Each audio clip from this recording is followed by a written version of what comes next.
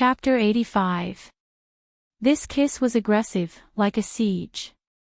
It was so overbearing that it almost drove away the air around him.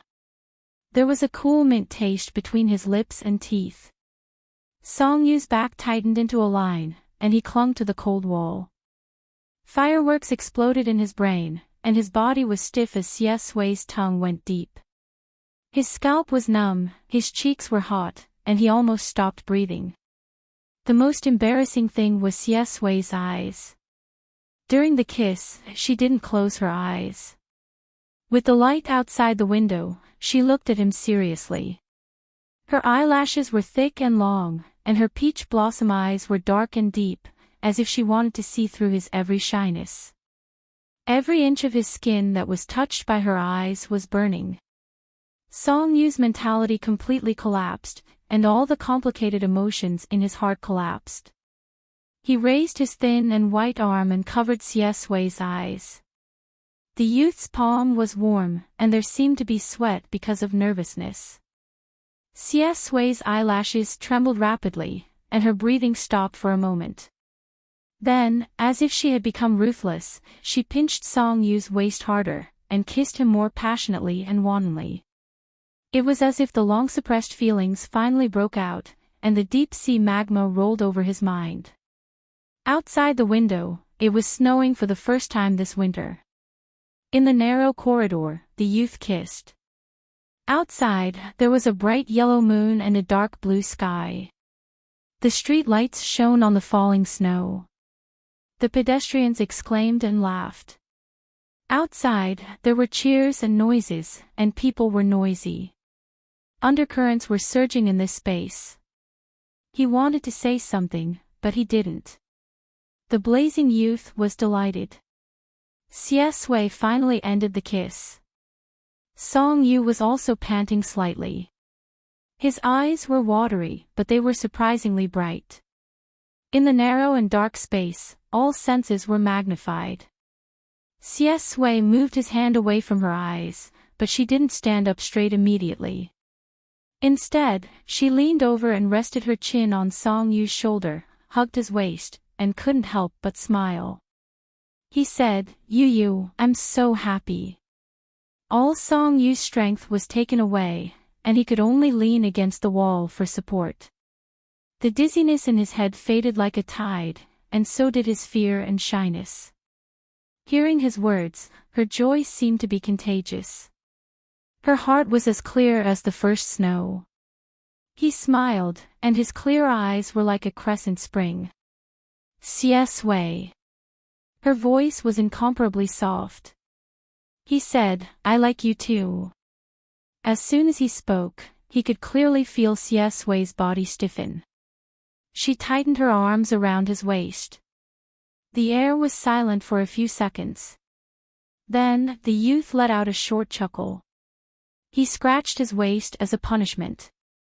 His voice was so hoarse that it was almost like he was begging. "I still have to go out and meet people later. Don't provoke me anymore." Songyu's heart was still beating wildly. She smiled and nodded. "Yes. Can you still tell?"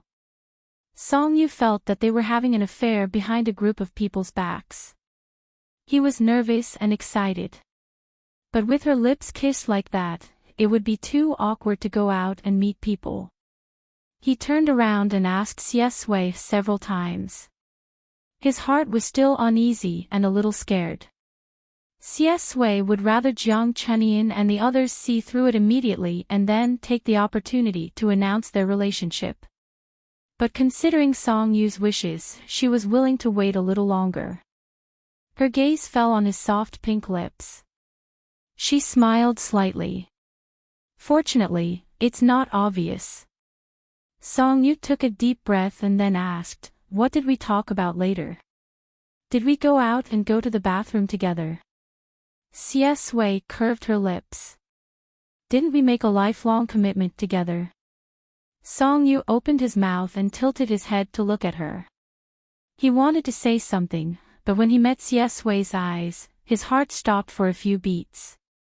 He had always thought that Xie Sui's eyes were very beautiful. When she looked at people, they were gentle and affectionate. It was easy to get addicted. Thinking of just now, Song Yu couldn't help but smile. His eyes curved like crescent moons. Then are we lovers now? Boyfriend? Boyfriend. These 3 words flowed through his heart, making Xie Sui feel a little dry in his throat. His teeth itched and he wanted to bite Song Yu. He lowered his eyes and asked in a low voice, "If you don't call me boyfriend, what do you want to call me?" Song Yu corrected him. "I want you to call me something else." Xie Sui said slowly, You sounds pretty good. It's all so cute." He was almost at the door of the private room. When he heard him say, You, his whole body seemed to have been electrified. His ears turned slightly red. But his mouth was not to be outdone. He said carelessly, "It's my ID." "Your husband, brother Yu, still doesn't understand." Xie Sui said faintly, "Oh." Holding the door handle, he asked with a smile, "So what's your name?" "Song Yu, call me hubby." The door opened. Everyone was already tired from eating. Now that they were leaning against their phones, the room was extremely quiet. So when Song Yu came in, the last 2 crisp words, "hubby," were like landmines exploding in everyone's ears. In the private room, ? Song Yu caught a glimpse of Xie Sui's naughty smile. He turned around and met the eyes of a group of people from Class 1. Ma Xiaoting's phone fell on her lap. Jiang Chenian was also dumbfounded. As the head of the CP fans, what did she just hear? Liang Yingying was the first to react. He was dumbfounded. "Brother Yu, you guys. Song Yu, what should I do? My boyfriend's nature was exposed on the first day of their relationship." Xie Sui tried to hold back her laughter. Song Yu was silent for 3 seconds. He calmly explained, "I was just explaining the origin of my online ID to Xie Sui." Ma Xiaoding heaved a sigh of relief. He touched on a sore spot. "You scared me to death. I thought you were secretly calling me hubby behind our backs." The boy next to him couldn't bear to watch him court death. He reached out and covered his mouth. Jiang Chenian was so excited that his face almost overflowed. He asked excitedly, "Brother Yu, where did you guys go? Why were you gone for so long?" Song Yu didn't explain. Xie Sui helped him out. She smiled and said, "It was snowing outside, so we went to take a look. It took us some time." Jiang Chenian was stunned. With a girl's sharp mind, she could clearly feel that Xie Sui was in a very good mood. Although everyone usually laughed and joked about the CP, it was all because of Brother Yu. They knew that God Xie wouldn't be angry. In fact, they were all a little afraid of Xie Sui. After all, God Xie's cold and unapproachable persona had never been broken. All her gentleness and patience were only with Brother Yu. Her attitude towards them was always distant and cold. It was rare for her to be like this. Her eyes were curved, elegant, and unbelievably gentle. She felt like she was in a dream. Liang Yingying didn't directly smile at Xie Sui. Her first reaction was that it was snowing for the people of Jing City who hadn't seen much of the world. Snow was really a pleasant surprise. She suddenly sat up from the sofa. "Ah! It's snowing. That's great. It's the first snow on New Year's Day this year. Hurry up, let me go and take a look." The boy next to her also stood up and cheered. He swept away his laziness after eating and drinking. "Go, go, go. Let's go outside and see the snow." Ma Xiaoding was pushed and shouted. She was speechless. "Didn't we agree to play werewolf? I've already decided who I want to charm with my Wan. Jiang Chenian stuck out his tongue. "If we want to play, we'll play with Cupid's board, okay? She picked up her down jacket, got up, and winked at Song-yu. Hubby, let's go see the snow together. Everyone burst into laughter. After all, Song-yu's words just now reminded them of the bloody storm when they met this ID on the forum on the first day. My brother Yu is really ruthless and full of shit. Sui slightly narrowed her eyes. Song-yu didn't have a good appetite tonight. He almost didn't eat anything before. Just now, he was suddenly confessed to and was so happy that he forgot everything. He was even less in the mood to eat. And just now, Sui made it up. They didn't go out to see the snow. Now that he was coaxed by everyone, the nervousness in his heart completely disappeared. He breathed a sigh of relief. Fortunately, he didn't expose himself. He was also a little interested in seeing the snow. Then let's go and see it. Oh, everyone in the room ran away and played finger-guessing games, leaving the crying class leader to pay the bill. Enchanting walked away with a bitter face. He cried and shouted, "I want to play werewolf. I want to play werewolf." The man next to him elbowed him. "You're the genius witch who poisoned the prophet on the first night with intuition. Shut up. You're a shit-stirrer." Enchanting defended himself. "It's my fault." The werewolf opened his eyes. "What is he doing moving around?" The prophet defended himself. "I'm fucking hungry. Can't I eat with my eyes closed?" Everyone burst into laughter again. Song-yu walked behind. In front of him were the noisy classmates, so he deliberately slowed down. The red lanterns in the hot pot restaurant illuminated a warm and festive atmosphere. Walking in the dark stairs, he began to calculate the bill just now. His hand pinched Sui's arm.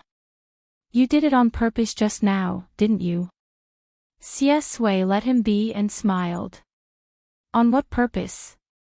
"Song-yu, on purpose to make me call you husband." Sui smiled. "Yes." Song-yu, "Yes." "You said yes." Sui said lazily to Yang, "Usually, I don't expect you to call me that. Now, I'm having fun." Song-yu suddenly felt that Sui might have a deeper understanding of him than he did. For example, when he was walking on the field, she said to him, "Maybe, he's a little bad." Really, he was quite bad. The corridor was very narrow and dark. Song-yu was still thinking about how to educate him when he suddenly felt his hand being held by someone. His words were stuck in his throat. Their skin touched. Then their fingers slowly interlocked. It was as if his heart was slowly being grasped. Liang Yingying was the first to run out. She directly grabbed Jiang Chunyan's arm. The two girls walked in front of everyone and ran down the stairs. Their shoes made sounds on the wooden planks. It was lively, and full of youthful vitality. They laughed and chatted. Their voices were clear. Jiang Chunyan said, "If we want to play werewolf, we'll definitely choose Cupid's board today. If I'm Cupid, guess who I'll hit?" Liang Yingying laughed uncontrollably. "TSK, do you even need to guess?" Jiang Chunyan laughed. "Please close your eyes when it's dark." Liang Yingying continued jokingly, "Cupid, please open your eyes. Tonight, you want to choose a pair of lovers. Who will you choose?" Jiang Chunyan's eyes curved as he laughed. He dragged his voice and jokingly said, "Of course it's a match made in heaven. My brother Yu and I, thank God." They walked in front. The stairs were a little long, and their voices could be heard from afar. When they walked down the stairs and out the door, the first thing they saw was the vast expanse of white snow. The street lights were dim, and the world was quiet. The pedestrians coming and going were looking up at the night sky. Smiles spread on everyone's faces. It was snowing. The snowflakes fell to their shoulders and brushed their eyebrows. Jiang Chunyan and Liang Yingying thought that they were far away and couldn't hear them, so they began to make arrangements. They smiled and said, "Then, lovers, please open your eyes and confirm each other's identities. Lovers, please open your eyes." Xie Sui and Song Yu suddenly looked at each other. Song Yu couldn't help but laugh. They walked from the dimly lit corridor to here. The sky was bright, and the moon was bright with new snow. And then, it's dawn. God doesn't want to care about those light bulbs anymore. Ha ha ha ha ha. And then, it was dawn. Xie Sui tilted her head and looked at Song Yu's side profile. The young man was looking up. His side profile was as white and delicate as snow. He smiled slightly and thought, "It's dawn, Yu." The sparks burned the barren and cold frozen ground. From then on, the sky was bright. Chapter 86. Snowflakes fell slowly, piece by piece, sparkling and translucent. Linqing Street was very lively at night. Soft celebratory music could be heard in the distance, accompanied by the conversations and laughter of the pedestrians. "Mom, it's snowing." On the other side of the street, a little girl dressed like a pink dumpling tugged at the sleeve of an adult and said in surprise. Her voice was soft and sweet. Her mother laughed. "Yes, it's snowing. Today is New Year's Day. It's a new year." Actually, they didn't come out for fun. They just took photos and recorded the first snow of the year with a pleasant surprise. "Over here. This angle is good. Quick, help me take a photo of me holding a snowflake and looking up at the night sky. You're so nosy. Don't you think your nostrils are especially big? Your photography skills are terrible. Brother Yu, look at me." On the other side, Ma Xiaoding raised his phone high and waved at them from afar. Song Yu looked up and just happened to meet the flash of the camera. He was blinded by the light. After the flash, he glanced at him and warned, "Don't make me look ugly." No, how can I be ugly? I can't find a single flaw on my brother Yu. There are no blind spots on his body. After Ma Xiaoding finished taking the photo, he shouted, "Yeah," happily. His mouth was wide open and he laughed wildly. He began to shout, "I'm rich. This is a photo of the two of them. HD, 100 yuan.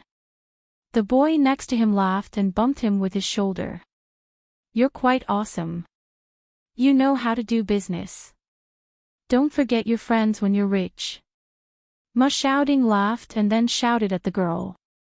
"Jiang Chunyan, do you want it? Since you used to be my crush, I'll give you a 20% discount." Jiang Chunyan was busy taking photos. When he heard this, he almost dropped his phone in the snow. Liang Yingying was standing at the edge of the flower bed. He was so happy that he bent over. Jiang Chunyan's mouth twitched. He rolled his eyes and glared at him. Was that a crush? Don't insult the word crush, okay? You don't like me.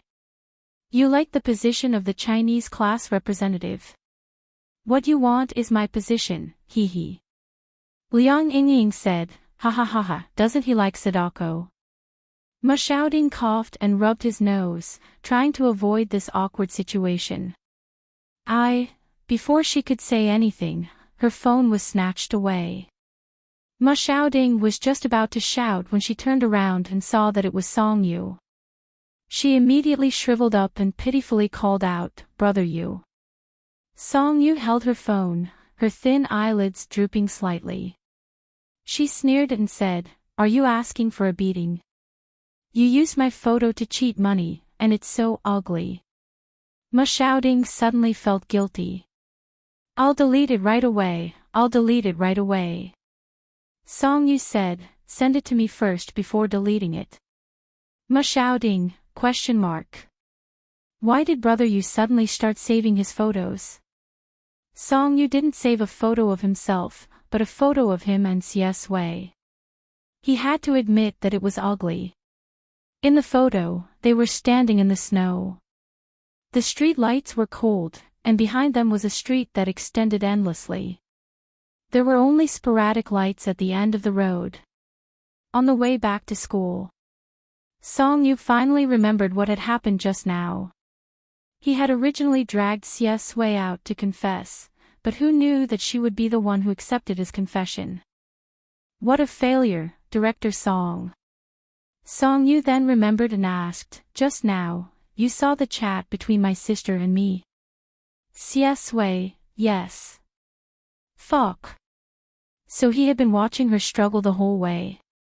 Song Yu was so embarrassed that his ears turned red, but he still pretended to be calm. Then your eyesight is quite good. CS Wei smiled. Not only is my eyesight good, but I also have a photographic memory. Song Yu, okay, that's enough. CS Wei laughed out loud. When they reached the door of the apartment, it was time to separate. Song Yu turned to go upstairs, but CS Wei grabbed his wrist. He was forced to stop. What's wrong? Song Yu looked up in confusion. CS Wei approached him and said with a casual smile, why are you in such a hurry to go back? Shouldn't you give your boyfriend a goodnight kiss? Song Yu's mind went blank for a few seconds. The word boyfriend melted in his heart like honey. He smiled slightly in the dark, and his eyes curved like a crescent moon. He pulled CS Wei's clothes and closed the distance between them. Then, he kissed her lightly on the lips. Afraid that things would develop in an uncontrollable direction, he quickly ran away after the kiss, like a cat that had stolen a fish. Longlegs took 3 steps and didn't even look back. See you tomorrow, boyfriend. CS Wei was left standing in the same place, smiling helplessly. After returning home, they closed the door. Song Yu hadn't turned on the lights yet. He leaned against the door, and the sound of his heart beating was particularly clear. He touched his face with his hand. It was really hot. Well, from today onwards, he also had a boyfriend. Song Yu took a shower and calmed himself down. The first thing he did was to sit on the bed. The corners of his lips kept rising as he clicked on Song Weiniang's chat history. Song Weiniang, who used to sleep on time before midnight every day and led a healthy life, had become the champion of staying up all night after being infatuated with that little fresh meat. It was almost 1 o'clock, but she was still awake. Song Yu, my friend's problem has been solved.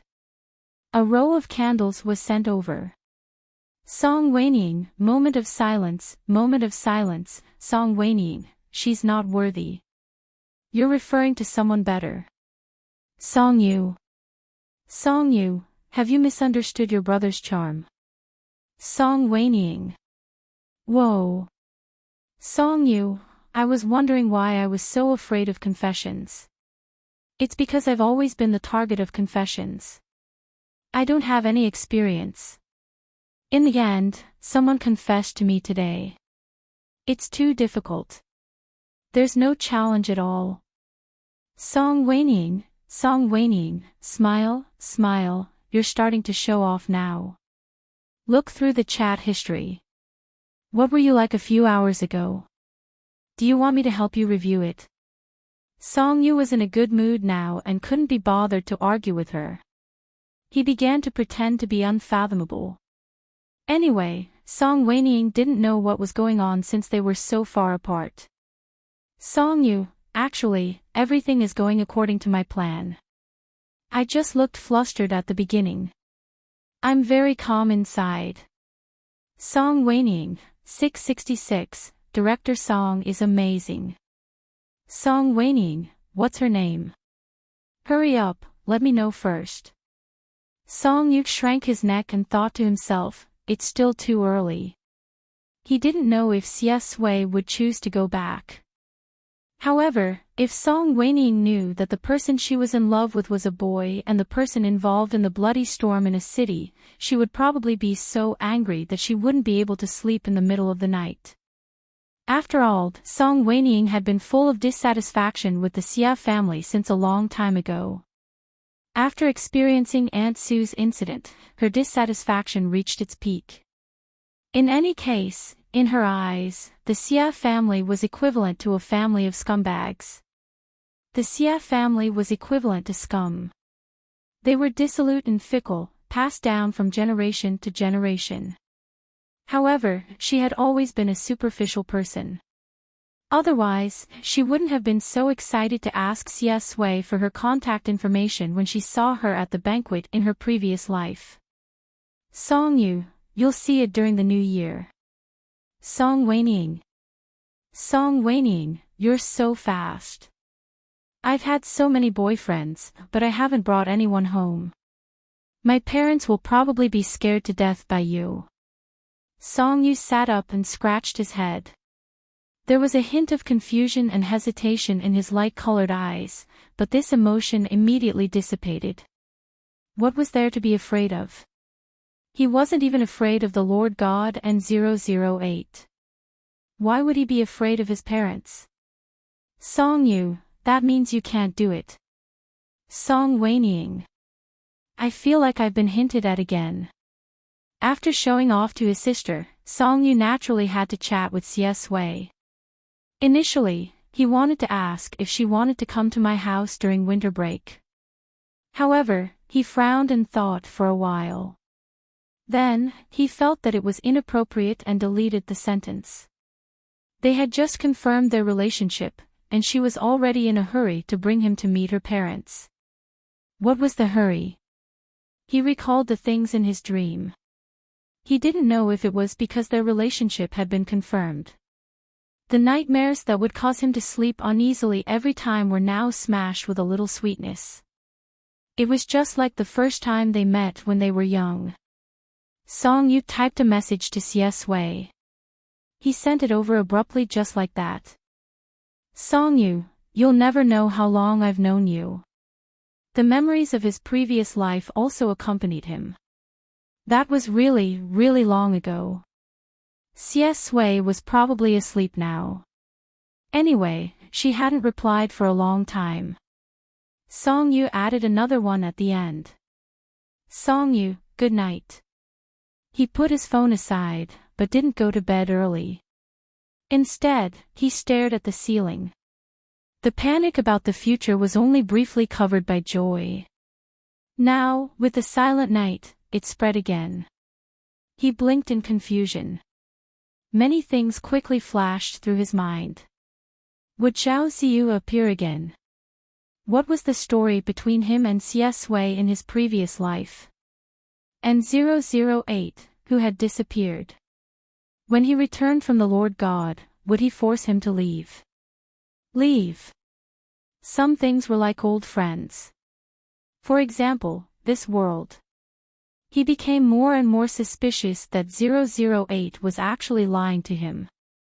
From the beginning to the end, he was a person of this world. According to the order, this was his true reality. In the other world, his parents divorced early and had their own families. He grew up in a compound with his grandfather. After he grew up, his grandfather passed away. Actually, when he thought about it carefully, there was nothing worth remembering. So, in the end, he didn't want to leave. He clutched his heart in confusion. In the middle of the night, when his emotions were infinitely magnified, Song Yu got up in the middle of the night again. He pulled out a strand of his hair and said to himself, will it be like when I read that book and came here all of a sudden? I went back in the time I slept. That would be too upsetting. He prayed. 008, this artificial retard, would never appear again. He didn't know how to tell Xie Sui about this matter.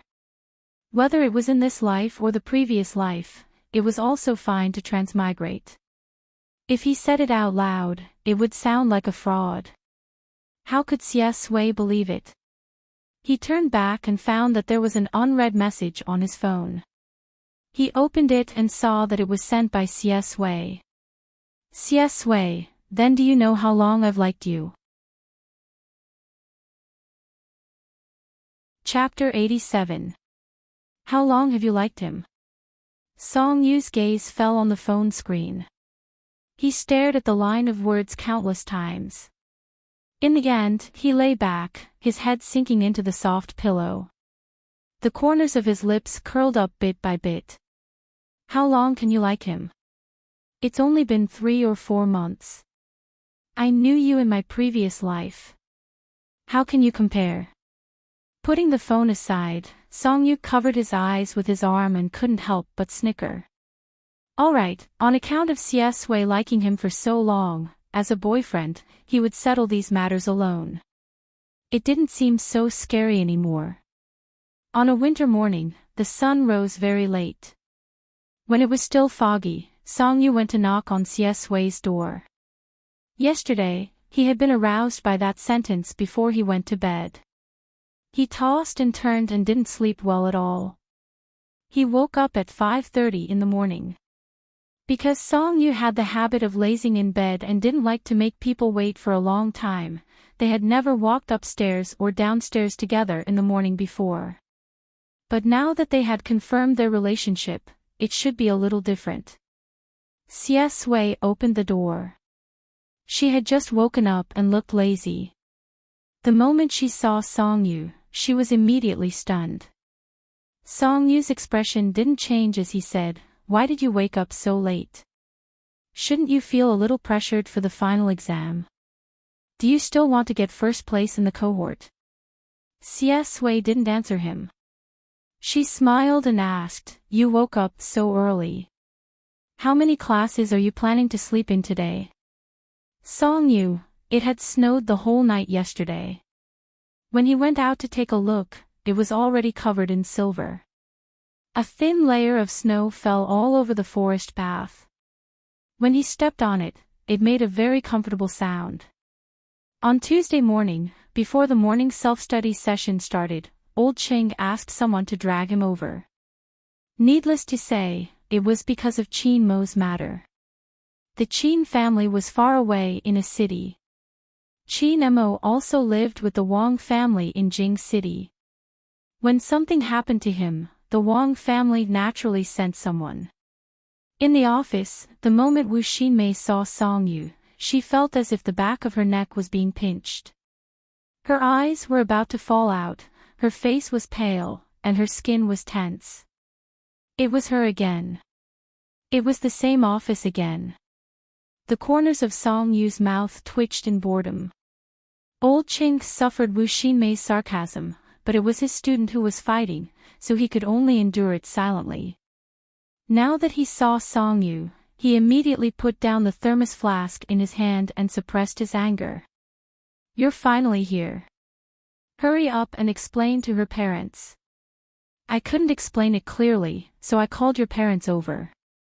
Old Ching thought of Song Yu's words yesterday and turned to Wu Xinmei.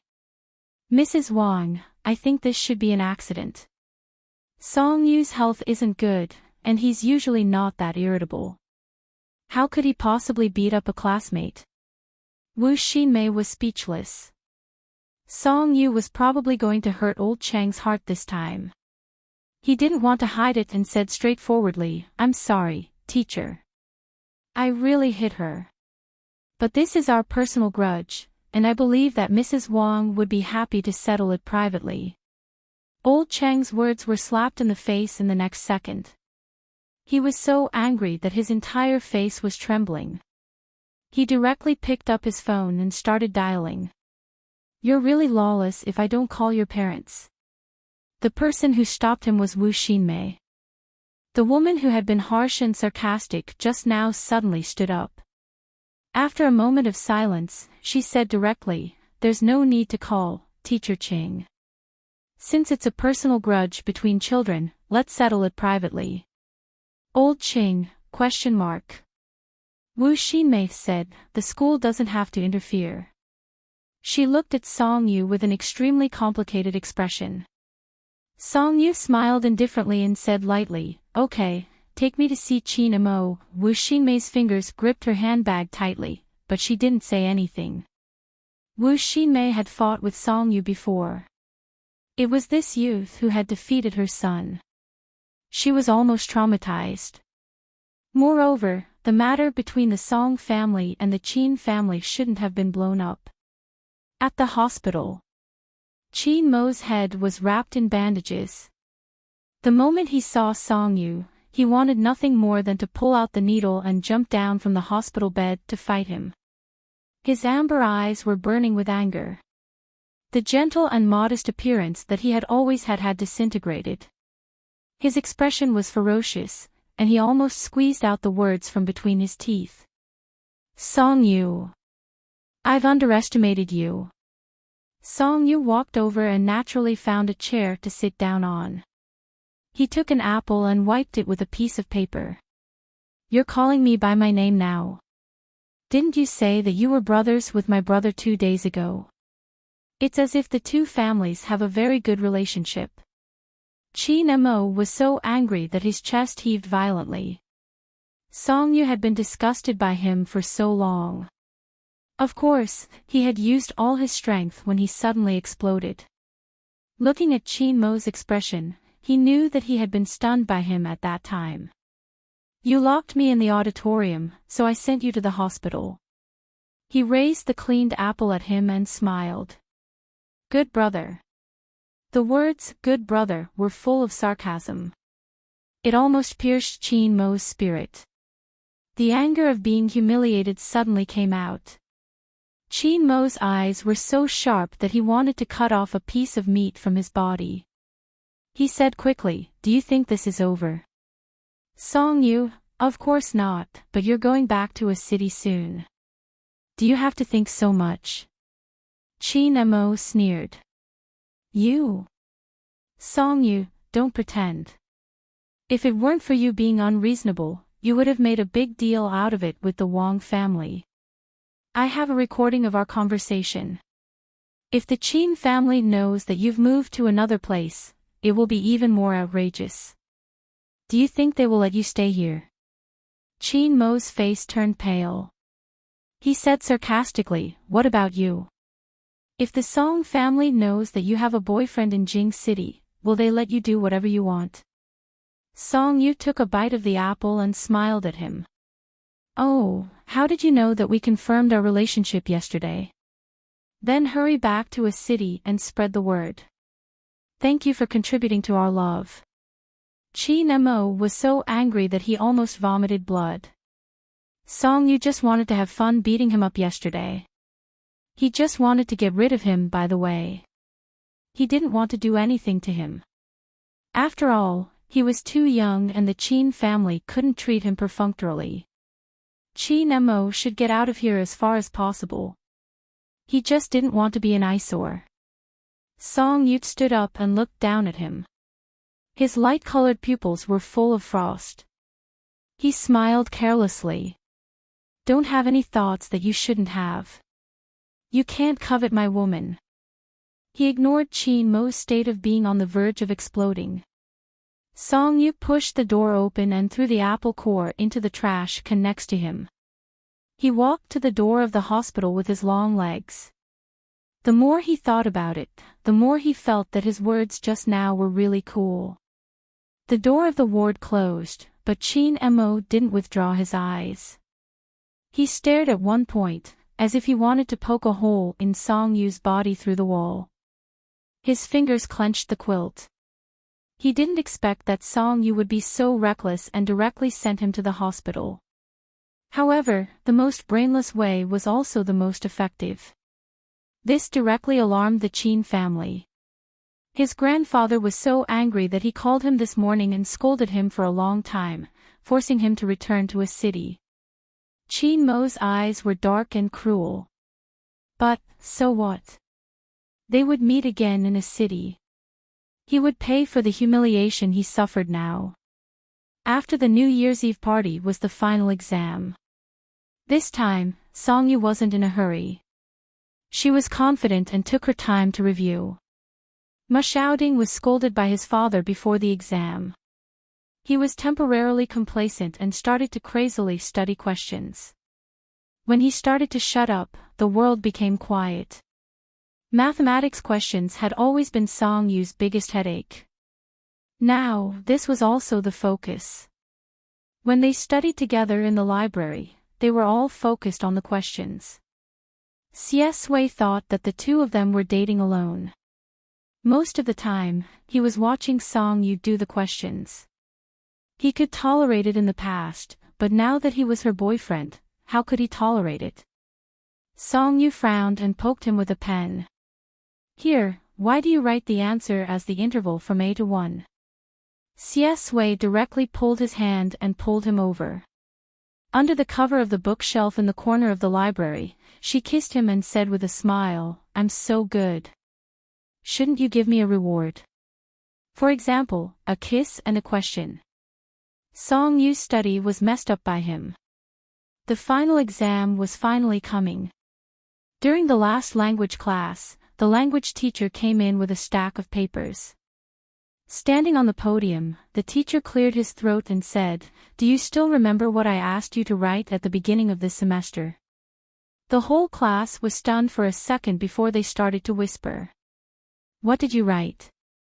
Why don't I remember?" "Me too. There's so much language homework. Who can remember it? Besides, it's been so long." The language teacher glared at them and patted the podium. Then he said, "Have you all forgotten your learning goals?" Only then did everyone come to a realization. Song Yu was holding a pen and writing a question. When he was reminded, he also remembered. It was the learning goal that he had rushed at the last minute. He remembered that there was an essay later on about how to achieve this goal. Then he went off topic. The name of the essay topic seemed to be "Never Forget, There Will Be an Echo."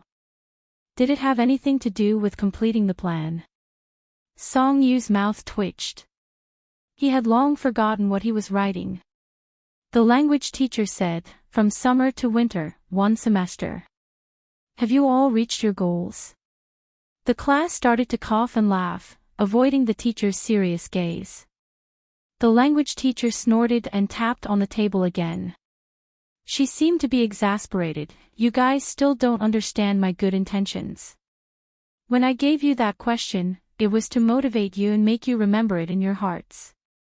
Never forget, there will be an echo. Look at you. Don't talk about never forgetting. I'm afraid you'll forget it after you finish writing. You're just patronizing me."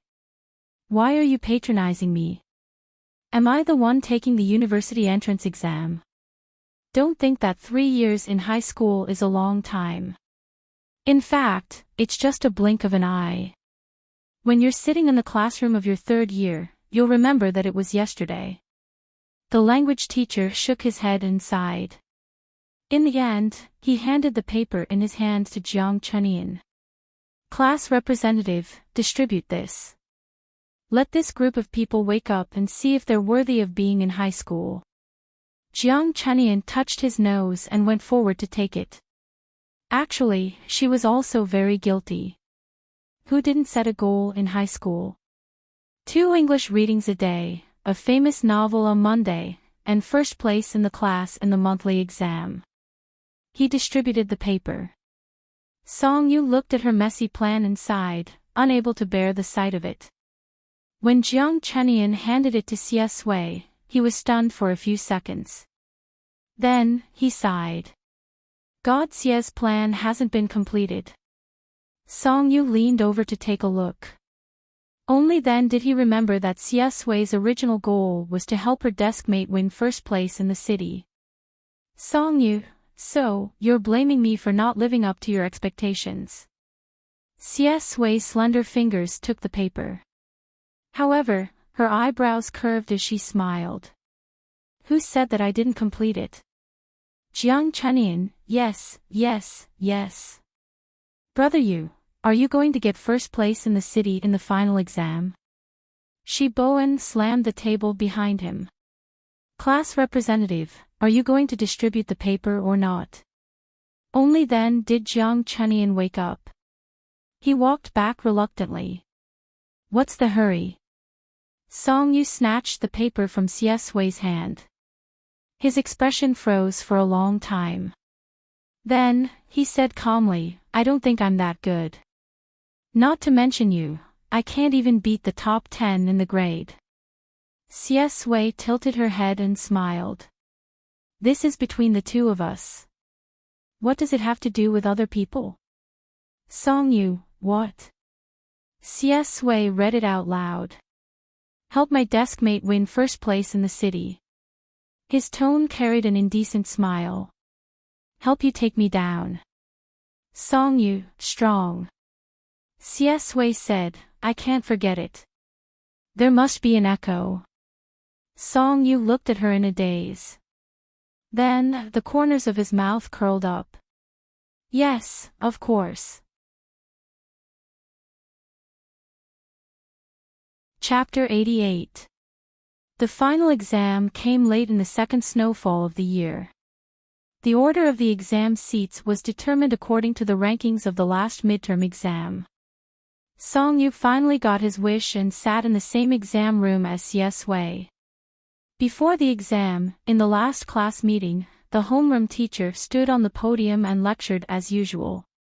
You have to get a good score for the last exam of the semester.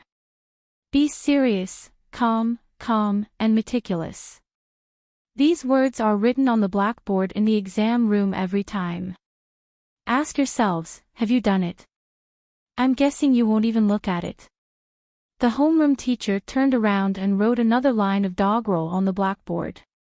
He read, if you don't work hard for the final exam, you won't have a temper on New Year's Eve. Whether you have a good new year or not depends on how high your score is. Your score is directly proportional to your New Year's money. Think about it yourself. The whole class, great poet, great poet. Ma Xiaoding was about to cry. Under his father's high pressure, he was so depressed these 2 days that he wanted to crawl into the TV. He leaned on the table and muttered, it's over. After this new year, you won't see me anymore. As his deskmate, Shi Bowen had watched him mess around for so long. Now, of course, he was gloating. Sooner or later, you'll have to pay for what you did. He pulled the comic that Ma Xiaoding had clipped to his physics book. Isn't this comic good? Isn't it fragrant? Ma Xiaoding sobbed. He held his head with his hands and looked at the two famous people in front of him. Xie Sui was playing with her phone with her eyes down, and Song Yu was sleeping. He suddenly sobbed even louder and fell on Shi Bowen's shoulder. Why? Why? I'm influenced by them every day. They're both like hooligans, but why are the results so different? Shi Bowen pushed him away. Can you compare yourself with brother Xie Sui?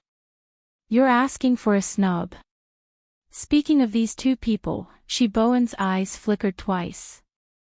He lay down, raised his book, and whispered, by the way, have you noticed that the atmosphere between brother Yu and God Xia has been strange recently? Ma Xiaoding, what? Shi Bowen pushed up his glasses and said seriously, haven't you noticed? For example, last time, I saw with my own eyes that God Xia drank the water that brother Yu drank. Damn, we were so close to being mouth to mouth. Ma Xiaoding thought it was a big deal and said, haven't they always been gay?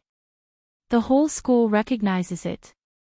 Shi Bowen, Ma Xiaoding, it doesn't matter if they are brothers or lovers.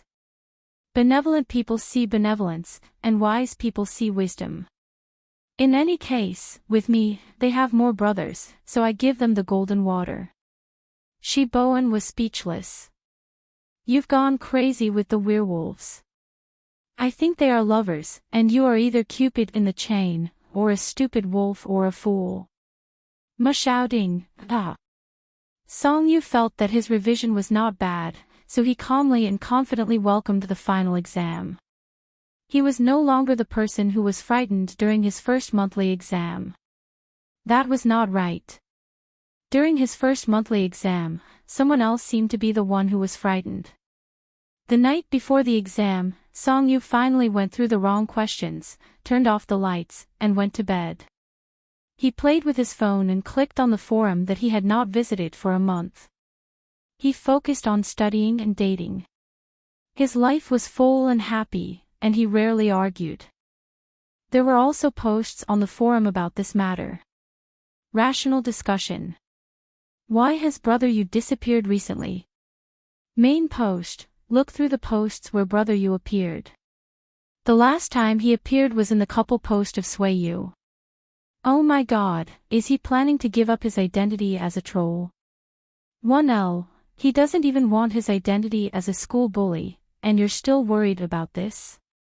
2L, upstairs. A nice school bully is no longer a school bully. 3L, stop arguing. Isn't it normal for Brother Yu to be busy with the final exam? He's also a straight A student. You guys should consider his character setting. 4L, sorry, I forgot. Covering face. 37L, you guys are actually begging him to be a troll. The actors of the New Year's Eve party laughed.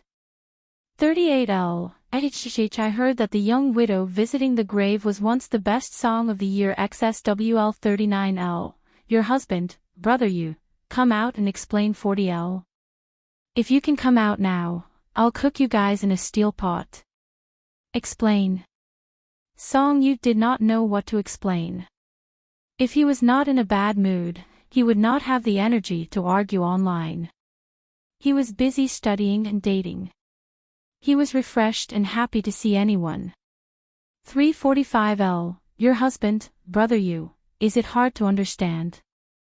346L. Who did I see?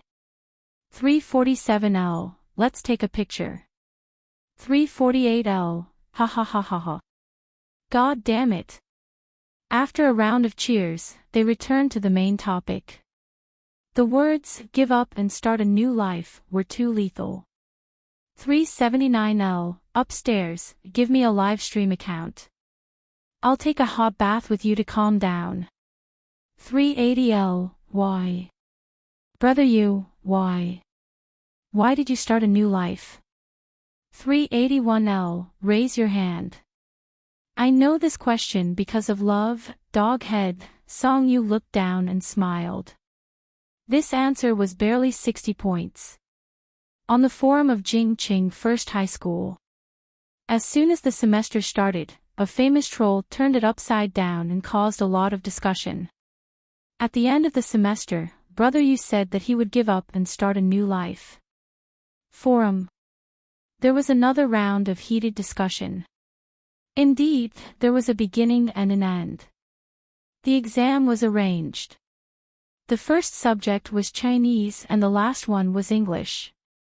After 3 days of exams, when they returned to the classroom, the teachers began to give out homework.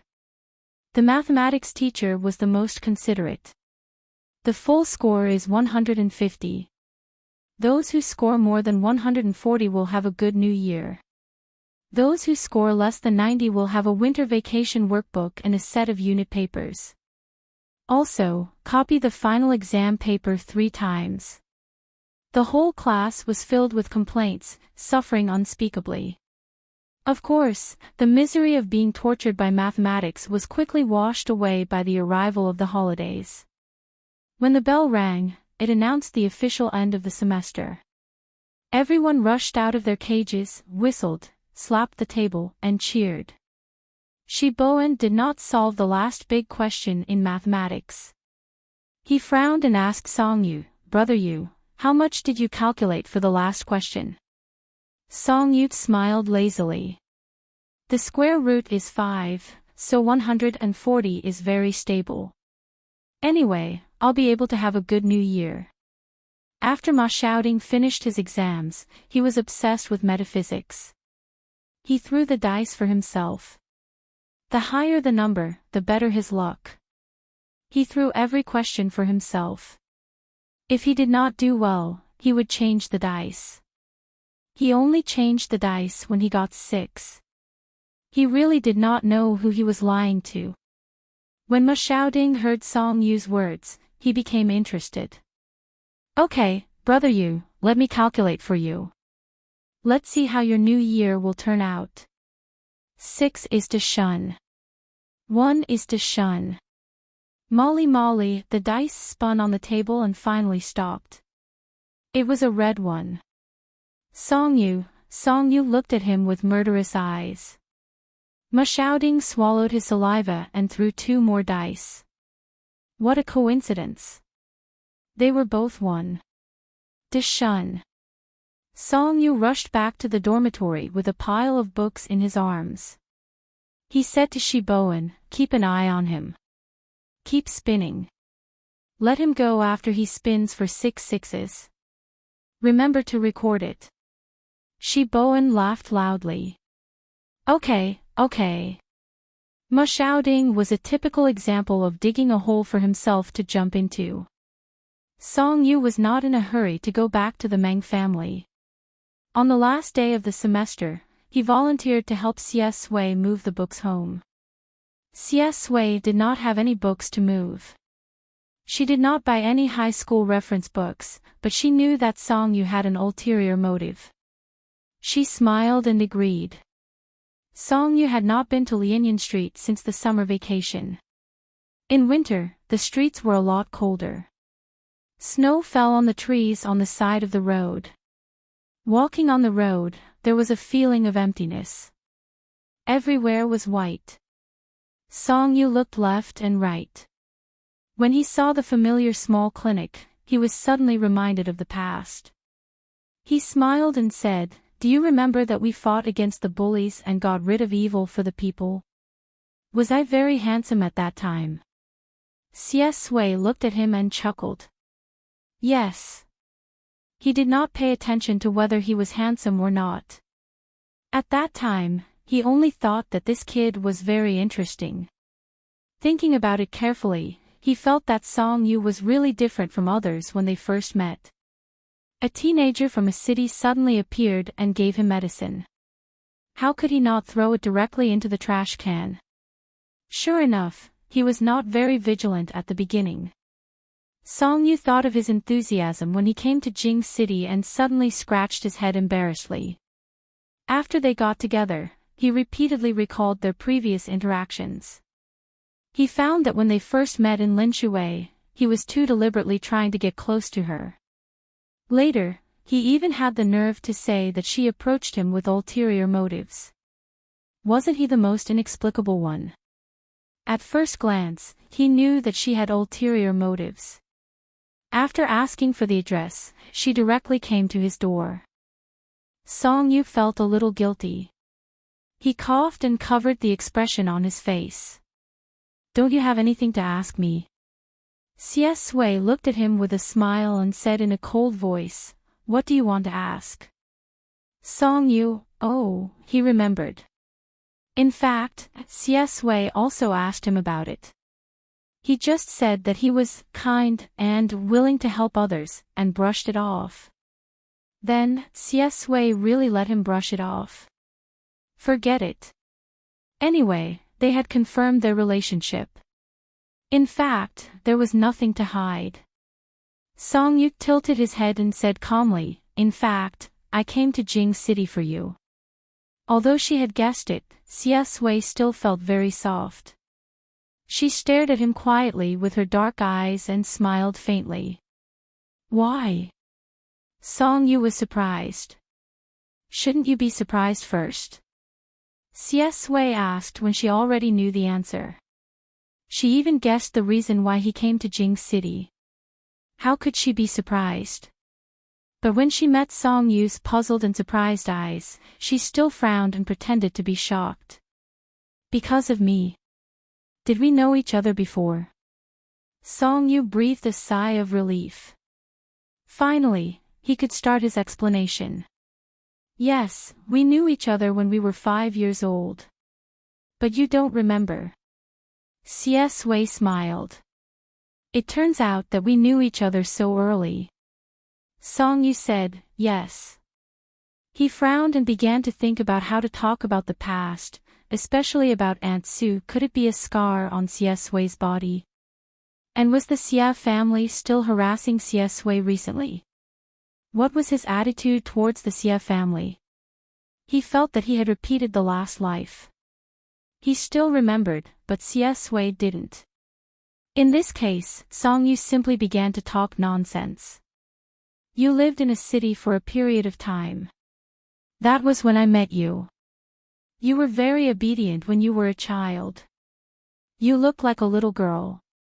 Anyway, when we first met, my mother treated you as a little sister and asked you to call me brother. Siesway, oh. Director Song began to be immersed in his own arrangement. Then you really called me brother. Hey, you were embarrassed to call me brother.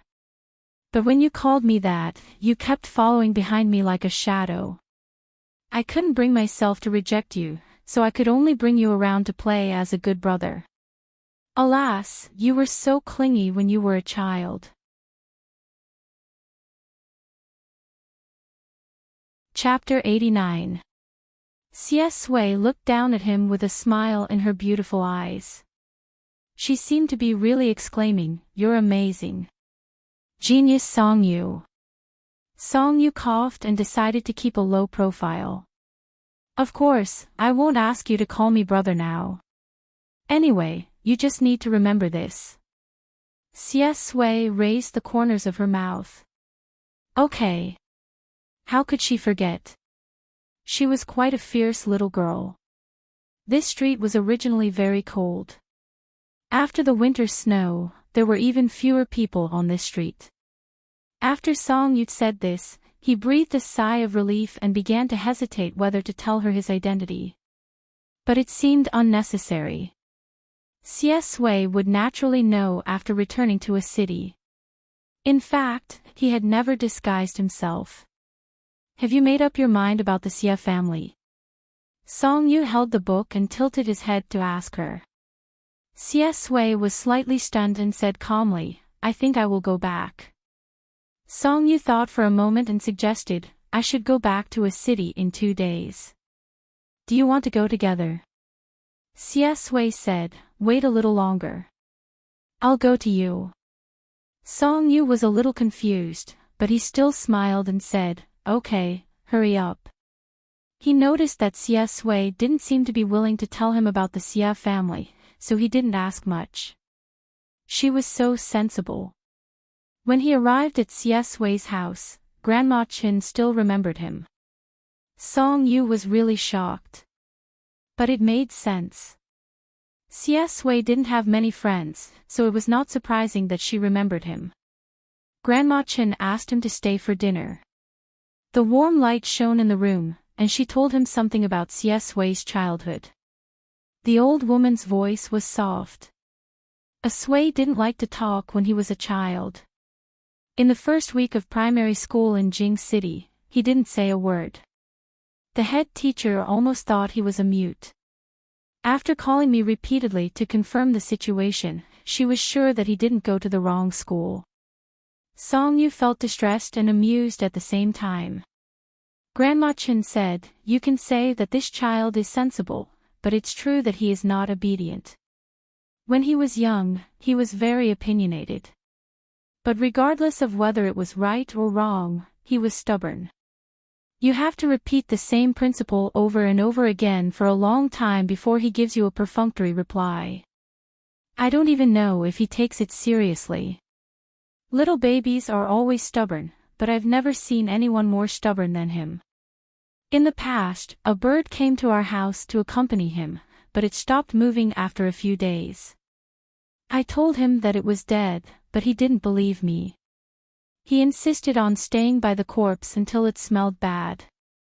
He was sad for a long time. I wouldn't allow him to raise anything in the future. Being overly sentimental would easily become an obsession, but didn't everything have a lifespan? How can it last forever? Siesway raised his head and smiled. I've forgotten all about it. Songyu thought that a young boy guarding a bird's corpse should be very funny, but before he could smile, they were even again. Sigh, her boyfriend was so pitiful when he was young. After sending Siesue away, Grandma Chin sat on the sofa and talked to him about other things. The old woman rubbed her tired eyes with her hand and said in a hoarse voice, Asue's father came to look for him. I won't interfere with his decision, but I still hope that he will acknowledge his father.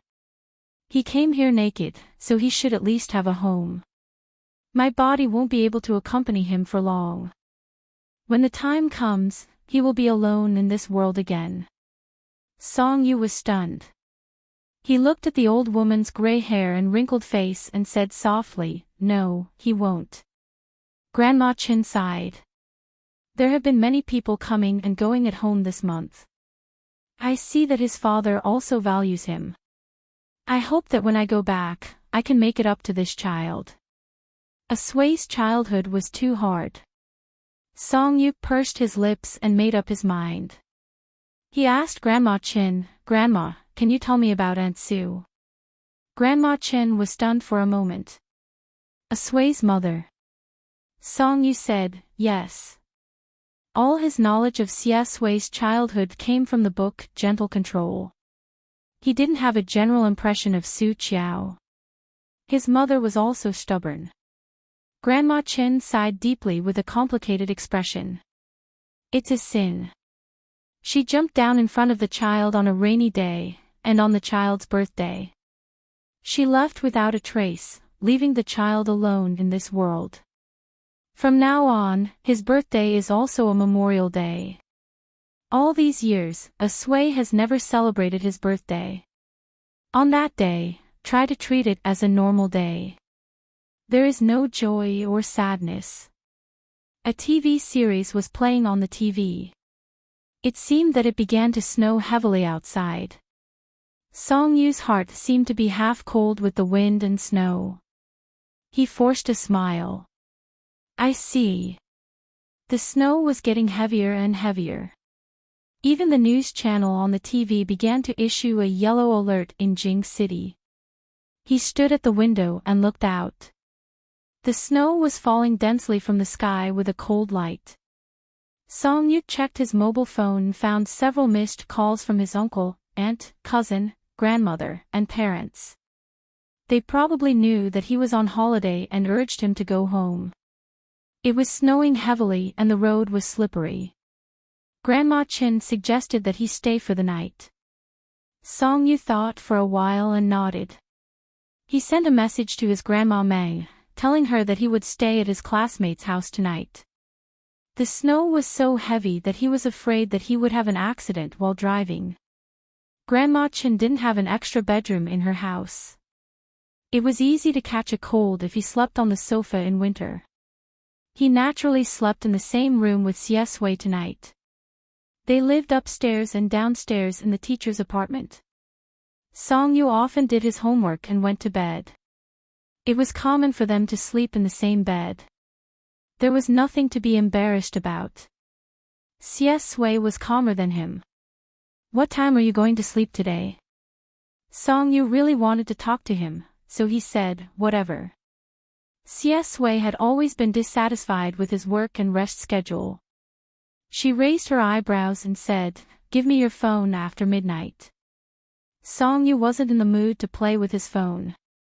Okay. Although it was common for them to sleep in the same bed, Song Yu was usually carried to bed by Siesue in a daze. He had never been so awake before. As soon as he smelled the very faint sea salt-like scent on Siesue's body, he became energized. Siesue turned off the lights after she went to bed.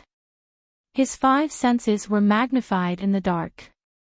Song Yu felt his heart beat very fast for some reason. Song Yu hesitated for a long time, but he still reached out and poked Siesue. Siesue, let's talk. Siesue opened her eyes slightly. It was already a test of her willpower to sleep in the same bed as Song Yu. Did she still want to chat with him? She said in a lazy voice, talk about what? Song Yu, about my family. Siesue chuckled.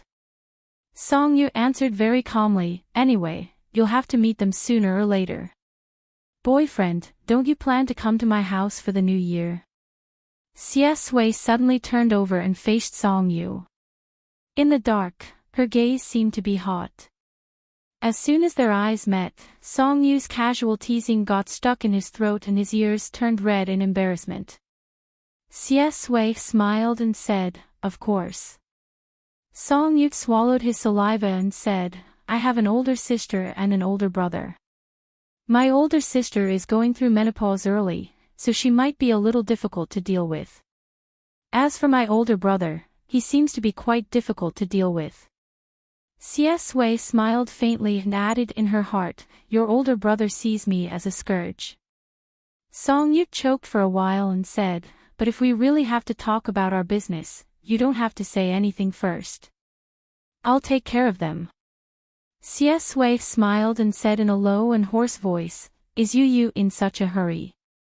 If the irritable unprotective Chairman Song found out that he had kidnapped his son in the first year of high school, it would be difficult for him to enter the Song family for years to come. These words made Song Yu a little embarrassed. He scratched his head and said, "No, I just wanted to tell you first." Wei sighed inwardly and said softly, "Then can I talk to you about my family?" Song Yu was stunned and said hurriedly, "No, there's no need. Actually, it's okay if you don't tell me." Wei smiled and said, "Between boyfriends, courtesy demands reciprocity." Grandma Chen must have told Song Yu a lot about his parents, which made Song Yu so distracted. He didn't want Song Yu to be involved in the Xia family's muddy waters because he had dealt with that group of crazy Xia family members in his previous life. He knew that they were extreme and paranoid, so he didn't want Song Yu to see those dirty and dark things. However, if Song Yu really wanted to know, it wasn't impossible. "What do you want to hear?" Wei asked softly. How was Song Yu supposed to answer this? He felt that Wei probably didn't want to talk about Xie Xinian and Su Qiao either. Both of them were simply his childhood nightmares. "Let's change the topic. If you're unhappy in the Xia family, you're welcome to come to me at any time. I'll take you out to play." Wei couldn't help but laugh. He felt that Song Yu's understanding of a city might not be as deep as his. "Okay, take me to your house to play." He reached out and hugged the young man's waist. Then, he gave him a gentle kiss on the forehead. "Aren't you going to sleep?" Song Yu's body stiffened for a moment before he nodded his head. It was snowing outside, but the room was peaceful and warm. Next to him was the person he liked. Young's body was warm from head to toe. Every part of his body felt comfortable and numb from head to toe. Song Yu obediently closed his eyes. His breathing was steady, and he didn't dream that night. That watch was originally intended to be a birthday gift as a surprise gift. However, after finding out about that incident, it became a parting gift that Song Yu gave to Wei before he left. He didn't know when Wei would say, "Wait," nor did he know what he was waiting for. However, he still believed that Wei would come to a city one day. At the Song family's house, Song Weiniang had already started a series of life-threatening events. "Don't come back alone. Bring your little lover back too. Let Dad perk up." "Song Yu, then I won't." If Chairman Song perked up, this new year would be really fierce. Song Yu left a city in a very low-key manner. When he returned to a city, he also kept a very low-key manner. The Song family's main residence was in the most prosperous villa area in a city. Song Weiniang came to pick him up. A city was on holiday early. She was very free now, so she volunteered to pick him up at the airport. After not seeing each other for a few months, Song Weiniang curled and dyed her hair. At first glance, Song Yu didn't recognize her. They contacted each other through messages every day. At first glance, there was a little warmth between siblings. They looked at each other and smiled. As soon as they got into the car, they began to show their true colors. Song Waining, since you're back this time, you should meet more people. Song Yu lazily Yang, why should I meet more people? I have a pile of homework. I'm busy studying. Song Waining couldn't believe it. Why? Are you still going to study in Jing City next semester? Song Yu was stunned and smiled with two dimples. Of course. The questions in a city are not difficult at all. I'm going to Jing City to take the college entrance examination. Song Waining, oh, I see. You have a little girlfriend in Jing City. Song Yu smiled twice and didn't deny it. Song Waining said, but Dad won't let you stay at home. You've been ill for so many years. You don't even have a friend of the same age in a city. Now that you're much better, it's time for you to go out and meet people. Song Yu really didn't think much of it. Whatever. Song Waining thought for a while, tilted her head and said with a smile, you know, a city is really lively this year. The Xia family is still in trouble, and the Qin family and the Su family are involved. Now the only son of the Zhao family is coming back. Song Yu felt as if someone had pressed the pause button. His blood turned cold. He tilted his head and looked at Song Waining in a daze. Zhao. Song Waining curled her hair. Yes, Zhao Ziyu is coming back. Don't you remember? Our family has always been on good terms with the Zhao family. Your brother Ziyu even helped you drink when you were a child. Song Yu's whole body stiffened, as if he was in a world of ice and snow outside. Song Waining said, originally, the Zhao family didn't intend to let him come back so soon. Who knew that he just had a fever? When he woke up, he was so determined to come back as if he was possessed.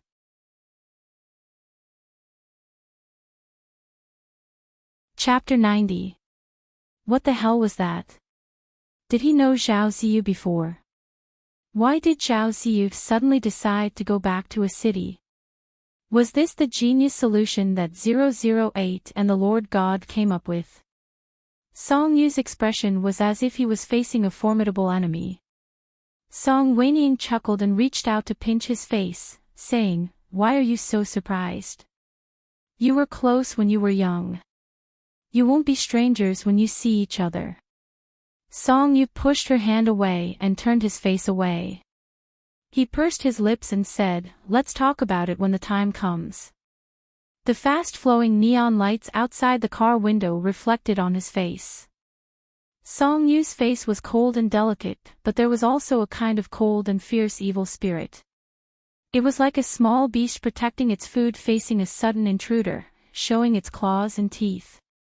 Song Waining sighed at her brother's smooth skin and was amused by her own idea.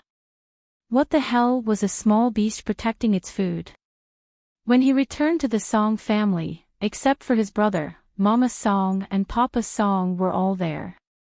They hadn't seen each other for so long. Mama Song was so excited that she almost burst into tears. After learning that he had been safe and sound in Jing City, she finally believed the doctor's words.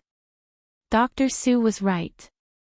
I was almost recovered after I was discharged from the hospital last time. She sighed, I promised you to go to Jing City at first because I was afraid that your father and I would be too busy to take care of you. I thought that your grandmother would be careful and take care of you so that you could recuperate well. It's been half a year. How do you feel? Who would believe that he went to Jing City to recuperate? Song Yu was too embarrassed to tell his mother what he had done in Jing City No. 1 middle school. Recuperate. It was more like he had made others sick. It's pretty good. The teachers are very kind and the classmates are very friendly. The atmosphere in the class is also very good. There are few conflicts. Song Yu said without changing his expression. Mama Song nodded with satisfaction and told him to go back to his room to rest and then prepare for dinner. He hadn't lived in the room in the main house of the Song family for a long time. The servants cleaned it carefully before he came. As soon as Song Yu entered, he was attracted by the photos on the table. In the photo, he was forced to wear a suit when he was young. He had milky white skin, light brown hair, clear brown eyes, and impatience. He frowned and pursed his lips as he glanced at the camera. In the words of Song Wenying, if it weren't for your cute appearance, you wouldn't have lacked a beating when you were a child. Song Yu put down her suitcase and walked over. She touched the photo and smiled slowly. His bedroom was on the far right of the second floor. Outside the window was the garden. It was already night time, and it was snowing in a city. It was white outside, and the snow on the fountain statue reflected the moonlight. A servant came over to give him a quilt and asked him to go down for dinner. When he walked out of the door, he bumped into Chairman Song, who was coming down from the third floor with a parrot. Chairman Song was a fire-breathing dragon outside, but at home, he had already entered retirement mode. Wearing gray pajamas and slippers, he looked like a middle-aged man who was slumped at home. As he went downstairs, he scolded the parrot in the cage. Did Song Wenying teach you these messy things? The macaw in the cage had gorgeous feathers, but its mouth was full of vulgar words of love. There's something on your face today. It's a little good-looking, a little good-looking. Chairman Song was angry and shook the cage. Of all the things you learn these things. The parrot was shaken, but its mouth was still chattering. You can do whatever you want, but you're not allowed to leave me. Chairman Song was furious. She's a girl. What is she thinking all day? That was how Song Yu caught Chairman Song's eye. The two of them looked at each other. Song Yu. Dad. Why did he have to bear the responsibility for the sins of Song Wenying and her garbage parrot? When Chairman Song saw him, the anger on his face froze. Then he snorted unnaturally and stuffed the cage into his hands. You're back. From now on, you'll be in charge of your sister's stupid bird. Song Yu held the bird, and the parrot was still talking. In the eyes of a lover, there's only you, not she sure. He twitched the corner of his mouth. He felt that his father was really careless. This parrot had been in his hands for a month, and he was afraid that it would turn from a dog to a dog spirit. He handed the parrot to a servant. When they went downstairs, Song Wenying was already done. Mama Song waved at them. The family sat together. First, Chairman Song perfunctorily talked about Song Yu's situation in Jing City. Then he asked about his studies. Song Yu was really talkative. It's okay. It's just a so-so. I'm in the top 3 of my class. The difficulty of the exams in Jing City is just a so-so. I got bored and fell asleep at the end of the exam. Song Wenying almost choked on the soup with a spoon. Chairman Song didn't know him well. He just thought that his words were nonsense and asked, "Aren't you going to talk about the classmate you play with?" Song Yu's hand, which was holding the fork, paused. Which one? Chairman Song, the one who gave you the watch. Song Yu had a guilty conscience. He lowered his head and said embarrassedly, "There's nothing to talk about." Chairman Song said slowly, "You're not young anymore, but you have a lot of secrets." Song Yu looked up and said, "I'm not the one with a lot of secrets." You heard what the parrot said just now. Shouldn't you ask my sister what she's doing outside? I think she's in love. Song Wenying couldn't rest while drinking soup. He glanced at Song Yu and explained directly, "She's not in love. She just likes a small-time actor." Speaking of her idol, Song Wenying immediately put down her spoon and her eyes lit up. "Hey, Dad, do you remember the poster I showed you last time? Wasn't the swordsman's image very handsome? Are you interested in investing in the person that your daughter has her eye for gold? I think he's bound to be popular. He's a cash cow worth cultivating." For the huge Song group, the profits of a film and entertainment company might not be enough, let alone an artist. Chairman Song had never been a loving father who loved his children. Why do you want me to invest in the person you like? Song whinnying, because he's handsome. Chairman Song said sarcastically, oh. Song whinnying steeled her heart and went all out for her idol. Why don't you transfer to an entertainment company for me to play with? Song Yu laughed out loud. It was really difficult for her to inherit the family business in order to chase after her idol. Didn't she know how much she was worth? Chairman Song, you're a girl, can't you be more reserved? Mama Song shook her head helplessly. She felt that her daughter was really obsessed. Whinnying, aren't you the most against entering the company? Eat well. Song whinnying snorted and could only choose to shut up. Fortunately, with Song whinnying's interruption, Song Yu didn't have to answer the question of that classmate. On the first day that Song Yu returned to a city, he wanted to see Sway. When chatting at night, he talked about the parrot and his family. After chatting for a long time, he got bored and directly asked. Song Yu, when are you coming? Sway, soon. Song Yu's finger stopped on the phone screen. He wanted to talk to him about Zhao Ziyu. However, he subconsciously rejected this name and gave up. He decided to make a phone call instead. Sway picked up the phone. On the other side of the phone was a familiar cold voice. Still not sleeping? Song Yu, it's still early. What are you doing now? Sway looked at the files on the computer and the video conversation that had just ended. She lowered her eyes and smiled faintly. Doing homework. Song Yu was shocked. It turned out that Sway was lazy in school and worked hard during the holidays. He was stunned for a moment and said jokingly, amazing.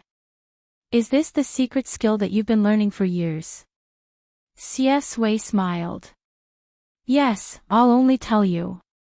Although they were separated by such a long distance, the words with a smile seemed to fall on his ears. Song Yu touched his earlobe embarrassedly. Then do your homework. I won't disturb you. I'm hanging up. Sway chuckled and said in a lazy voice, why are you hanging up? I've finished my homework, but I haven't heard enough of your voice. Song Yu's eyes widened slightly. Question mark. He felt very sweet in his heart, but the point was, is this really your first time in love? Gods, yeah, not bad. You have a way with words of love. Sway, it's instinct. Song Yu ridiculed, you used to be talented in everything, but now everything is instinct. Sway's pitch-black eyes looked into the distance, but the words that came out of his mouth carried a hint of a smile.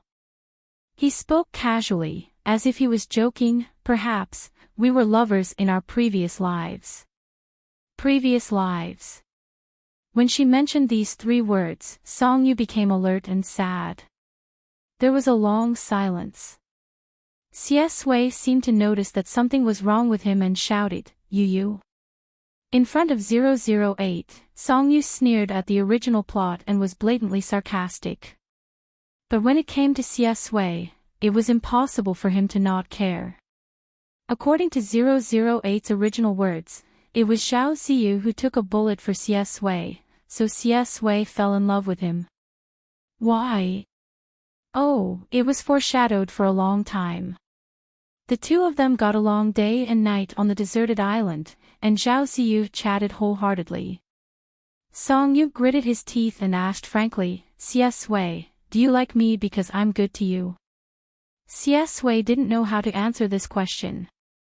She pointed her finger on the table and lowered her head to smile. No. How could it be? After returning to a city in his previous life, there were countless people who were good to him, both sincere and insincere. Even later, when he left the Xia family and pretended to be poor, there were people who were willing to selflessly accompany him and help him. But he didn't need them.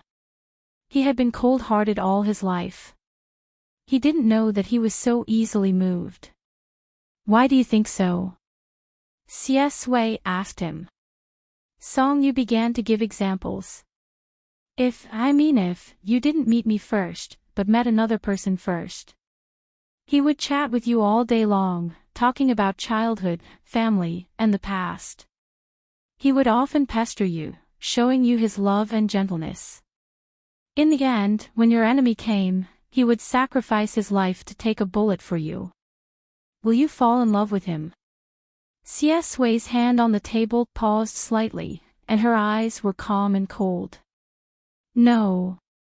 I don't like to talk to people about those things, and I don't like to be probed. If you pester me again and again. He joked, maybe I was the one who shot you.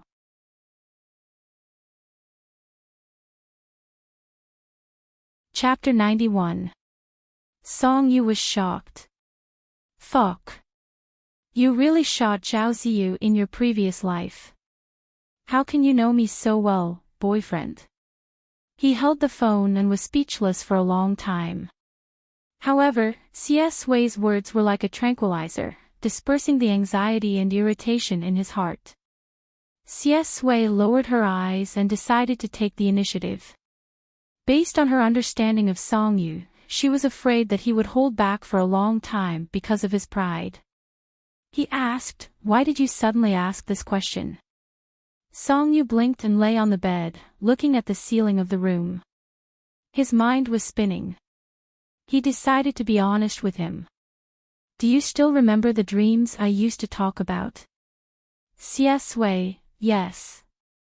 Song Yu said, every time I dream, it's about you. C.S. Wei smiled. That's great. Song Yu, no. Damn it. C.S. Wei, yes, it's my fault. I made you dream about me every time. Song Yu, he tried to change the topic and said, what I dream about is the future. Do you believe it? C.S. Wei paused for a few seconds, thinking about how she should react in a normal way. Finally, she smiled slowly. Is my Yu that amazing? Song Yu, his ears were hot and his face was red again. However, the straight man's soul that he had tried hard to suppress after falling in love vaguely began to rise again. Fuck, I'm being serious with you. Why are you flirting? Song Yu said, this dream is very long.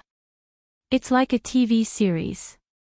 I'm afraid I can't explain it clearly over the phone. Come to a city and I'll tell you. C.S. Wei chuckled. Her voice was cold, but there was an indescribable gentleness in the night. Okay, in exchange, I'll tell you a secret. Song Yu's eyes widened. His heart was itching as if it had been scratched by a feather. What is it? C.S. Wei said, it's not a secret if you tell me. Song Yu could only restrain himself. Alright, I'll wait for you. Song Yu had been in seclusion for nearly 10 years due to his illness. Naturally, he didn't have many friends in a city. As his older sister, Song Weiniing was instructed by her parents to take him everywhere. The next day, his parents had already gone to the company. When Song Yu was having breakfast, Song Weiniing was at the side feeding the parrot. While feeding, she also instilled her vulgar words of love, come, recite after me. You are the joy of youth. The youth that I like is also you. The macaw opened its mouth to eat and said to her, I like you very much. Song Weiniing laughed for a long time. Song Yu was drinking milk at the side. His eyes stung as he listened to her. He felt that she had gone mad. After Song Weiniing finished washing her hands, she sat opposite Song Yu. Today, she was a delicate girl. She dressed up beautifully, from her hairstyle to her earrings to her outfit, and even sat in front of the mirror for 2 hours to finish. Hurry up. Come with me to visit the set after you're done eating. Song Yu, which one? Song Weiniing excitedly took out her phone and swiped to the screen. The screen showed a picture of a swordsman in white. His skin was bronze, and his facial features were strong. He stood in the middle of a bamboo forest, looking indescribably handsome and domineering. Look at your future brother-in-law. Song Yu, why did he remember that his brother-in-law was an elegant, handsome, and fair-skinned man? But who could say for sure what happened in a dream? As for his sister's marriage, he chose to keep quiet. When they were about to leave, Song Weiying insisted on going upstairs to touch up her makeup. Song Yu, who was bored, sat at the table and read the newspaper. The first page of the newspaper was actually about the Xie family. It wasn't about Xie Xinyan's generation. After all, not many people dared to expose such a rich family's feud. It was about Xinrui. Xie Xinyan's eldest son, Xie Mingsen, was the president of a technology company. Scandals were everywhere. First, personal information of customers was leaked. Then, a new game was accused of plagiarism. Now, there was a lot of criticism online, and the company's stock price kept falling. It seemed that this matter had been brewing for a few days. Song Yu went on Weibo.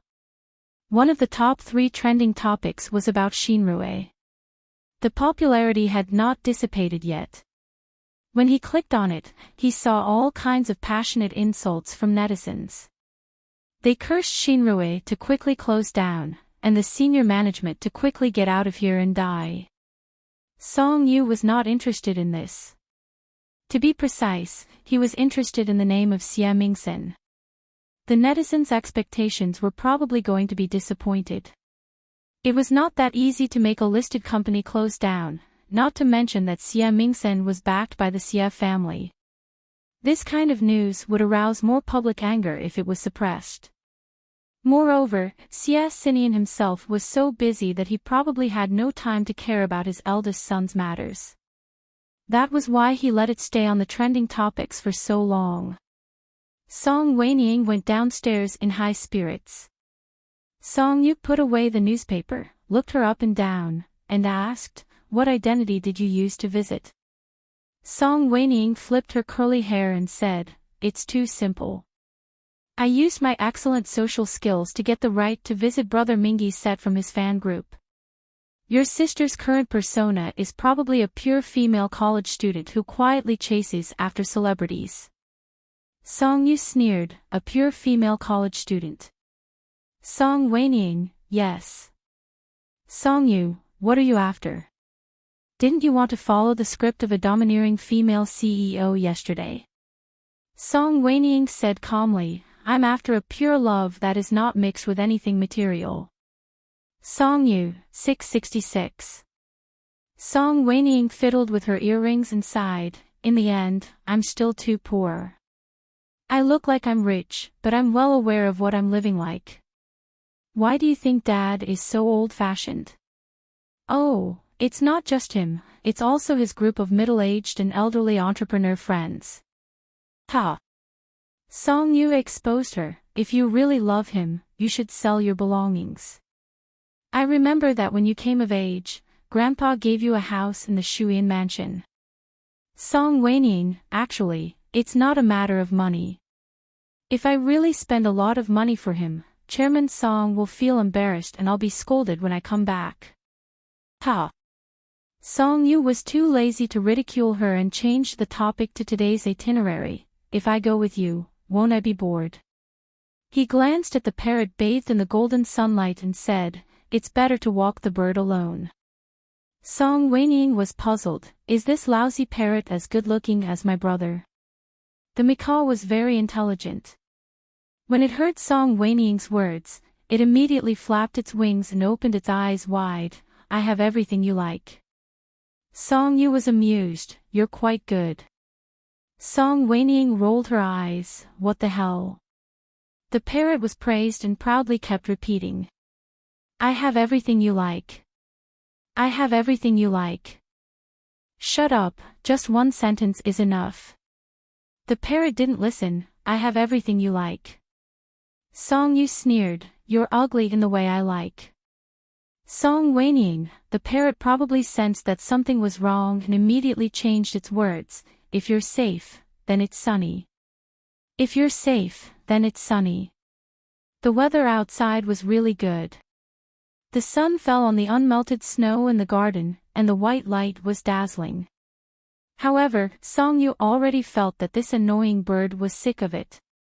He went out with a smile and directly threatened it, "One more sentence and you won't live past today." The macaw intelligently shut its mouth. The little princess of Star City Entertainment, Hua Yen, was Song Whinnying's childhood friend. Therefore, Song Whinnying had a pass issued by the fan group, but she didn't go with the group. They arrived at the film studio. Song-yu really didn't want to waste time with her here, so he planned to leave after sending her here. However, he was stopped by Song Whinnying. "Genius director Song, don't you want to go and observe?" Song-yu refused very straightforwardly, "No."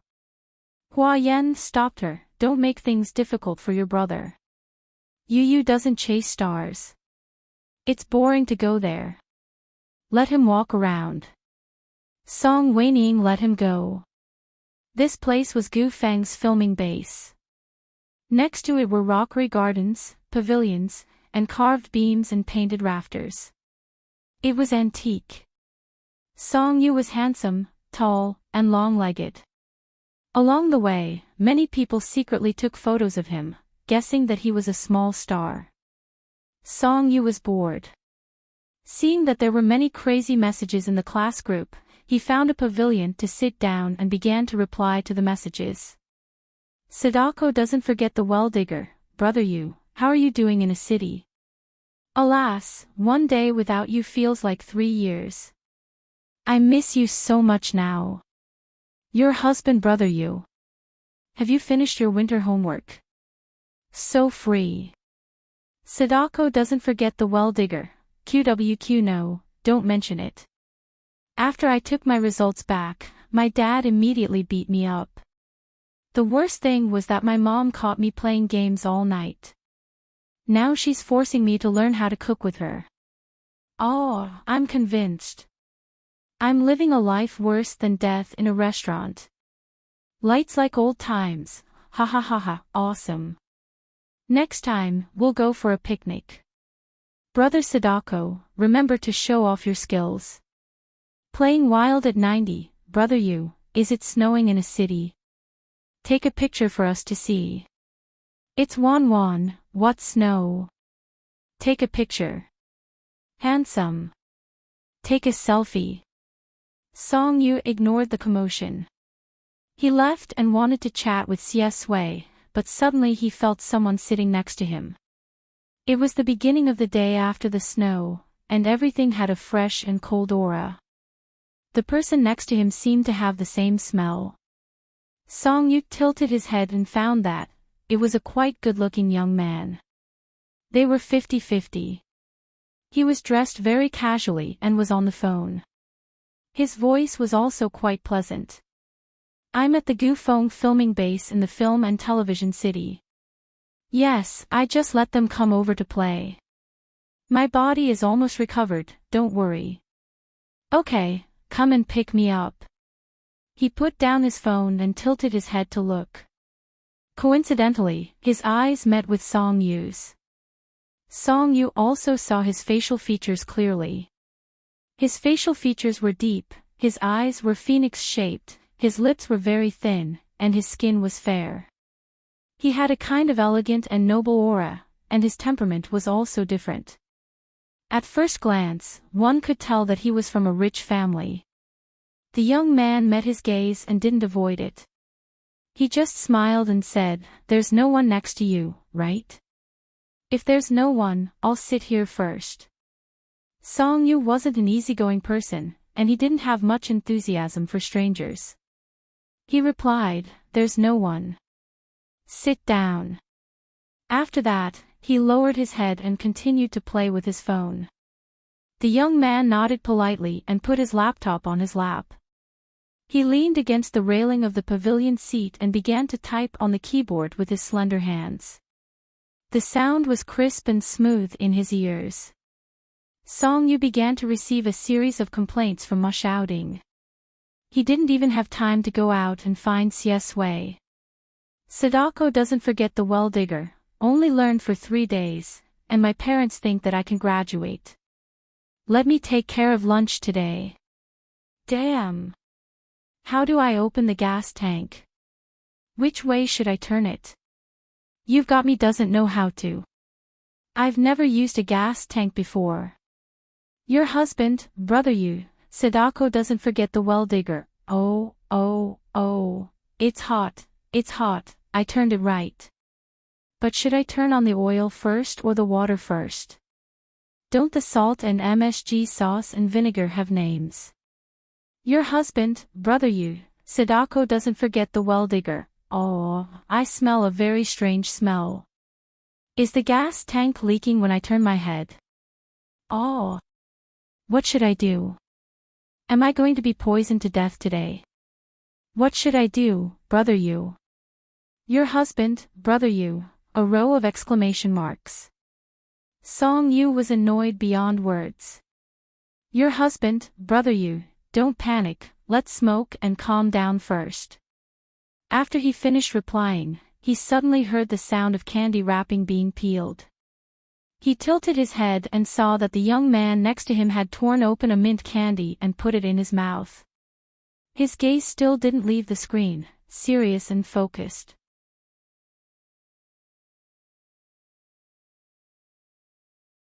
Chapter 92. Sadako doesn't forget the well digger. QWQ, lights like the past, don't panic about the gas leak. Light a cigarette and calm down. Bamboo cane and straw shoes, damn, I'm dying of laughter. Listen to brother Yu and hurry up. Sadako doesn't forget the well digger, bye. JPG, it's Wan, brother Sadako, you really don't know what's good for you. Don't waste brother Yu and God Xie's time to chat, okay? Qing Ning, that's right. Crazy about my husband. You're so annoying. Song Yu retracted his gaze from the people beside him. When he looked at the group messages again, he was already flooded with a row of ha ha ha. When he exited, a message popped up on his phone that there was only 10% battery left. Song Yu's lower lip twitched. He really shouldn't have come out with Song whinnying. It was so boring. He might as well stay at home and take a walk. Moreover, his phone was out of battery. What was the point of staying here? Song Yu called Song whinnying, but she didn't pick up for a long time. Sure enough, she didn't even want her own brother after seeing the lover of her dreams. This was something she would do. Song Yu wasn't surprised at all. He planned to ignore her and directly called the driver to pick him up. His actions seemed to have attracted the attention of the young man next to him. The young man was a little taller than him. He looked over and said calmly and politely, "Do you want to charge it?" Song Yu tilted his head and was stunned for a moment before saying, "Thank you, but no need. This bit of battery should be able to last until the driver comes to pick me up." The young man smiled and looked at him quietly. Okay. His eyes were a very dark brown. His eye sockets were deep, like still water flowing in an abyss. Song Yu didn't know why, but he felt a little strange. The young man in front of him gave him a very contradictory feeling. Because his external temperament wasn't friendly and even a little arrogant, but he appeared to be very gentle and friendly. But who cares? He's just a stranger. Song Yu didn't stay here for long. He wasn't embarrassed to be alone with a stranger, but purely because this person gave him a very uncomfortable feeling. However, he just got up and took 2 steps outside. The young man also received a call. After replying a few words in a cold voice, he seemed to have changed the address. He turned off the computer and walked out. Outside the film studio, by the side of the street, Song Yu received a call from the driver again. It seemed that he was stuck in a traffic jam and might be a little late. The young man in the pavilion stood beside him. The two of them were silent. After a while, a black Maybach slowly drove over. A man in a silver-gray suit got out of the driver's seat and respectfully opened the door for the young man. The chauffeur said, "Young master, Madam wants you to go back to the main residence first to meet someone." The young man nodded slightly. Song-yu was bored to death as he watched from the side. He could guess that this young man's family background was not ordinary, so he was not very surprised. Unexpectedly, after the young man handed the computer to the driver, he tilted his head and asked, "Want to go together?" Song-yu. What? The young man's tone was calm, as if he was talking about something very ordinary. "I happened to pass by the Song family on the way." Song-yu looked at him for a few seconds. Oh, right. If he was from a rich family in a city, there was no reason for him not to know the Song family and him.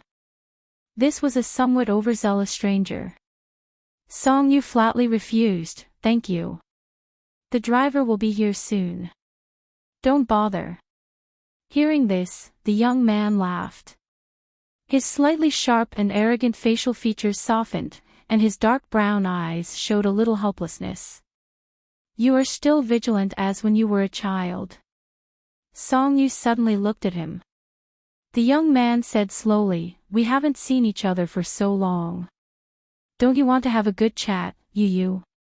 Song-yu turned off the phone expressionlessly. He was wrong. He hadn't shown up in a city for so long.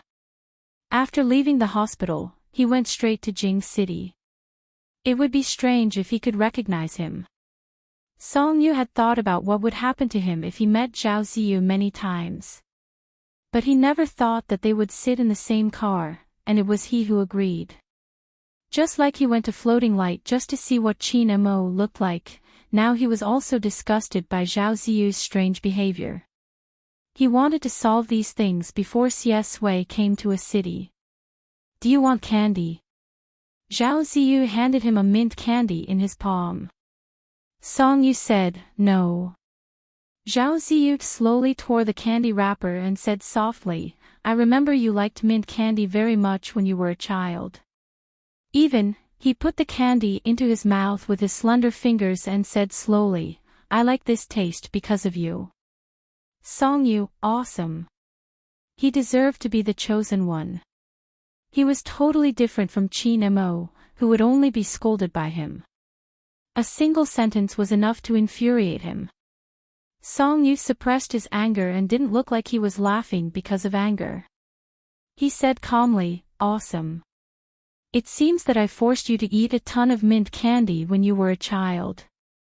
You didn't get sick, did you?" Zhao Ziyu just smiled. It seemed that he didn't want to talk to him about this kind of thing. "Wait a minute. I have a lot to say to you. Let's think about it first." Song-yu had nothing to say to him, no need. "Tell me why you came back to a city so early. I'll get off right away." Zhao Ziyu just smiled and said, "Oh, wait for me. In a while, I'll answer whatever you ask." Song-yu, it had been a long time since he had experienced such a sullen and uncomfortable feeling. Zhao Ziyu looked out of the window. His gaze was very far away, as if he was looking at a ridiculous and empty place. The arrogance between his eyebrows was covered with a thin layer of snow. He had the candy in his mouth and his thin lips were slightly pursed. No one knew what he was thinking. After a long time, the cold mint candy on the tip of his tongue completely melted. He looked away, tilted his head and said softly, "You asked me why I came back to a city." Song-yu gritted his teeth and said coldly, 008, "I don't think you need to pretend." Zhao Ziyu frowned. "Who is 008? Song-yu said, "Artificial retard." Zhao Ziyu paused for a second and smiled. "Have you watched too many sci-fi movies recently?" Song-yu half straightened up. Regardless of the driver in front of him, he said directly, "Don't. I don't believe that there's nothing strange about coming back to a city so suddenly. Zhao Ziyu stared into his eyes. There's something strange about it. Song Yu sneered. Do you know why the world line collapses again and again? It's because of stupid people like you who make decisions without thinking. Zhao Ziyu didn't seem to listen to him at all. He continued his own words and said, for you. Song Yu, strong. No matter whether Zhao Ziyu was really crazy or not, he had asked if he was 008. The other party insisted that he wasn't, so there was no need to talk. Song Yu decisively withdrew his gaze and said to the driver, stop, I'll get off here. The driver was also a little confused. Zhao Ziyu didn't say anything, so he didn't know who to listen to. Young Master Song, it's not convenient to park here. Do you want to take a seat? We'll be there soon. Zhao Ziyu just said lightly, aren't you curious about why I'm here for you? Song Yu ignored him. Maybe he lacked fatherly love or was looking for abuse. If Zhao Ziyu said that he came back for Xie Sui, he might be angry and hold back his temper to listen more. But for himself, he would forget it. Zhao Ziyu looked at his cold and determined face and smiled. It's the third time. You've rejected me 3 times in one day. Song Yu said, that's all. You can try. I can refuse more. Open the door. He was a little impatient. He even thought that if the driver didn't stop, he would directly use Zhao Ziyu as a threat. The driver was in a dilemma. Zhao Ziyu raised his hand and said, take him to the shopping mall in front and let him get off. The driver breathed a sigh of relief. Okay. Zhao Ziyu concluded his attitude. Do you hate me? Song Yu glanced at him lightly. Zhao Ziyu's eyes curved and the illusion of gentleness disappeared. The arrogance and sharpness between his eyebrows appeared. He said, but in the next month, you're destined to see me frequently. After Song Yu got out of the car at the shopping mall, he turned around. His light-colored pupils reflected a cold light like the first snow. Are you sure you want to see me frequently? Zhao Ziyu looked at him neither servile nor overbearing. Song Yu slowly smiled. Okay, don't regret it. There was no need to rush to his death. Anyway, the friendship between the Song and Zhao families was destined to be destroyed in his hands. The car door closed. The driver broke out in a cold sweat. This young master of the Song family is not as sick as the rumors say. After considering his words, the driver said, he's quite imposing. Zhao Ziyu gave a short laugh and said meaningfully, he has always been like this. The driver carefully withdrew his gaze. He swallowed back the words in his heart. In fact, he felt that the young master had changed after coming back from abroad. In the past, the young master's temper was definitely not so easy to get along with. When third young master Song treated him coldly, he would definitely ridicule him harshly. After Song Yu left, Zhao Ziyu looked out of the window with a cold and tired expression. All the hair on his forehead was combed up, revealing a smooth forehead. The bridge of his nose was high, his facial features were deep, and his skin was cold and white. He was handsome with a bit of a young man. Host, you. What are you doing? A weak voice came from his mind.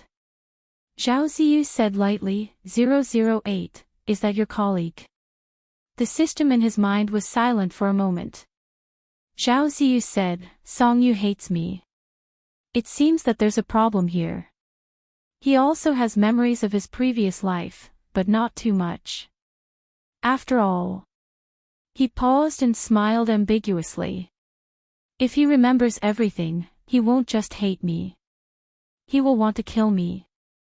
The system said in a low voice, yes, Song Yu is one of the malfunctions in this world. But you are the main character of this world.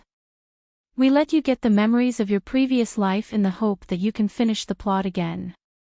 You still love Xie Sui, don't you? When Zhao Ziyu heard the name Xie Sui, the corners of his mouth hooked up. His fingers touched his chest. The pain did not disappear with the memory. His tone was very calm, with a bit of sarcasm. Love? Maybe I want to see him suffer more now. The system forcibly corrected his thoughts and said in a trembling voice, "It's because of love that you hate. You too are entangled like this." Zhao Ziyu asked, "You showed me the so-called entanglement of the original work." The system was silent. Zhao Ziyu said, "How ironic. I loved him so much in my previous life that I went crazy.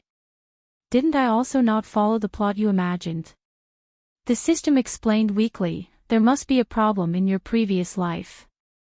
Zhao Ziyu said, "It's Songyu." He laughed, but slowly fell silent. His eyes were a bit confused, like smoke floating in his eyes. There were memories, remorse, regret, and sarcasm. It was unfathomable. When he was 5 years old, I helped him block his first drink. When he was 25 years old, I took advantage of his trust and forced him to drink his last drink. Because of jealousy, I joined forces with Qin Mo to kill him.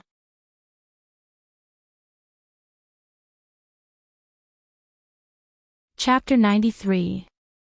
As soon as he entered the house, the noisy parrot saw him and began to flap its wings frantically.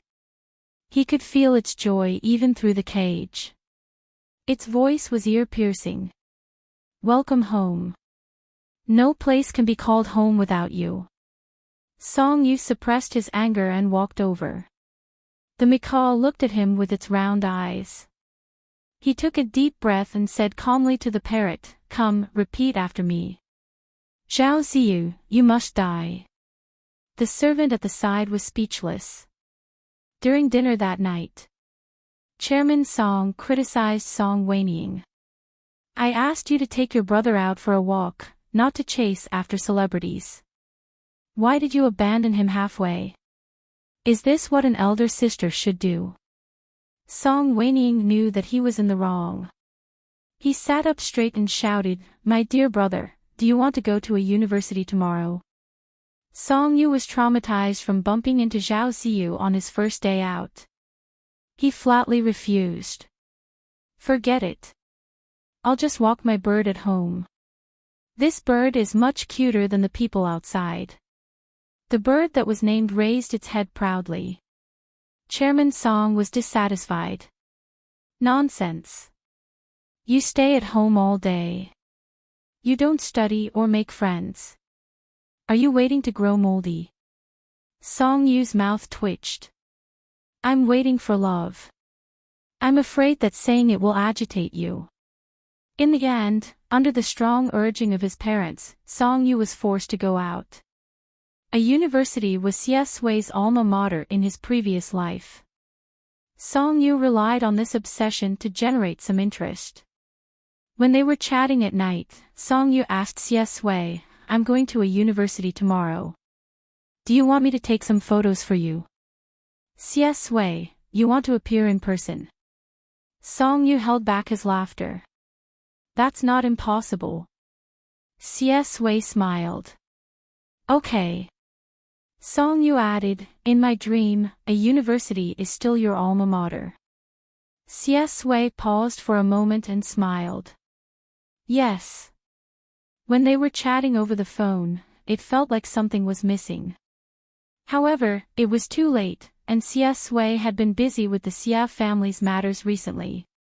Songyu couldn't say much, so he hung up after chatting for a while. Ever since he met Zhao Ziyu, his heart had been palpitating. He got out of bed and wanted to pour himself a glass of water. As soon as his feet touched the ground, he felt a sharp pain in his brain. Dizziness and weightlessness came over him. Songyu immediately held onto the wall next to him to prevent himself from falling. His body felt like it was stepping on air. At the same time, his soul felt like it was being stripped of its flesh and blood. Pain flooded his entire body. For a moment, he felt like he was going to faint from the pain. But the pain only lasted for a second. It came violently and left violently. Song Yu's body stiffened. His eyes silently stared at one point, and a drop of cold sweat flowed down his forehead. The young man's face was pale. Under the light, there was a kind of transparent and sickly feeling. His fingertips were cold and trembling. Song Yu whispered, 008. However, no one responded for a long time. The air was dead silent.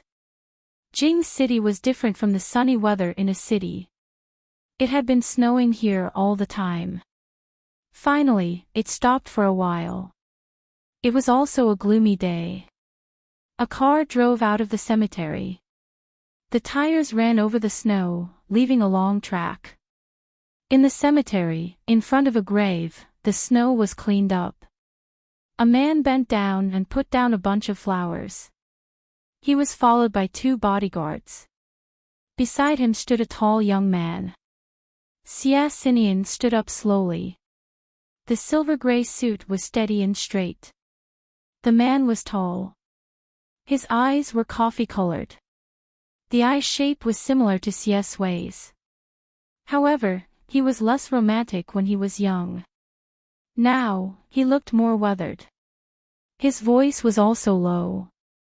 He murmured softly in the oppressive snow, 10 years. Xia Sui looked at the tombstone indifferently without any emotion. He was repulsed by the cemetery and tombstones from the bottom of his heart. Compared with Xia Xinian, his face was younger and colder. It was as cold as frost. Sitting in the car, the father and son were silent. After a long time, Xia Xinian touched the ring on his ring finger and said, "A Sui.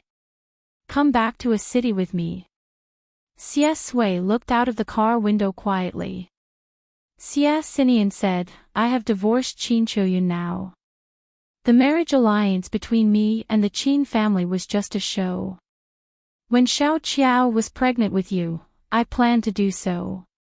However, because of your grandfather, I delayed for a while.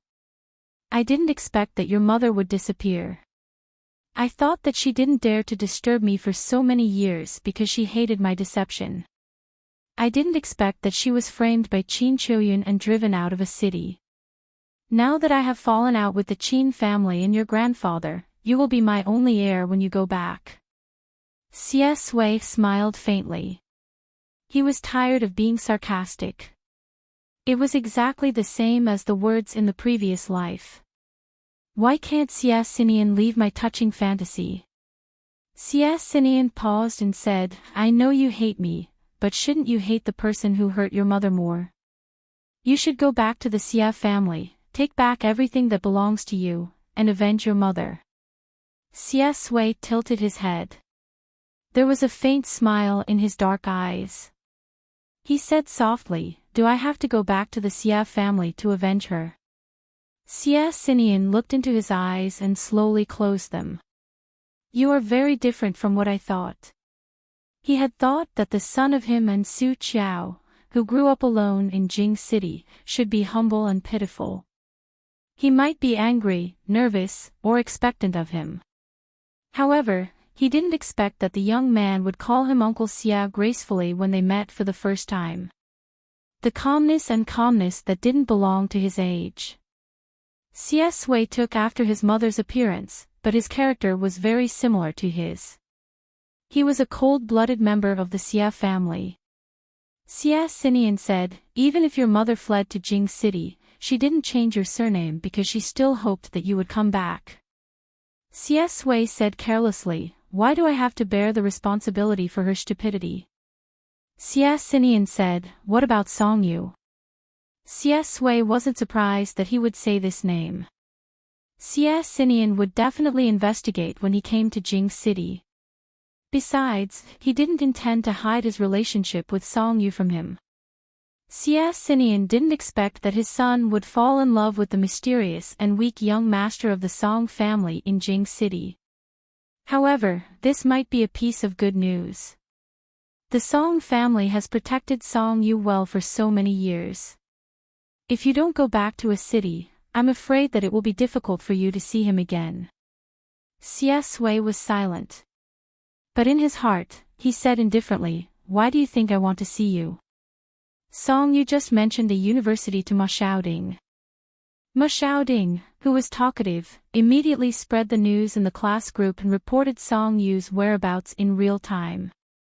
Yuanju, class 1 of the first middle school, with such an old-fashioned name, the class group was in a mess. Sadako doesn't forget the well-digger, brother Yu is going to my alma mater, a university. Yu. Bowen. When did a university become your alma mater? Sadako doesn't forget the well-digger, the school my mother wants me to go to is called alma mater. Is there a problem? It's Wan, awesome. Lights like the past, brother Yu is going to a university. You must go to the wishing well in the campus of Huayuan. You're so smart. Song Yu walked in the avenue and happened to see this message. He tilted his head and asked Song Weining, "Where is the campus of Huayuan?" Song Weining tilted her head. She was dressed very casually today and her curly hair fell over her shoulders. She blinked and said, "Don't tell me you found a guide on the internet and want to go to the wishing well there." Song Yu, seeing Song Yu's speechless expression, Song Weining laughed uncontrollably and said, "Ha ha ha ha, I actually guessed correctly. Let's go, I'll take you there. Although I've never believed it before, what if it comes true?" The campus of Huayuan was far away and they had to wait for an on-campus bus. When they got on the bus, Song Yu could hear the exclamations and whispers of people taking photos. Song Weining was also a popular figure in a university. She was the prettiest girl in the journalism department and had outstanding looks and an outstanding family background. Many people knew her. When they saw the young man beside her, a few of them were bold enough to ask her quietly, "Weining, is this your brother?" Song Weining took out the lollipop in her mouth and saw the crowd's intentions at a glance. She said, "Yes. Don't think about it. He's already taken." The group of people. Are all handsome guys so popular these days? The wishing well in a university's campus of Huayuan was also a famous place. In winter, many people gathered here. The location of the wishing well was actually very remote. It was behind a building and flowed down the hillside to form a small pool. The pool was clear and pebbles could be seen in it. There was snow on the green grass beside it that had solidified into a thin layer of ice. It was a little dazzling under the sun. Song Weining said, "Just make a wish in your heart and drink some water." Song Yu's main point was, "Won't the water be dirty?" So many people use their hands to hold the water every day. Song Weining rolled her eyes. "Do you have any sincerity? It's already good enough that I'm giving you a place to make a wish. I don't need you to make a wish." Song Yu smiled and said, "Then wait a moment." He took out his phone and took a photo of Xie Sui. "Song Yu, do you have anything you want to wish for?" When Xie Sui received the photo, she had just ended her conversation with Xie Xinian. When she saw the familiar place in the photo, she was slightly stunned. Her thoughts drifted to her previous life. A university's wishing well. When he was at his lowest and at the end of his rope, he didn't believe in gods. Now that he saw the clear spring water and the clear reflection of the young man, he lowered his eyes and smiled. "Xie Sui, then make a wish that I can see you sooner." Song Yu didn't know whether to laugh or cry. What kind of wish was this? "Song Yu, be serious. Xie Sui, make a wish that there will be no more parting between us." When Song Yu saw this sentence, his entire body froze for a second. His face was dazed for a moment, and his light brown eyes were a little confused. Fear and uneasiness entered his heart along with the slightly cold winter wind. He was mentioned endlessly on the first high school forum. They said, who would be able to subdue an existence like Brother Yu? Actually, there were many things that could subdue him. Family, lovers, and even friends.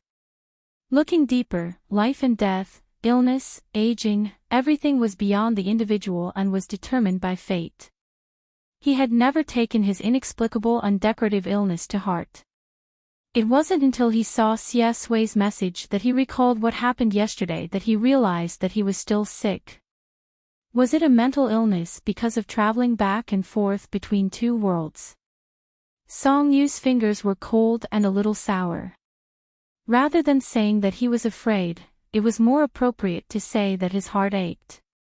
If he woke up and returned to another world, lying in the ward, his phone stopped at the reading page of Gentle Control. To him, Xie Sui was just a pitiful little girl in the book. How sad would he be? How sad would he be? How sad would Xie Sui be? Song Yu, okay, that's it. Song Yu, I won't leave you. Don't be afraid. After typing this line, Song Yu pursed his lips. He didn't know who he was comforting. He never liked to show his vulnerability in front of Xie Sui. Perhaps it was because he had a preconceived notion that Xie Sui was the one who needed his protection, so this became an instinct and a subconscious reaction. Whether it was Qin Mo or Zhao Ziyu, they both dealt with it in private. He didn't even want to give them a chance to appear in front of Xie Sui. Xie Sui stared at the two lines. Her long eyelashes cast shadows and her eyes were deep. He thought that he shouldn't have mentioned the topic of parting. When Song Yu mentioned this, he felt irritated and unwilling to face it. Song Weiniang rolled his eyes. Can you hurry up? Are you addicted to chatting with your girlfriend? Aren't you just asking her what she wants? Besides, you have to make a wish yourself. It will come true if you are sincere. You are standing here making a wish for your little girlfriend. She hasn't even arrived yet. It would be strange if it came true. Song Yu said, sorry, his wish is my wish. Song Weiniang said, huh? What wish? 100 years of marriage and a baby soon. It was rare for Song Yu to be so cultured. To grow old together. No matter how many idiots there are, they can't break us up. Song Weiniang was speechless. Song Yu had just seen the news about Xinrui in the newspaper. In less than 3 days, Xia Mingsen was exposed to another shocking scandal. This scandal shocked the entire upper class of a city. In Qinghe residence, a few photos were circulated. It was of a man and a woman acting ambiguously. The man was Xia Mingsen. He was probably drunk because of the company's crisis. He was holding a woman's waist and leaning on her shoulder. Their posture was extremely intimate. The woman's face was revealed in the last photo. It was none other than Xia Mingsen's aunt, Xia Lingshu. When Song Weiniang saw the news, she was drinking milk tea and almost choked on the pearls. She coughed until she was about to cry. She hurriedly pushed it away. This is my punishment. Tell me that I'm destined to not drink milk tea and that boiled cabbage is more suitable for me. I repent, I repent. Song Yu was stunned. Who is Xia Lingshu? Song Weiniang's expression was extremely complicated. When old Master Xia was 60 years old, he kept the daughter of a small-time celebrity. That small-time celebrity later committed suicide by taking poison. Xia Lingshu was then brought back. Her position in the Xia family was quite awkward. Old Master Xia himself didn't value her very much. No one in the family treated her as a mistress. Song Weiniang took a deep breath. The Xia family is indeed a family of scumbags. It's better to stay away from them in the future.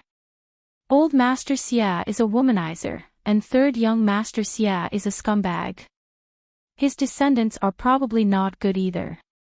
Song Yu, after a moment of silence, he decided to speak up for his boyfriend. This is just an example. Don't be so decisive. Song Weiniang sneered. Do you know the Xia family better than I do? Don't talk about it. The Xia family is an abyss.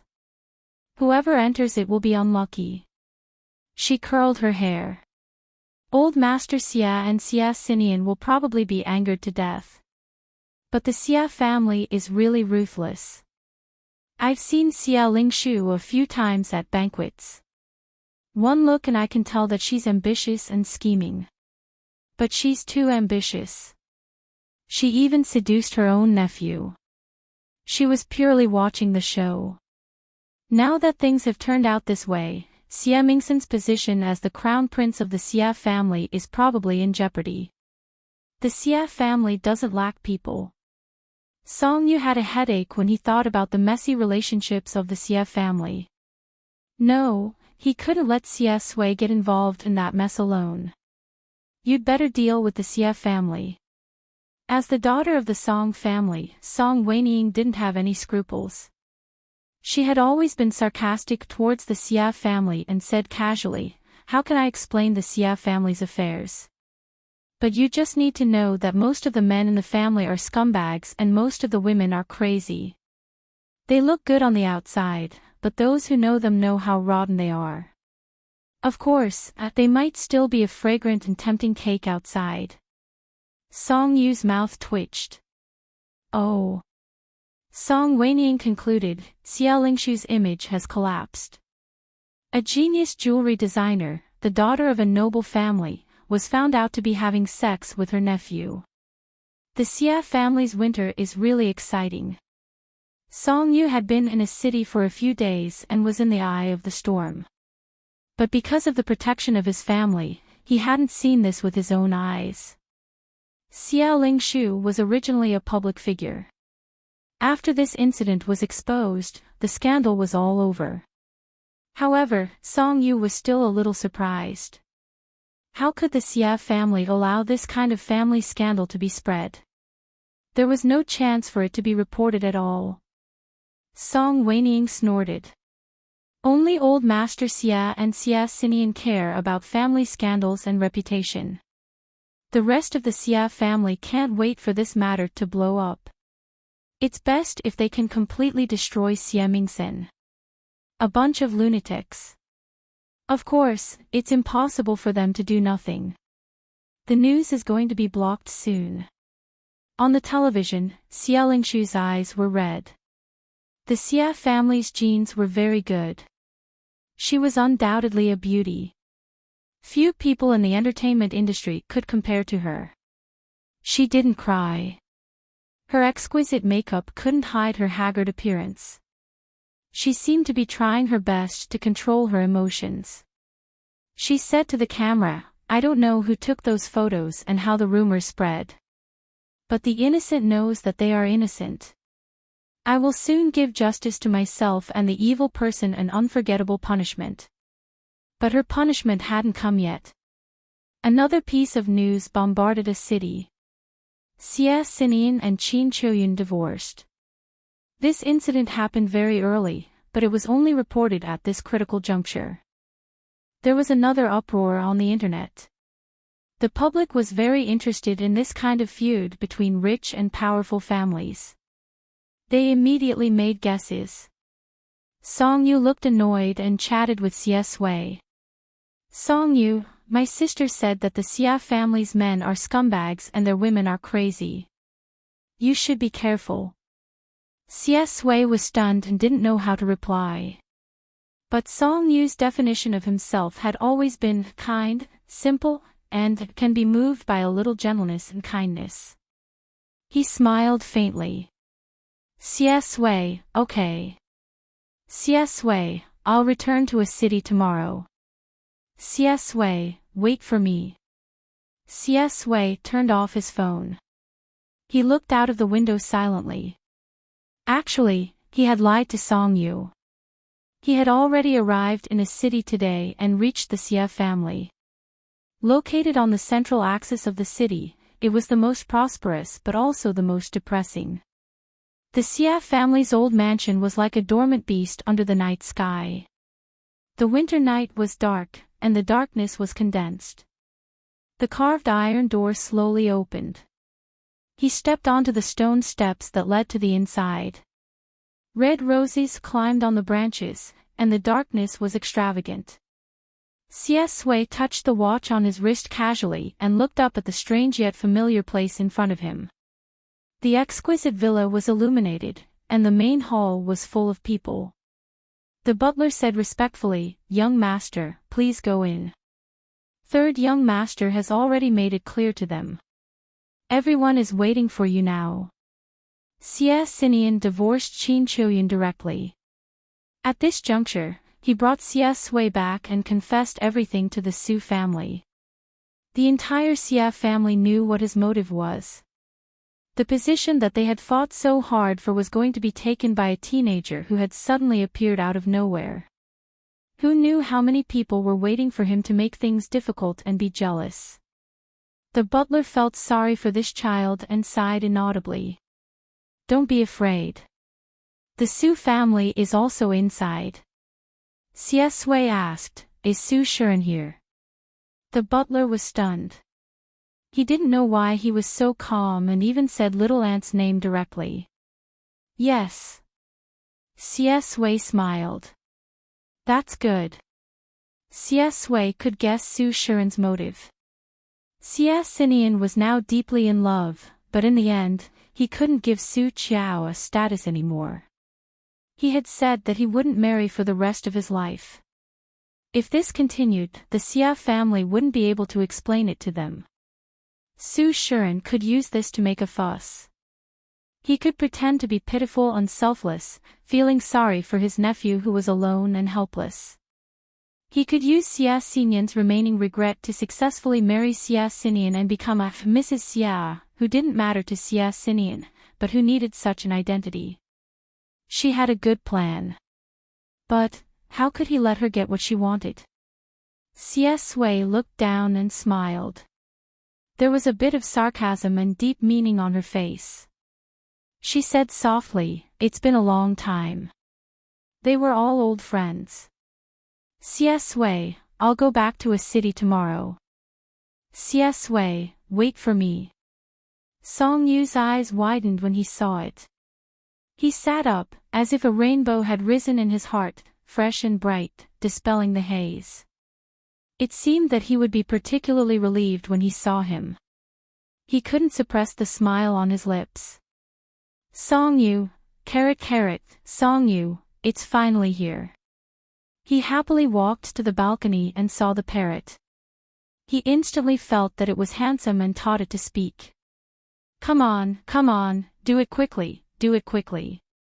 After being tortured by him, the parrot was listless. Song Yu was satisfied. He returned to his room, calmed down, and began to plan to sleep. However, he couldn't sleep well. He tossed and turned. Sure enough, every time he said goodnight to Xie Sui, he would be restless all night. He took out his phone in the middle of the night. Thinking that Xie Sui might need to rest, he didn't disturb him. He wanted to wake himself up, so he stared at Ma Xiaoting's profile picture of Sadako for a long time. Finally, he couldn't help but click on it.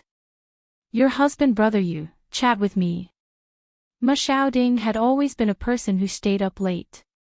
During the winter vacation, she was even the champion of the night watch. After being poked by Song Yu, she was immediately flattered. Sadako does not forget the well-digger. Sadako does not forget the well-digger. "Okay, brother Yu, what do you want to talk about?" Flying in the sky, running on the ground, swimming in the water, and crawling on the TV. "I have everything you want to talk about." Sadako does not forget the well-digger, happy little panda holding a windmill. JPG, Song Yu remembered that when he first came to Jing City, the first time he seemed to talk to Ma Xiaoting about Xie Sui. Now, in the middle of the night, he only wanted to talk about his boyfriend. "Your husband brother Yu, do you have any photos of Xie Sui before junior high school?" Sadako does not forget the well-digger. Sadako does not forget the well-digger. WTF? "Brother Yu, isn't it enough that you and God Xia are lovey-dovey every day? Why are you talking to me about him in the middle of the night?" "Your husband brother Yu." Ma Xiaoting gave up very quickly, but distance made people courageous. He felt that if this continued, Brother Yu would become gay sooner or later. He boldly sent him a link. Sadako does not forget the well-digger. Brother Yu, let's talk about something that men should talk about in the middle of the night. Your husband Brother Yu, do you want to die? Sadako does not forget the well-digger. QWQ, I was wrong. Sadako does not forget the well-digger. If you want to see God Xie's old photos, go to the forum. That group of crazy women have dug up his past. There are all kinds of photos. Song Yu logged out of the #1 high school forum again. He directly searched for keywords. The posts were in chronological order. He should have been looking for photos, but his attention was attracted by the first post. Come in and dream. What is it like to be God Xie's boyfriend? Main post, it must be very cool. Just thinking about it makes me happy. 1L, if I ask him questions I don't know, he will helplessly call me a little idiot. Then, with a pen in his slender and beautiful hand, he will patiently and gently tell me every step of the process. He, cover face, shy, 2L, we will sleep in the same bed in the future. If I don't sleep in the middle of the night, I will open my eyes and count his eyelashes for fun. God Xie's eyelashes are heaven-defying, sob sob sob sob. 3L, sigh, the school days are purer. I am too sleepy in class, so I will lie down and sleep first. When he reaches the main point, he will gently knock on my desk. Green years, TSK TSK TSK.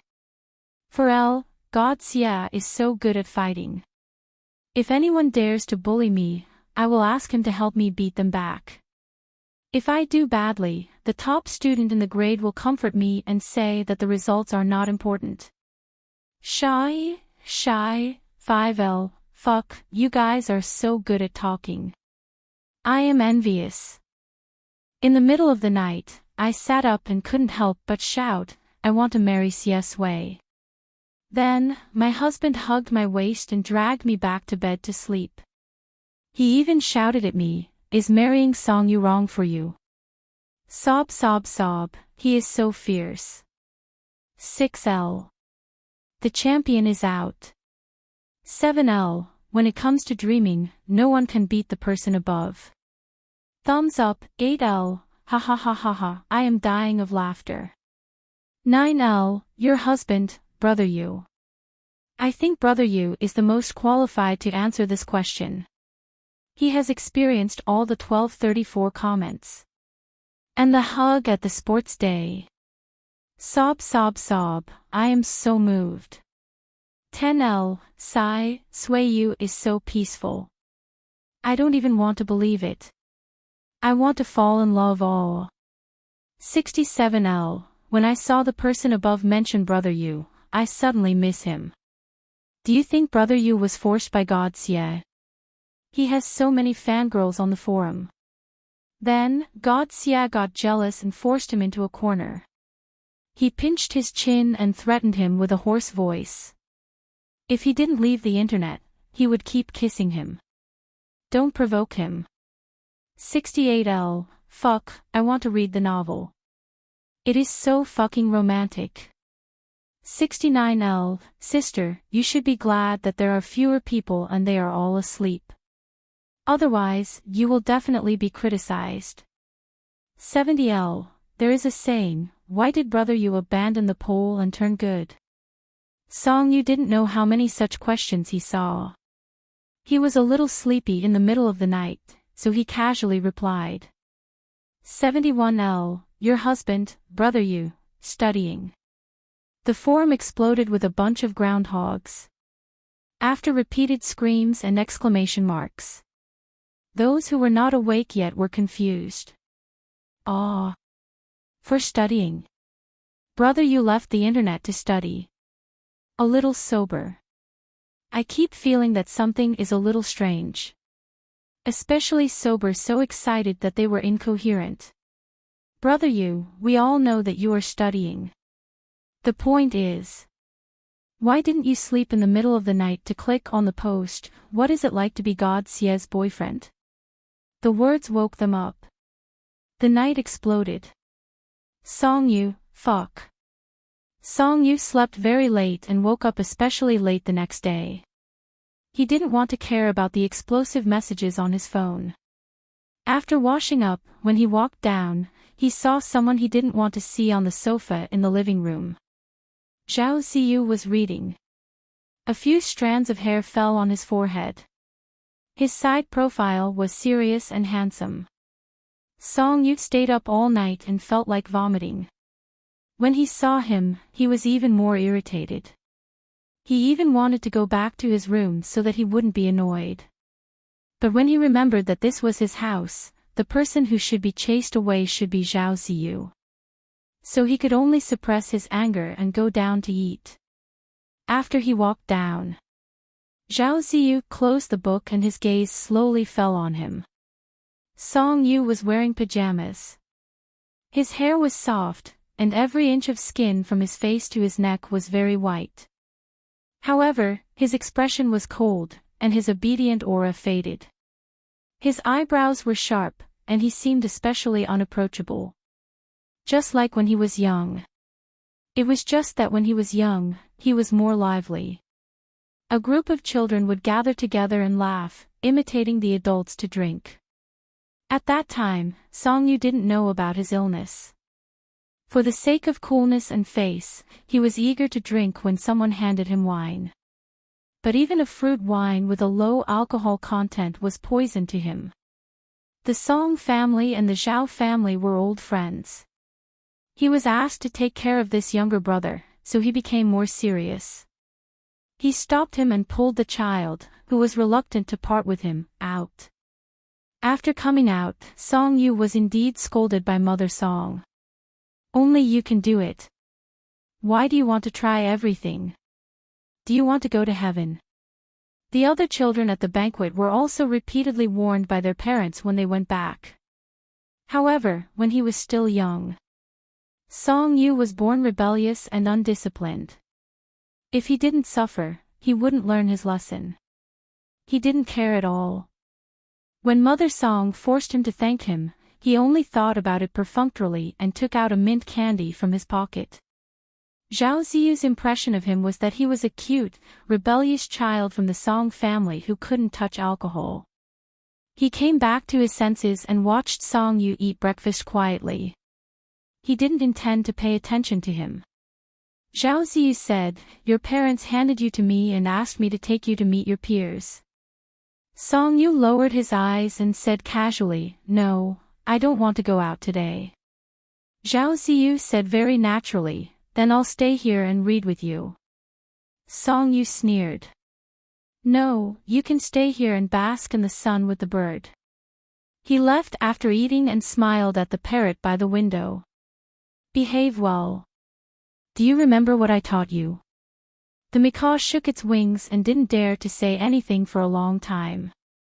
After all, it had said, "Zhao Ziyu will die," yesterday and had a few feathers pulled out by Song Wanying. It was already traumatized. However, Song Yu still couldn't ignore Zhao Ziyu for too long. His father called him directly. He said that there was a very important banquet tonight and asked him to pack up and go out with Zhao Ziyu. He repeatedly emphasized that this banquet was very important. Song Yu was stunned. But actually, his focus wasn't on the banquet. His focus was on whether Zhao Ziyu could get lost. Song Yu said to his father simply, "Dad, I don't like Zhao Ziyu. Please don't let him come to our house in the future." Chairman Song was surprised. "Huh?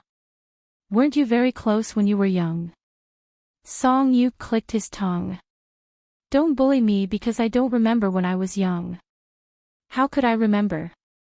When I was young, people disliked dogs and didn't have any friends. The only good friend he had was his current boyfriend." Chairman Song felt that he had grown up. "If you know the reason why you don't have any friends, why don't you change it?" Song Yu said, "There's no need. Handsome people have their own troubles." I like this feeling of loneliness. Before Chairman Song was angered to the point of scolding him, he hung up the phone first. It was better to face the mess yesterday than to sit in the same car as Zhao Ziyu. Zhao Ziyu seemed to know that he hated him. He smiled slightly and didn't care much. He was the only son of the Zhao family. He had received an elite education since he was young. After being taught by the old master of the Zhao family abroad for so long, he had already started to deal with some company matters. He leaned leisurely and tapped on the computer in the car. Song Yu felt that Zhao Ziyu had gone crazy or that his image had collapsed. After being angered by the second scumbag until he drank the water, he didn't even pay attention to Zhao Ziyu's appearance. He only remembered that he was the arrogant and insincere type. It didn't feel like he was punching cotton. Lights like back in the past, brother Yu. So, what is it like to be a boyfriend? I have a friend who really wants to know. Qing Ning, I also want to know, dog, Song Yu was annoyed. Your husband brother Yu, go and ask Xie yourself. It's Wan, ha, no, I still think it's fun. It's Wan, sigh, I really want to know if God Xie knows about this. Song Yu was stunned. Did Xie know about such an embarrassing thing? However, after yesterday, Xie hadn't replied to his messages. She should be very busy. The banquet that Chairman Song mentioned was very important wasn't set up in the most luxurious hotel in a city, and the road didn't lead to the city center. Before Song Yu arrived, he received Song Weiniang's fatal chain link. You're not here yet. Yes. When Song Weiniang thought that he was sitting with Zhao Ziyu, she thought of the words she heard from the parrot. She lowered her voice and muttered unhappily, "What's wrong with you? Your brother Zhao saved you when you were young. Why are you cursing him?" Song Yu said indifferently, "I'm not cursing him. If you're still crazily talking about this childhood thing that I don't remember at all and hope that we can become friends, I'm afraid that the curse will come true." Song Weiniang.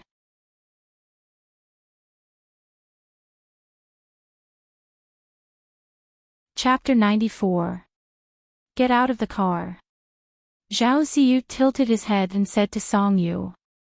Song Yu looked up indifferently, opened the car door, and stepped out without saying a word. Being in a confined space with Zhao Ziyu made him very irritable. He had already made his attitude clear to his family. In the future, his father would probably not force him to stay with Zhao Ziyu.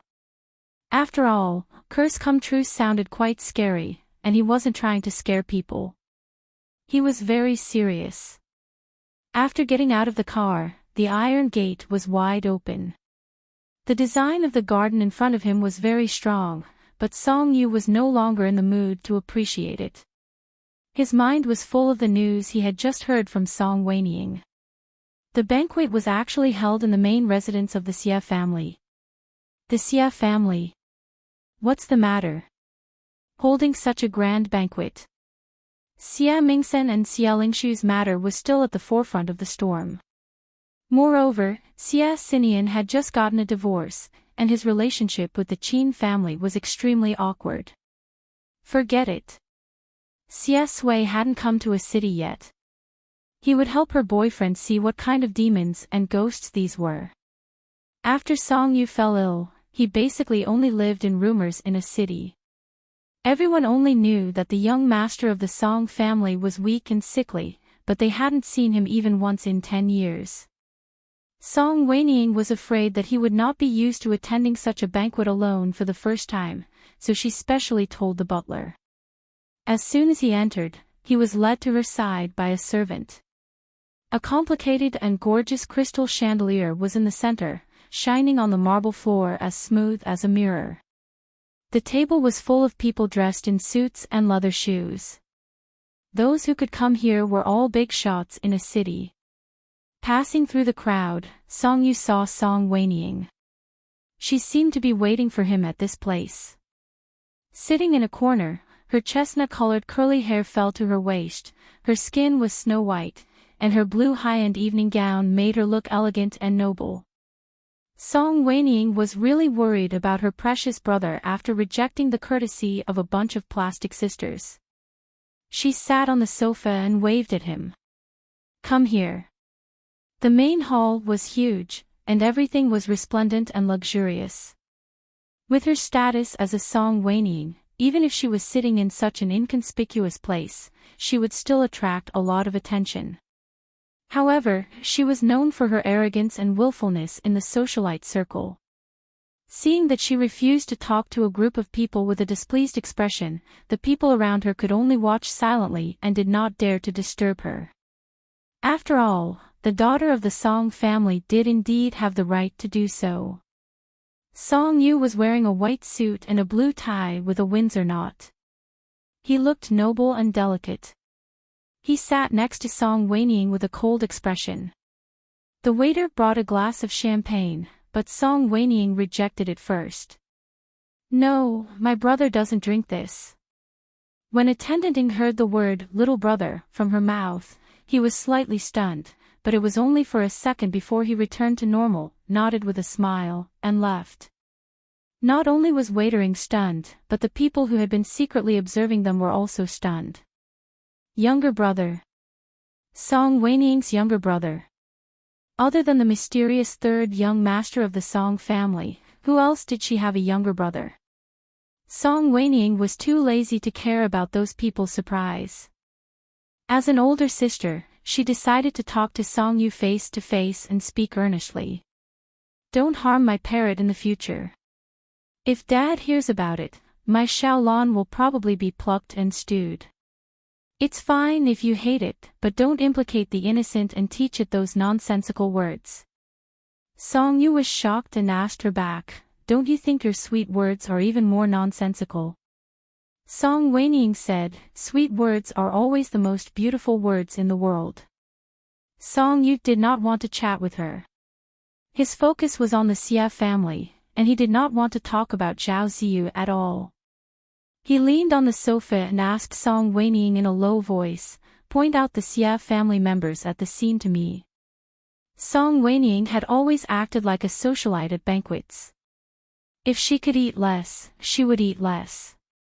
Usually, she was with a group of plastic sisters and listened to them brag about those things that she was tired of hearing. Now that she was sitting here alone and bored, she was also interested when Song Yu asked her.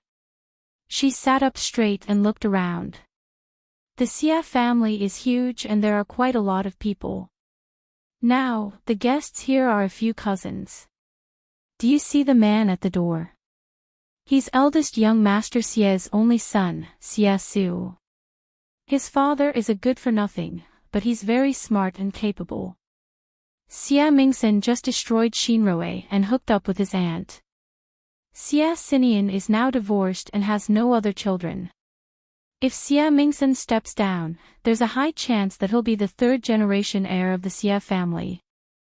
Song Yu looked over. The tall man standing at the door had the excellent genes of the Xia family.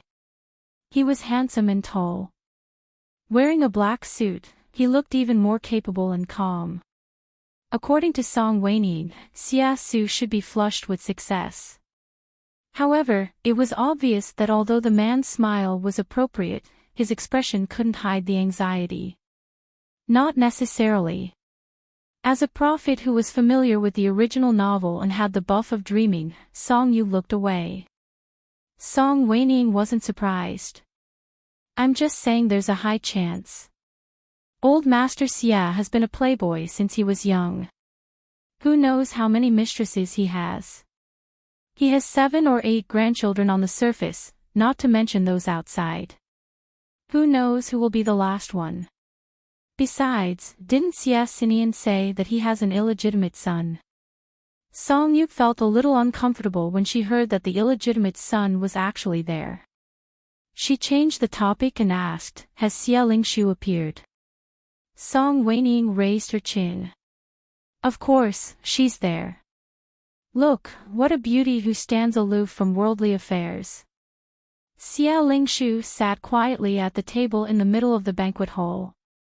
The rumors outside didn't seem to affect her at all. She was different from the pitiful and haggard appearance on television. She wore a snow-white dress, and her long black hair fell behind her back. There was a faint smile on her face, and she was calm and collected when communicating with others. She had a clear conscience. Looking at her, Song Yu almost believed that she was a pure and innocent woman. Song Weiniang said, "This little aunt of the Xia family isn't a simple character. 2 years ago, she drove her stepmother crazy." Song Yu, what? Song Weiniang, didn't I tell you that all the women in the Xia family are crazy? Old Master Xia's last wife was also a small celebrity. She wasn't even 20 years old. She moved out within a year of living in the Xia family and is now in a mental hospital. I heard that there wasn't anyone in the main residence at that time, and only Xia Lingshu came home frequently. It's obvious who did it. At this point, she lowered her voice and said, "The Xia family has this kind of curse. Everyone who marries in is abnormal in the end. Qin Choyun seems to have some mental problems now." Song Yu wasn't unfamiliar with the name Qin Choyun. After all, she was the woman who killed Xia Sui's mother. He hadn't asked her about what happened after Qin Choyun and Xia Xinyan's divorce. Qin Choyun has moved out of the Xia family. Song Weiniang, I think so. I think it's better not to think about this seriously. Really, just watch the show. Bring it into the story. The three of them can anger you to death. She didn't have any filter for Su Qiao, so her evaluation was very objective. As a woman, she didn't hate or sympathize with him. She was deceived by a man she didn't know about, and she was his mistress for so long. She even ran away from home and gave birth to a child. How did the Su family raise such a naive and unaffected daughter? Miss Perfect was cheated of her money and body by a poor boy. Other than the fact that Xia Xinyan was powerful and not a poor boy, this kind of news was too apparent. Song Yu's lips twitched. He was a little curious. Has the Qin family been invited? Song Weiniang took a look and shook his head. No, the two families are in an awkward situation. But the Su family is here. I think the main purpose of this banquet is still Xia Xinyan. Someone walked over.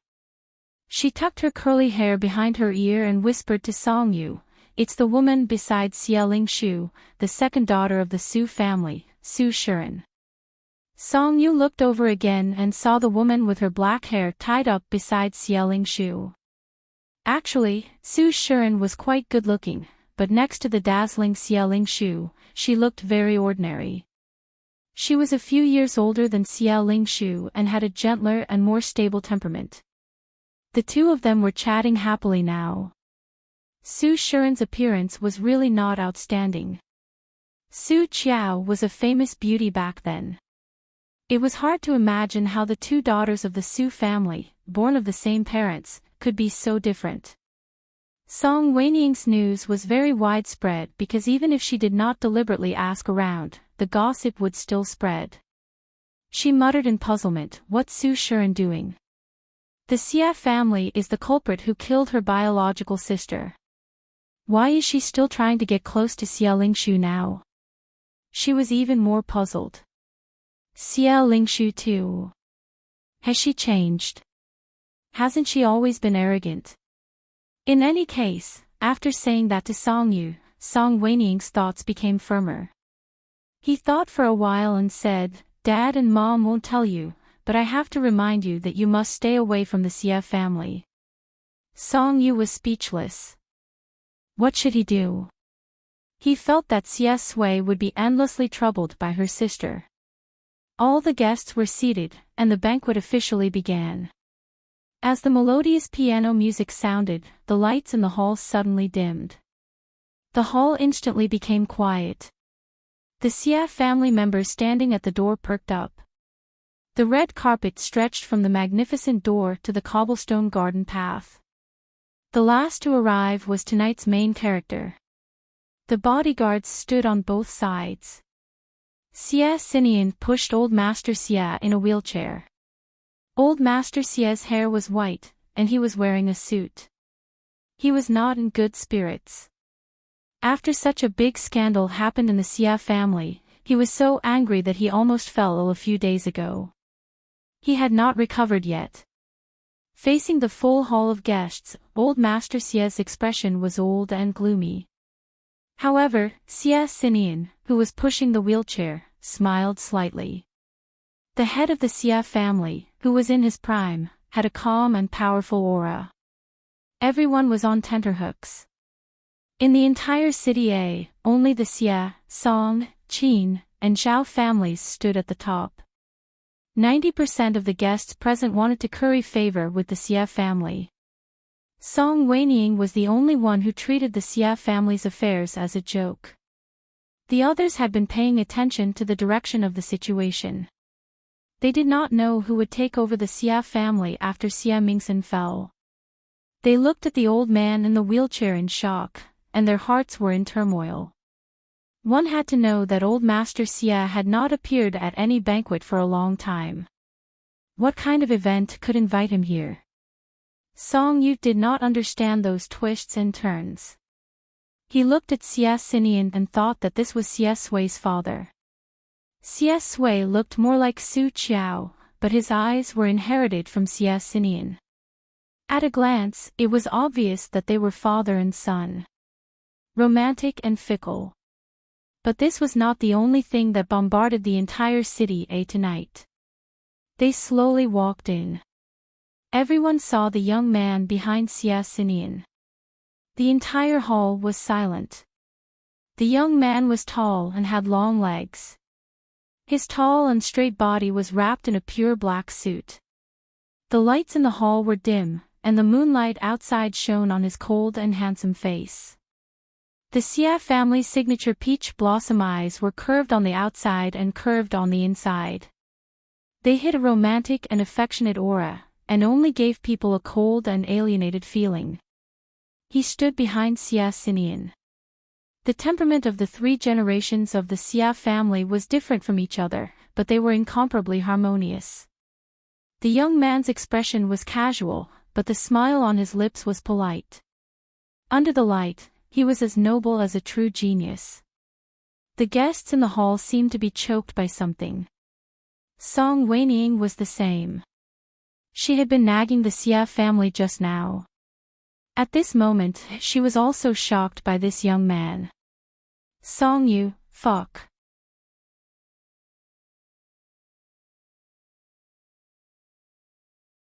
Chapter 95. Everyone was speculating about the young man's background. The answer was obvious when they linked it to the recent events in a city. When Xie Xinian walked in, the lights in the banquet hall lit up again and shone on the man's mature and steady face. He said a few words to welcome the guests and everyone present stood up respectfully. Xie Xinian's words were perfunctory and he thanked everyone for honoring him with their presence. However, everyone was shocked and couldn't help but look at the young man. Xie Xinian didn't say the purpose of the banquet, but the way the 3rd generation of the Xie family appeared had already told the entire city that he had set the banquet in the main residence of the Xie family to welcome the new heir. No one expected that after so many years of fighting among the younger generation of the Xie family, the one who was finally promoted to the position was an illegitimate child who had never shown his face in a city. Illegitimate child. No, Xie Xinian liked this child so much that he wanted to help him erase this title. His divorce with Qin Chuyun might be the first step. Xie Xinian began to introduce Xie Sui. His tone was gentle and his eyes were smiling, as if he was really a kind and gentle father. This is my son, Xie Sui. He just returned to a city yesterday. The main purpose of today's banquet is to welcome him back and let everyone get to know each other first. After a moment of shock, everyone clapped stiffly and nodded with a smile. The applause in the banquet hall was scattered. Everyone had ulterior motives. Among them, the Xia family members had the strangest expressions. Every smile revealed uncontrollable anxiety and jealousy, but they wore masks to prevent the beast from running out. Among all the Xia family members, only Xia Lingshu seemed to be smiling sincerely. The smile on her pale face was elegant as she welcomed this nephew together with Su Shiren. Song Weining was also shocked. After all, she had stayed in a city for so long and her intuition about certain things was very accurate. She murmured, "Oh my God, Xia Xinian, this is pushing him directly into the teeth of the storm. A bunch of lunatics from the Xia family are eyeing him covetously. Can Xia Sui be safe and sound?" Song Yu didn't even bother to listen to what he said. She took out her phone and felt a ball of fire in her stomach. He looked at the chat history. "Xia Sui, I'm coming to a city tomorrow." Tomorrow? Is this your so-called tomorrow? She had only been in a relationship for a short period of time, but she had already learned how to lie. Now that he heard Song Weining contradicting himself, Song Yu turned off his phone and said coldly, "Isn't the Xia family a family of scumbags? Why do you care about his life or death?" Song Weining coughed and said, "We are always a little more tolerant of people with outstanding looks. How can we watch a beautiful young man suffer with our own eyes?" At this point, her eyes suddenly lit up and she tilted her head. "Darling Yu, are you interested in making another friend? Did you hear what Xia Xinian said? It's Xia Sui's first time in a city. You've been ill for a few years, and you don't have many friends here. What a coincidence. It seems that you're about the same age. Why don't you try to get along?" Song Yu was so angry that he wanted to get up and leave. "Song Weining, you're hopeless. Who said to stay away from the Xia family?" Song Weining was reasonable. "He's still young. I just hope that this young man won't be tainted by the big dye vat of the Xia family. Bring him home to play more often and let him have less contact with the lunatics of the Xia family." Song Yu looked at the person in the center of everyone's attention and said indifferently, "Do you think he's white now?" Song Weining was stunned. Under the light, the young man in the black suit nodded at everyone. His expression was calm and casual, and the slight smile on his lips was also cold. Well, he had just returned to a city. If he was really Su Qiao's son, he should be nervous, timid, or inferior when faced with such a full house of well-dressed people. But that young man was too calm. He was so calm that it was as if he had never left and was born as the heir of the Xia family, the favored son of God. There must be something wrong when things are abnormal. Song Weining looked away and sighed after exclaiming how handsome he was. "Sigh, forget it. Those who are good-looking are all poisonous.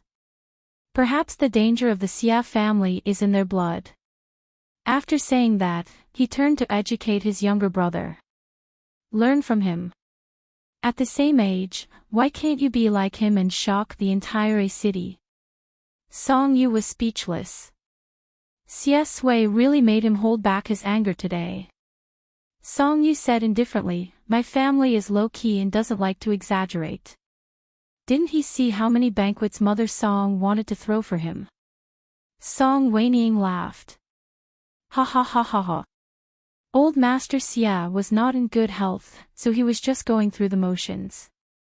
After a while, he was pushed away by the servants. The banquet began. Accompanied by soothing music, the politicians, businessmen, and socialites began to chat in small groups or sit down to eat. Those who could talk to the head of the Xia family were basically the few important figures. Xia Xinian's intention was to let Xia Sui get to know these people first. "This is your Uncle Song."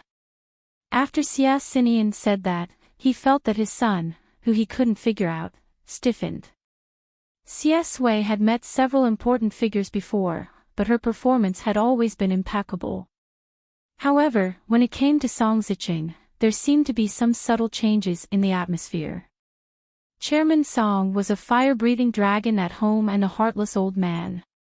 However, in front of outsiders, he had always been a cold and domineering president. He didn't smile and had a straight face. His eyes fell on Xie Sui like torches. Xie Sui didn't know what to say for a moment. He had made a deal with Song Ziqing in his previous life and seemed to have cheated him of a sum of money. However, in this life, he had taken a fancy to his precious youngest son. No matter how he thought about it, he had to behave better. Xie Xinian didn't understand the crux of the matter and reminded him with a half-smile. "Are you scared? Call him Uncle Song." Xie Sui didn't need to be reminded. The corners of her lips curled up, and the smile in her dark eyes was pure as if she had seen an elder she had admired for a long time. "Hello, Uncle Song." Song Ziqing had been paying attention to this young man since a long time ago. Xie Xinian, the son of an old fox, was really a little fox with a belly full of evil tricks. However, this little fox tried to pretend to be innocent and harmless in front of him. However, it had to be said that Chairman Song liked the worship and admiration very much. He was in a good mood and said, "Yes." As an elder, he just politely said a few words. "I have a younger son who seems to be about the same age as you." Xie Sui's smile didn't diminish. "Well, then I really want to know him." Xie Xinian just remembered some things about Song Yu in Jingqing. He sneered slightly and shook his head, but didn't say much. At that time, it was Master Xia who forced him and Su Qiao to have such a tragedy. Even if he didn't agree with the feelings of the younger generation, he didn't want to interfere. After just a few days of contact, he also had some understanding of Xie Sui's character. His thoughts were as deep as his father's, but his paranoia about love was like his mother's. It was just that the Song family wasn't so easy to fool. Chairman Song looked around and said straightforwardly, "He came tonight, but I don't know where he went now." Speaking of which, Chairman Song didn't intend to force Song Yu to come. After all, there were a lot of muddy waters in the Xia family at this juncture. It was purely because he was too angry that he had to drag him out. However, he also arranged for Song Weining to be by his side at all times. Xie Sui was stunned. "He's here too. Why didn't the Song family protect him well and brought him to a messy place like the Xie family?" Chairman Song's eyesight was very good, or it could be said that the father and son had a telepathic connection. At a glance, he saw Song Weining sitting on the sofa in the corner, ignoring all the pastries on the table and only drinking water, and Song Yu, who was bored to death and was forced to listen to his sister's gossip. He thought about how other people's sons had already started to be brought to banquets to socialize, while his own son only knew how to bicker with him. Chairman Song's self-esteem as an old man had been dealt a blow. He was furious and casually called out to a waiter. "Go and call Song Yu over." Before the waiter could answer, Xie Sui had already said, "No need, Uncle Song. I'll go look for him." Chairman Song narrowed his eyes. Xie Sui's eyes were dark as she smiled calmly and said, "I really want to get to know him." Chairman Song, ? Chairman Song suddenly regretted it. He didn't want these two to get to know each other anymore. Although his son's mouth could anger people to death, he didn't have so many crooked thoughts. He was pure and his emotions were written all over his face. Would the son of that old fox, Xie Xinian, lead his son astray? "I'll call him over." He wanted to watch from the side. Song Yu's perfunctory attitude made Song Weining feel bored. She asked him, "Are you really not interested in getting to know people?" "Song Yu, I'm not interested." Song Weining felt that she couldn't complete the task given by her father. She sighed. Forget it. She and Song Yu sat together. Basically, people with a little bit of status in a city would know Song Yu's identity. In the future, there would be various jewelry exhibitions, auctions, and charity dinners. Song Wenying took Song Yu to a university last time, so she knew the power of her brother's face. She thought that Song Yu wouldn't have to worry about no one in Jing City. Now that she was bored, she asked him, "What does your girlfriend look like in Jing City? She is so young, but she has fascinated you so much." Song Yu was annoyed by Xie Sui and said coldly, "Not good. She can't be more ordinary." Song Wenying blinked, but after all, she was not so picky about girls. She was very tolerant. She must have a very good character. Song Yu took a sip of ice water. "Don't. Her character is not good." Song Wenying sucked in a breath of cold air. "Souls are interesting. Song Yu, if it can make you angry every time." Song Wenying shook the goblet and was stunned. "How did you fall in love with each other?"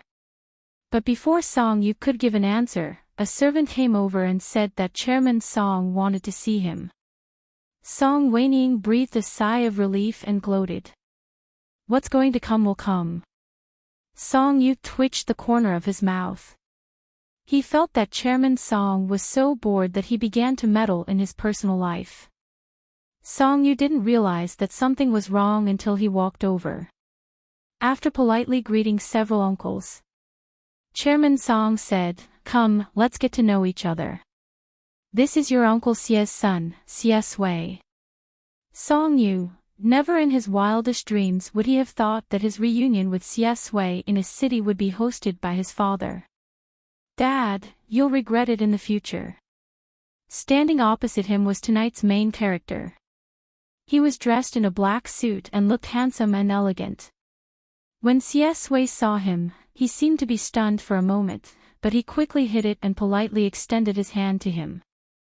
His fingers were slender and cold. He smiled and said, "Song Yu." Chairman Song's gaze was so hot that it almost pierced a hole in his body. Chairman Song cared about his face, and his gaze was saying, "If you dare to be a demon, you're finished." Song Yu gritted his teeth and reached out to shake Xie Sui's hand. He felt that Xie Sui used too much strength. When Xie Xinian saw this, he said, "You juniors go play first. I still have something to say to your Uncle Song." Chairman Song wanted to say something but hesitated. He felt that something was wrong, but when he thought of Song Yu's words during the day, "I enjoy that feeling of loneliness," he immediately swallowed the words that he wanted to say. "This brat. Can't I teach you a lesson?" Xie Sui couldn't ask for more. He reluctantly let go of the child's hand and smiled. "Okay. Song Yu, what a hammer." He felt his teeth itch when he thought of how happy he was last night. He couldn't wait and couldn't sleep. He was worried that Xie Sui would be too tired and didn't send him a message the entire day. He even took the initiative to get to know the Xie family, thinking that he could help Xie Sui a little when he came to a city. In the end, he said that he would arrive tomorrow, so he would probably see him the day after tomorrow. Was it necessary for him to hide it from him? Why didn't he want to see him earlier? The more he thought about it, the angrier he became. After Song Yu left the sight of the elders, he quickened his pace and walked in front. Along the way, the passers-by kept looking at the two of them. After all, Xie Sui was tonight's main character. When Song Yu and Song Wenying sat together, everyone guessed his identity. Both of them were the focus of everyone's attention. But looking at their tit-for-tat posture, everyone was confused. Did they have a grudge against each other? Xie Sui deliberately slowed down her pace and waited for Song Yu to cool down. The banquet hall on the first floor wasn't limited to this place. Opposite the main entrance was an exit that connected to a long corridor that led to another magnificent banquet hall. The long corridor was quiet and empty. Flowers and plants grew wild, and only the faint moonlight shone on the marble floor in the middle. Song Yu didn't know where he was going. He was really afraid that he would fall ill from anger. Xie Sui couldn't hold it in and held his hand from behind. Don't be angry. I'm sorry. His voice was gentle and helpless, and the night wind blew into his ears. The alienated and cold young man was unbelievably gentle in front of his lover at this moment. Song Yu wanted to break free, but he couldn't. After calming down for 2 seconds, he stared at him with his light-colored eyes and said indifferently, "Don't. Why are you apologizing? Young Master Xie didn't do anything wrong." Even young Master Xie came out. It seemed that he was really angry. Xie Sui smiled and approached him. "I wanted to give you a surprise." Song Yu laughed. "Ha." There was no one here, and they were in the dark. Xie Sui secretly held his fingers with one hand and felt the delicate skin between the young man's fingers. She said softly, "I didn't expect to make you angry." Song Yu was shocked. Looking at his movements, he wondered what Xie Sui wanted to do. There were many expensive flowers planted outside the corridor. The cold winter wind carried a faint fragrance, but the breath on his cheeks was hot. Xie Sui held his fingers with one hand and hugged his waist with the other. Her back leaned against the cold pillar. His voice was low and hoarse. "I'll explain later. But now, I really want to kiss you." Song Yu, suddenly, the air around him was occupied. Perhaps it was the longing that had accumulated for so long that this kiss came fiercely. The moment his lips were sealed, Song Yu's eyes widened. He felt like he was in a world of ice and fire. Behind him was a cold stone pillar, and in front of him was a warm body. After a moment of confusion, Song Yu reacted he was still angry. "Fuck. Can't you change boyfriends?" There was a lively and noisy banquet in front and behind them. The two of them kissed passionately in the corridor. Perhaps it was because Xie Sui hugged him so tightly that she almost melted into his arms. The turbulent and undisguised longing poured out. Their uncontrollable emotions made him hear each other's beating hearts clearly in the silence of the night. Song Yu's anger slowly dissipated. At the end of the kiss, Song Yu opened his mouth and panted slightly. "Fuck."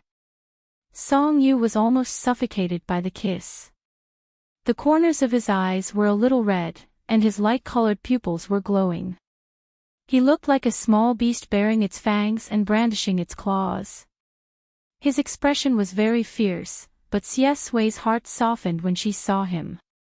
Xie Sui looked down at him, her eyes full of gentle and affectionate smiles. She licked her lips and said, "Yu is so sweet." Song Yu's ears were red. He gritted his teeth and hooked his tie, letting him come closer to him. "You're done kissing. Explain." Xie Sui held his waist and stood him up. She said, "I want to give myself a day to deal with the Xie family's matters before looking for you." Song Yu felt dizzy just listening to the 2 or 3 people Song Weiniing mentioned. The corners of his mouth twitched. Deal with the Xie family's matters in a day. Are you kidding me? Xie Sui didn't explain. Of course, a day wasn't enough. He had only convinced old Master Xie yesterday. "I think I'll see you again in the form of a visit." Song Yu was rendered speechless by his words. Xie Sui hugged him, but she smiled and whispered in his ear, half coaxing and half coaxing him, "Don't be angry." Song Yu's ears were hot and numb. Damn it. Why did he always have no way to deal with Xie Sui? Forget it, forget it. If she didn't pamper her boyfriend, who would she pamper? Song Yu pressed his shoulder and pushed him away. He looked to the side in embarrassment until he was sure that no one was around. He tidied up his messy suit shirt and said to him, "Don't hide everything from me next time." Xie Sui chuckled. "Yes, sir." When they returned to the banquet hall, as the host, Xie Sui was called over by old Master Xie to say something. While the butler turned around, Wei quickly kissed Song Yu on the cheek and said, "Wait for me." Song Yu blushed and pushed him. "What's wrong with you?" He drank a few glasses of ice water. After making sure that his expression had returned to normal, he sat back down with Song Weiniang. After he left, Song Weiniang did not hold back anymore. She called her best friend over for a chat. It was Hua Yan from Xingchen Entertainment last time. Song Yu's expression was the same as usual, but there was still something different. Song Weiniang looked at him from when he walked over to when he sat down. She asked in a daze, "What happened to your mouth?" Song Yu's expression did not change. "I was bitten by a mosquito when I was outside." Hua Yan laughed out loud and repeated softly, "Mosquito." Song Weiniang shook her head. "Tisk, do you know what kind of classic line that is? In TV dramas, the female lead and the male lead have an affair. They all use this to brush off ignorant people." Song Yu. Oh. Director Song's heart did not waver. "Aren't you an ignorant person?" Song Weiniang joked, "If you weren't so dead set on your girlfriend, would have suspected that you were having an affair." Song Yu. "You guys talk. Don't worry about me." Hua Yan asked, Yu, I heard that you left with Zhao Ziyu at the film city last time." Song Yu looked up. "Yes." Hua Yan sighed. "I should have sent someone to follow you at that time." Song Weiniang and Hua Yan had been best friends since childhood. Of course, they had told each other everything, including how Song Yu had abused her parrot and taught it to say those crazy words. Therefore, Hua Yan also knew that Song Yu hated Zhao Ziyu. However, Song Yu and Zhao Ziyu had not seen each other for so many years. She thought that the conflict between them was caused by the dispute last time. Suddenly, she felt quite guilty. When they mentioned Zhao Ziyu, Song Yu suddenly realized that Zhao Ziyu was also there. He even saw Wei. Fuck. How would he react? Song Weiniang glanced at him and sighed helplessly. "Don't look like that. Zhao Ziyu is the only son and heir of the Zhao family. He's busy. If you don't want to see him, he doesn't have time to see you either. Anyway, you won't meet him often in the future.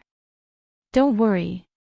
However, just as Song Weiniang finished speaking, a voice that was between a teenager and a young man sounded above them. It was gentle and cold. "Song Yu, let's talk." Song Weiniang looked up in a daze. Song Yu also tilted his head. "Zhao Ziyu." Song Weiniang, what a jinx. It just so happened that Zhao Ziyu bumped into him. He just remembered this matter. He got up from the sofa. "Okay, let's talk outside." There was a square pond in the garden outside the main entrance. The trees next to it were full of lanterns. There was a swing by the pond. Song Yu didn't have much to talk to him. He just wanted to say, "Don't provoke my boyfriend." However, Zhao Ziyu beat him to it and said, "You and Wei are already together." Song Yu swallowed his words. "Yes." Zhao Ziyu's gaze fell on his lips, but he quickly looked away. "You've always been afraid of me. What are you afraid of?" Song Yu, don't flatter yourself, okay? I just hate you. It's not that complicated." Zhao Ziyu looked at the night sky. The moonlight was beautiful and clear. He said, "Didn't you always think that there was something strange about me coming back?" Song Yu looked at him indifferently. "Zhao Ziyu, I said that I'm here for you. Aren't you curious at all why I'm here for you?" He tilted his head and smiled. You're not the only one with memories of your past life. You're not the only one with memories of your past life." Song Yu was stunned. His pupils constricted and then slowly widened. After a long time, he smiled to himself. The arrogance that he had been suppressing suddenly erupted. He took a step forward, grabbed Xiao Ziyu's clothes, and threw him to the tree next to him. Then, he punched him. I didn't do anything to you because I felt that I couldn't convict you of something that hasn't happened yet. But you still remember. That's great. Song Yu's clear eyes were cold and crazy. Idiot, is it fun to imprison people?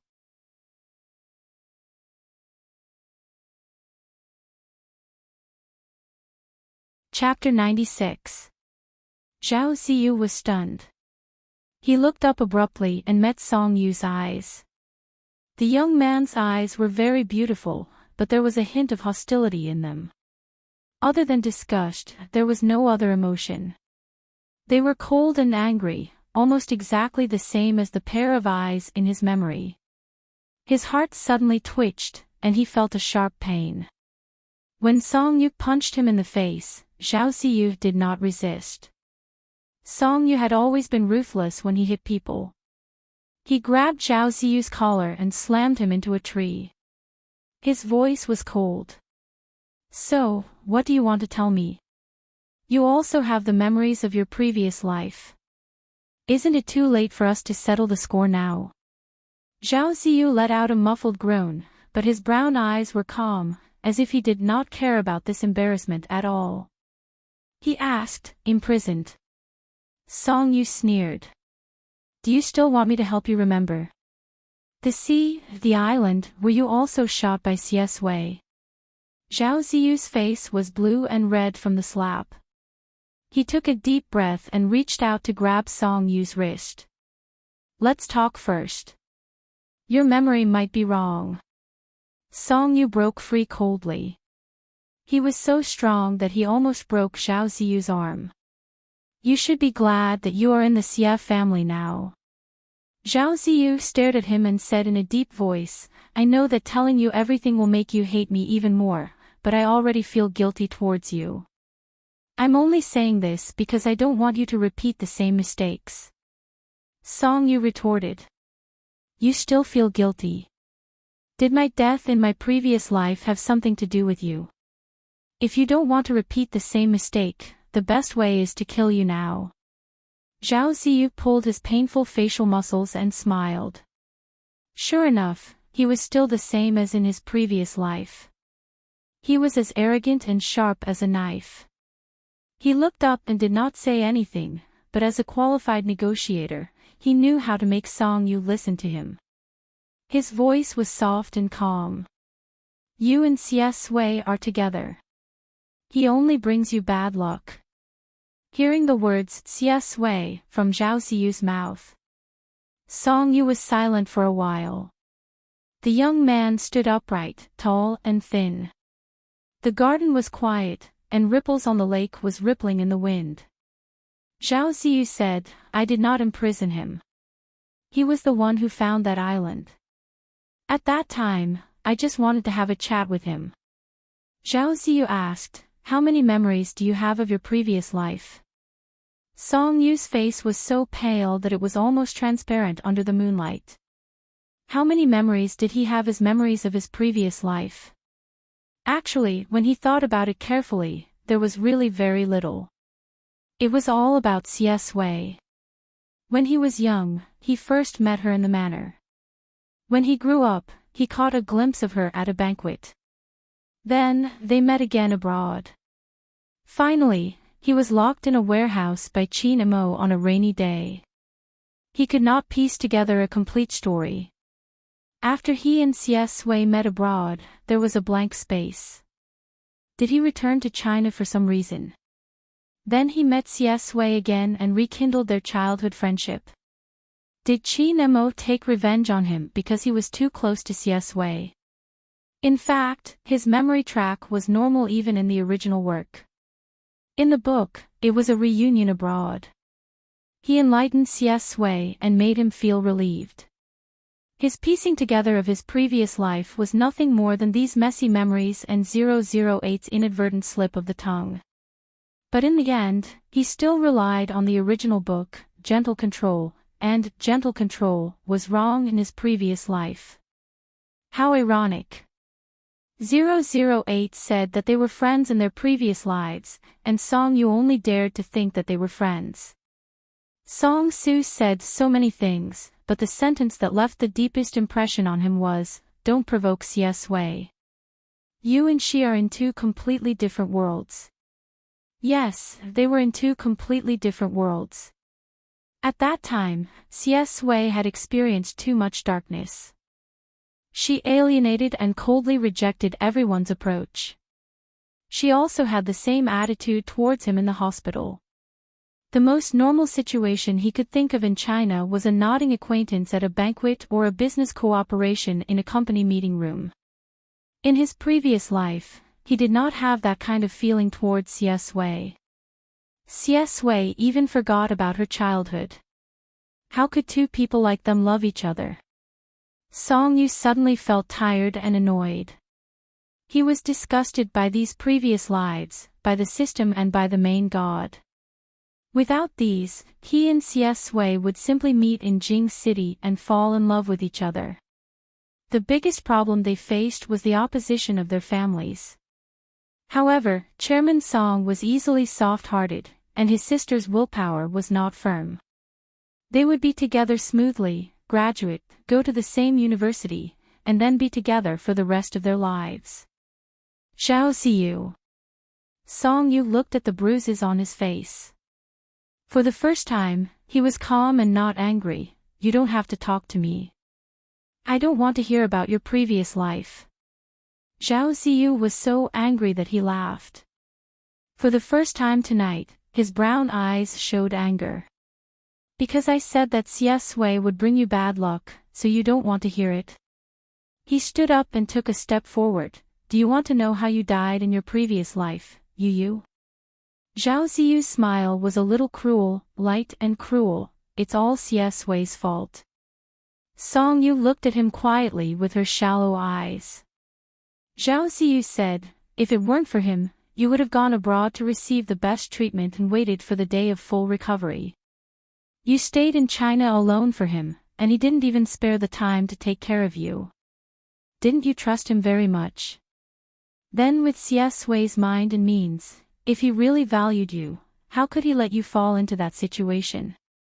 He wasn't even with you when you were sick. It was your brother who called me in a city and asked me to take care of you. Taking care of me when I was sick. Was he really a sick person in his previous life?" Song Yu looked at him for a long time. After a long time, he laughed. His tone was a little slow, gentle and slow. "I say, why do you like to break up other people's marriages so much?" He really felt that Zhao Ziyu was hopeless. He said lightly, "Even if we break up, he won't like you. He won't like you either." Zhao Ziyu suddenly laughed, as if he was mocking and ridiculing. "When did I want him to like me?" After being reborn, it seemed that the magic had disappeared. The first time he noticed CS Wei, it was also at a banquet like today. The god's favored son was cold and eye-catching. When the people next to him raised their glasses and said to him, "Master Zhao, I'm afraid you have one more competitor." He smiled politely but didn't take it seriously. But later on, CS Wei's rapid growth surprised him. Probably because he was young and frivolous and competitive, he noticed it after a few times. The Song and Zhao families were old friends. Although Song Su was older than him, they were more like peers. Song Su said, "The one in the Xia family is more sinister than his uncles." He didn't take it seriously. How can an illegitimate son be open and aboveboard if he can get to where he is now?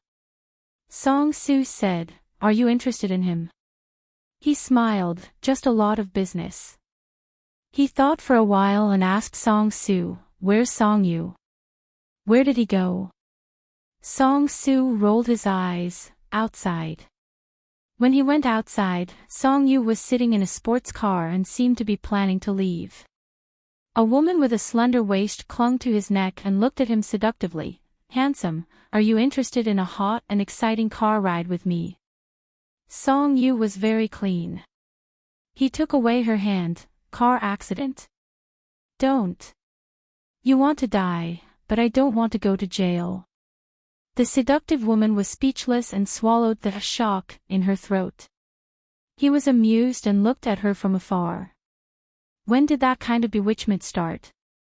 Probably after he found out that Song Yu and Xie Sui were together.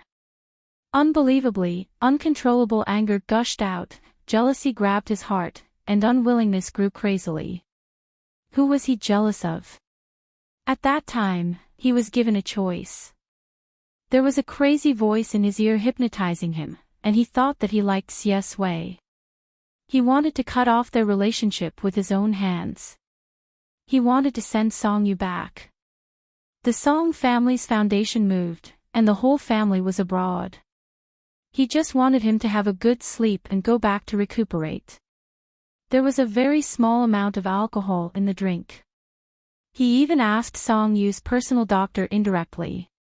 However, when Song Yu noticed, he was stunned and looked at him blankly. At that time, they had a good relationship. To Song Yu, he might not be on good terms with her, but he was definitely not a stranger and someone she could trust.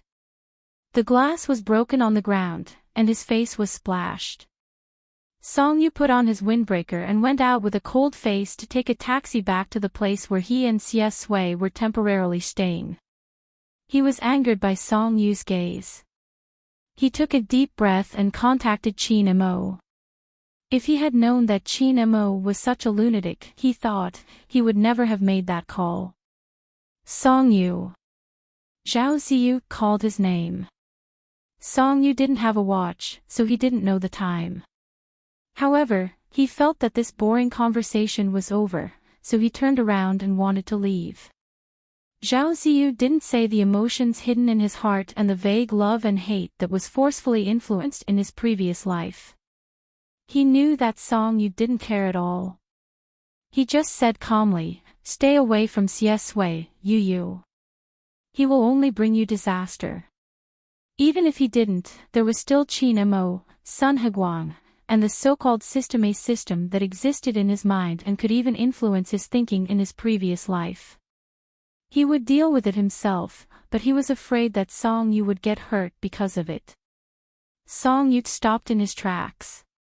He couldn't take it anymore and raised his head. He wanted to retort, "Hurry up and shut up, idiot. Otherwise, I'll be the one bringing disaster to you." However, when he looked forward, he was stunned. Next to him was a swing covered with vines, hanging lights on the trees, and the lake reflected a clear shadow. Xie Sui stood there, listening for a long time. There was a moment of silence. Xie Sui glanced at Zhao Ziyu behind him. Zhao Ziyu also saw him. 008 said that his soul had met his lover, but his gaze was cold as if he couldn't wait to kill him. Song Yu's head was stuck. He said that he would wait for Xie Sui, but he ran out to hit someone and was caught. It was too embarrassing. He wanted to explain. However, Xie Sui didn't seem to need him to explain. She smiled slightly, lowered her eyes, and took his cold hand as if nothing had happened. "Let's go in first. It's quite cold outside." Song Yu felt that even if he was smiling, he didn't seem to be very happy. Suddenly, his heart was quietly raised. When they went in, just in time for Song Weiniang to find him. As the banquet was coming to an end, Song Weiniang saw that Song Yu had been out for so long and wanted to look for him. She pulled her best friend to look for him together. However, just as she walked to the door, she saw Song Yu and Xie Sui come in together. Song Weiniang, Hua Yan, ? Song Weiniang, you, she was stunned. Her eyes were wide open and full of disbelief. The two teenagers, one in black and one in white, looked outstanding and very eye-catching. However, the point was that the young master of the Xie family in the black suit was the main character of the entire banquet, just now the person her brother clearly expressed that he didn't like. Also, why did her proud and stubborn brother feel guilty now as if he had been caught doing something bad? Sui was calm and elegant. He calmly explained, "Hello, sister. Song Yu and I are classmates in Jing City." Song Weining was happy and sad to be called sister. However, the young man in front of her was too good-looking, so she was more than happy. She coughed. "What about your brother Zhao? Didn't you just go out and chat with him?" Sui smiled faintly, but the air was a few degrees colder. Song Yu's wrist was hurt by his grip. Song Yu was so wrong that she had nothing to say. "What can I say to Zhao Ziyu? We separated very quickly." In fact, Song Weining was just asking casually. She was obviously more interested in Sui. Although the Xia family was dangerous and poisonous, they were good-looking. Besides, he was her brother's classmate. At least at this age, he was cute. She was so excited that she directly ignored the two people holding hands. She just thought that Sui happened to pull her back. "Oh, I see. Your sister Hua Yan and I just wanted to go out to look for you. It's good that you are back." She didn't mention that the banquet was about to end. She warmly asked Sui to sit with her. Sui's image in front of Song Yu's family was very good. He was polite and modest. At first glance, they could tell that he was a polite and noble young master. Song Weining was jealous. They were the same age, but why was there such a big gap between them? Sitting there, Song Yu didn't say a word. He ate quietly. Song Weining excitedly asked all kinds of questions, and Sui patiently answered. Although she wasn't very enthusiastic, she was definitely not cold. Song Yu sighed in his heart. He felt that Sui was angry with him. They were really interesting tonight. Every dog has its day. Song Weining couldn't find a topic to talk about. Her eyes turned and suddenly lit up. She then remembered a problem that had been troubling her. She could get some information from Sui about her younger brother's girlfriend who he was hiding. "Sui, you are classmates. You should know my brother's girlfriend, right?" Song Yu almost choked on the food in his mouth. "Sui, yes." "Song Weining, do you have a photo? Anyway, I will have to meet her sooner or later. I don't know why someone is hiding. I heard from someone that his girlfriend is average-looking and has a bad personality. She always makes him angry." "Really?" Song Yu, Sui was silent for a moment. Then, she looked up and smiled. "Maybe." "Song Weining, do you have a photo?" Sui took out her phone. "Look for it." Her slender fingers swiped a few times on the screen. Sui turned off the screen and shook her head. "Sorry, I didn't save it." Song Weining sighed regretfully. At this moment, Song Yu's phone rang. Song Yu, his phone was on the table. After being teased by Sui at the hot pot restaurant and calling him a hubby, he was so angry that he called Sui wife. Now, the phone screen lit up and popped up. Song Weining chuckled and urged him. "Message." Hua Yan joked, "Speak of the devil." Song Yu could feel Sui's gaze on him. His body stiffened and he didn't want to care about the phone. Sui said indifferently, "Do you dislike your girlfriend so much? You don't even look at the message now." Song Weining didn't agree with his actions. She said earnestly and a little proudly, "Don't be like this. Our Song family has never produced a scumbag." After saying that, she subconsciously glanced at Sui and reflexively recalled her previous conclusion that the Xia family had produced scumbags since ancient times. Song Yu had no choice but to take the phone and open the message. His girlfriend said, "Stay tonight." Song Weining's eyes lit up. What did she say? Song Yu's ears were a little red, but he still said calmly, "What can she say?" "She said that she misses me." Song Weining and Hua Yen, Tisk, Tsk. After the banquet ended, Song Yu was still thinking about how to persuade Chairman Song, but in the end, he didn't even need to do anything. When they were sending the guests off, Xia Sui pretended to casually roll up her sleeves a little, and the watch appeared in front of everyone. When Chairman Song saw it for the first time, he almost spat out the wine in his mouth. Song Yu was dumbfounded and held his forehead helplessly. Chairman Song suppressed his irritable temper and didn't ask. Later on, Xia Sui suggested that she and Song Yu were classmates and wanted Song Yu to stay the night. Chairman Song didn't want to bother with the unfilial son who had deceived him. "Stay. How can I control him?" Chairman Song angrily waved his hand and left. Of course, not long after the car left the Xia family's residence, Chairman Song regretted it. After his anger, he came to his senses and felt that the kid from the Xia family wasn't a good person. However, since he had already spoken, he couldn't take back his words. He couldn't lose face, so he could only tell the driver to pick up the young master from the Xia family's residence early tomorrow at 5:00. No later.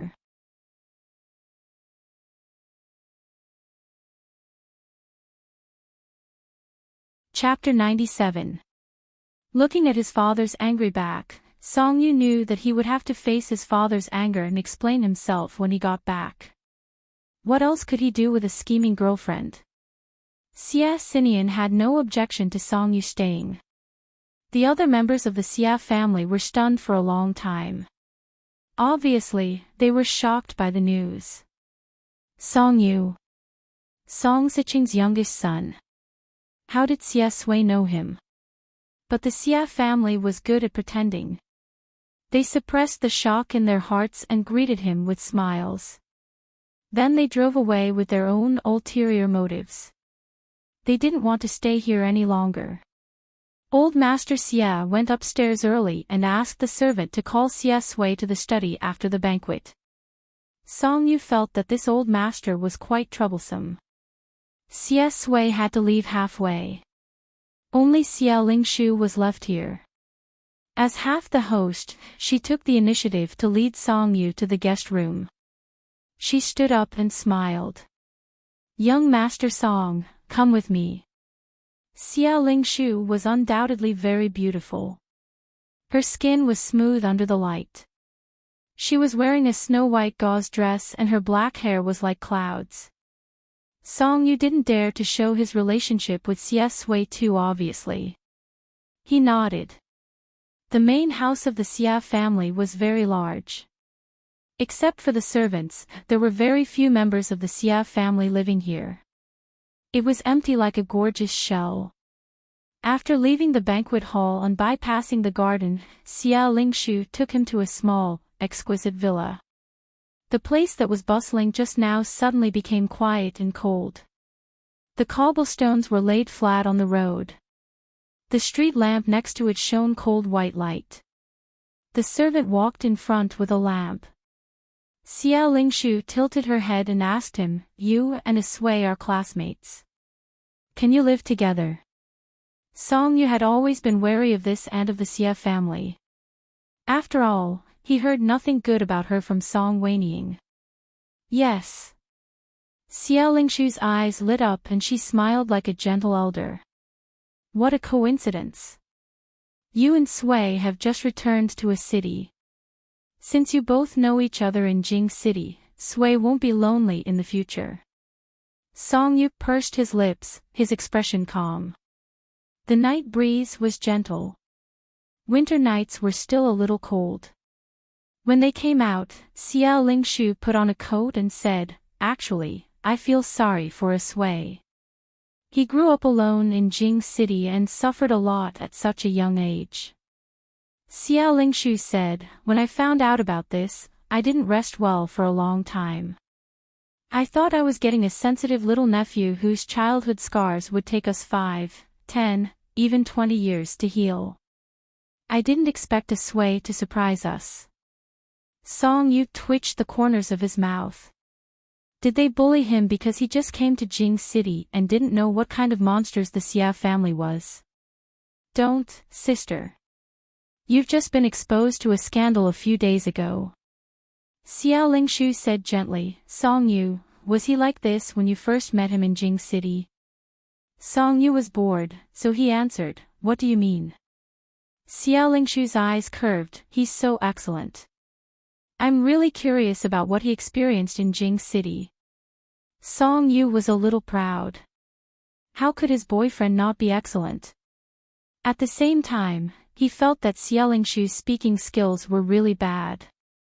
What did she want to know? Xia Lingshu said softly, before we came back with a sway, we all wanted to know him well so that we could get along better with him in the future. We investigated his elementary and middle school. Children's malice and cold violence were really shocking. My little nephew really suffered a lot in his childhood. But fortunately, everything got better after he entered high school. Song Yu just slightly raised the corners of his mouth. He was annoyed and didn't know what Xia Lingshu wanted to know from him. Xia Lingshu finally said the key slowly. Her tone was always gentle and tender. It was hard to tell whether she was telling the truth or not. She said, but I'm still very curious. How can a person change so much after a summer vacation? Is it because he met you? Song Yu was a little taller than her. He tilted his head and met Xia Lingshu's smiling eyes.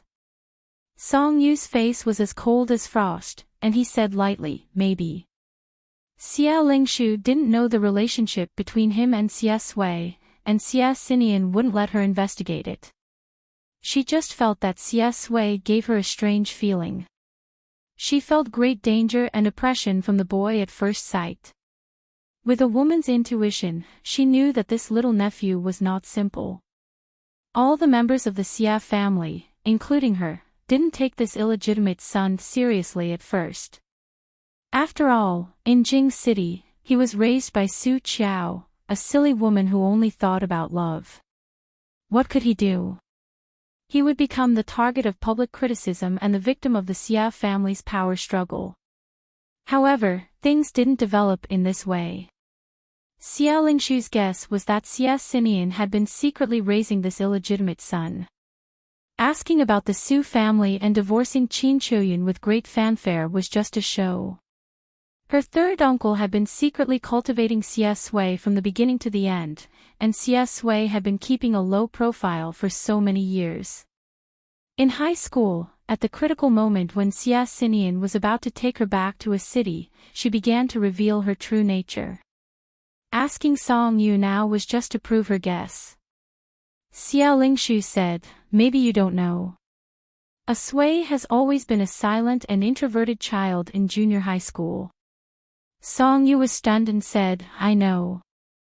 He had read the original book, Gentle Control. How could he not know Xia Sui's character before? Xia Lingshu smiled, showing a very shallow dimple, you know. Aren't you curious about why she changed so much? A Sui doesn't look like a child who has been autistic for more than 10 years now. Song Yu looked straight into her eyes. I met him this summer. The person I met was the real him. Is there a need to pursue the past? Xia Lingshu sensed the sharpness of his words and was stunned. She smiled and said, of course, there's no need. When they arrived at the villa, the servant went in first and turned on the lights. The decoration of the room was more classical and gloomy. The stairs were covered with blankets to absorb the noise. As a well-mannered hostess, Xia Lingshu considerately asked Song Yu if he was hungry. After all, he didn't eat much at the banquet. Song Yu was annoyed by her indirect questioning. He shook his head and asked her to leave with a cold attitude. Xia Lingshu left. Song Yu didn't bring any clothes to wash up. The servant prepared them for him and took him to the room he was going to sleep in tonight. On the left was the study, and on the right was Xia Sui's bedroom. The servant said, Young Master Song, do you really not need to eat anything? Song-yuk shook his head and took his clothes into the bathroom. While he was taking a shower, a trace of confusion slowly appeared in his clear eyes. Too many things had happened tonight.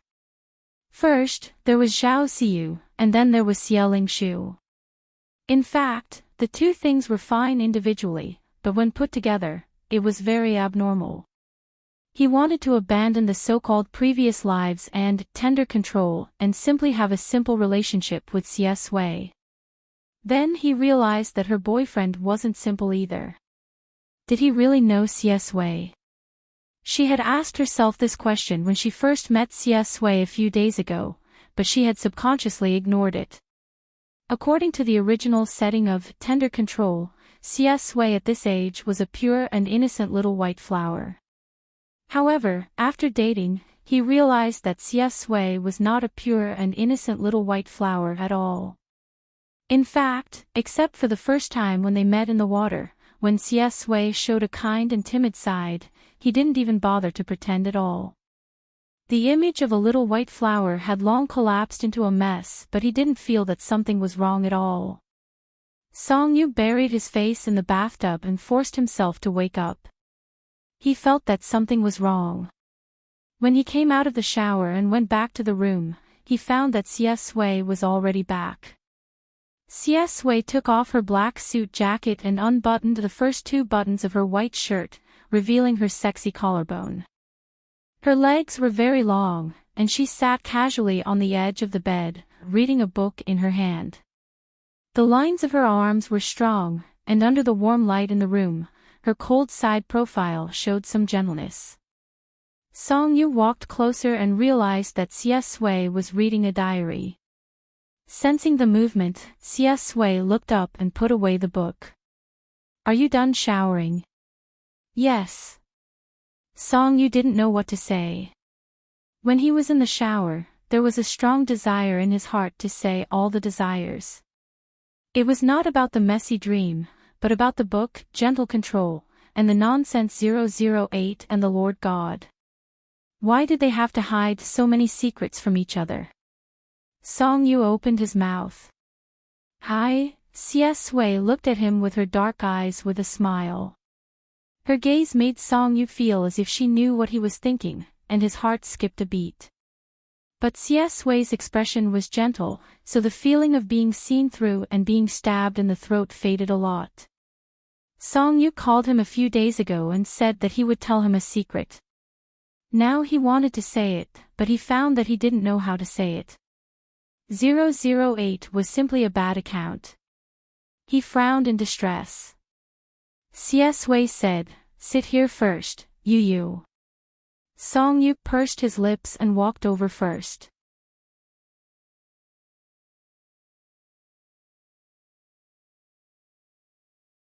Chapter 98. Song-yu walked over and sat on the edge of the bed, close to Xie Sui. He also saw the diary in his hand clearly. The paper was yellowed, indicating that it had been there for some time. The handwriting on it was small and elegant. It was written by Xie Sui's mother. Seeing the words, it was as if he saw the beautiful and gentle woman from back then, separated by life and death, separated by time. Xie Sui closed the diary, tilted his head, and said with a smile, "I remember you said on the phone that you wanted to tell me a secret. It's a long story, so tell me slowly." Song-yu was slightly stunned. He raised his head and looked straight into Xie Sui's dark eyes. He had always liked Xie Sui's eyes. Now, under his quiet gaze, it was like a clear spring that flowed into his heart and soothed all his irritation. He slowly nodded and opened his mouth. "Let me think about where to start first." Xie Sui said gently, "Let's start with your dream." "Dream? No, it's too messy here." Song-yu shook his head and then walked down from the bed. His pale feet stepped on the thick red carpet. He walked to the desk, opened the drawer, and took out a piece of paper and a pen. The retro-style desk lamp's orange light was not dazzling. He spread out the white paper, held the pen in his hand, and said half-jokingly, I'll tell you a tragic story. It's about you. Do you want to hear it? Wei smiled faintly, walked over, and stood beside him. Okay, I'm listening. Song Yu held the pen. The young man's wrist was thin and white, and the blue veins could be vaguely seen.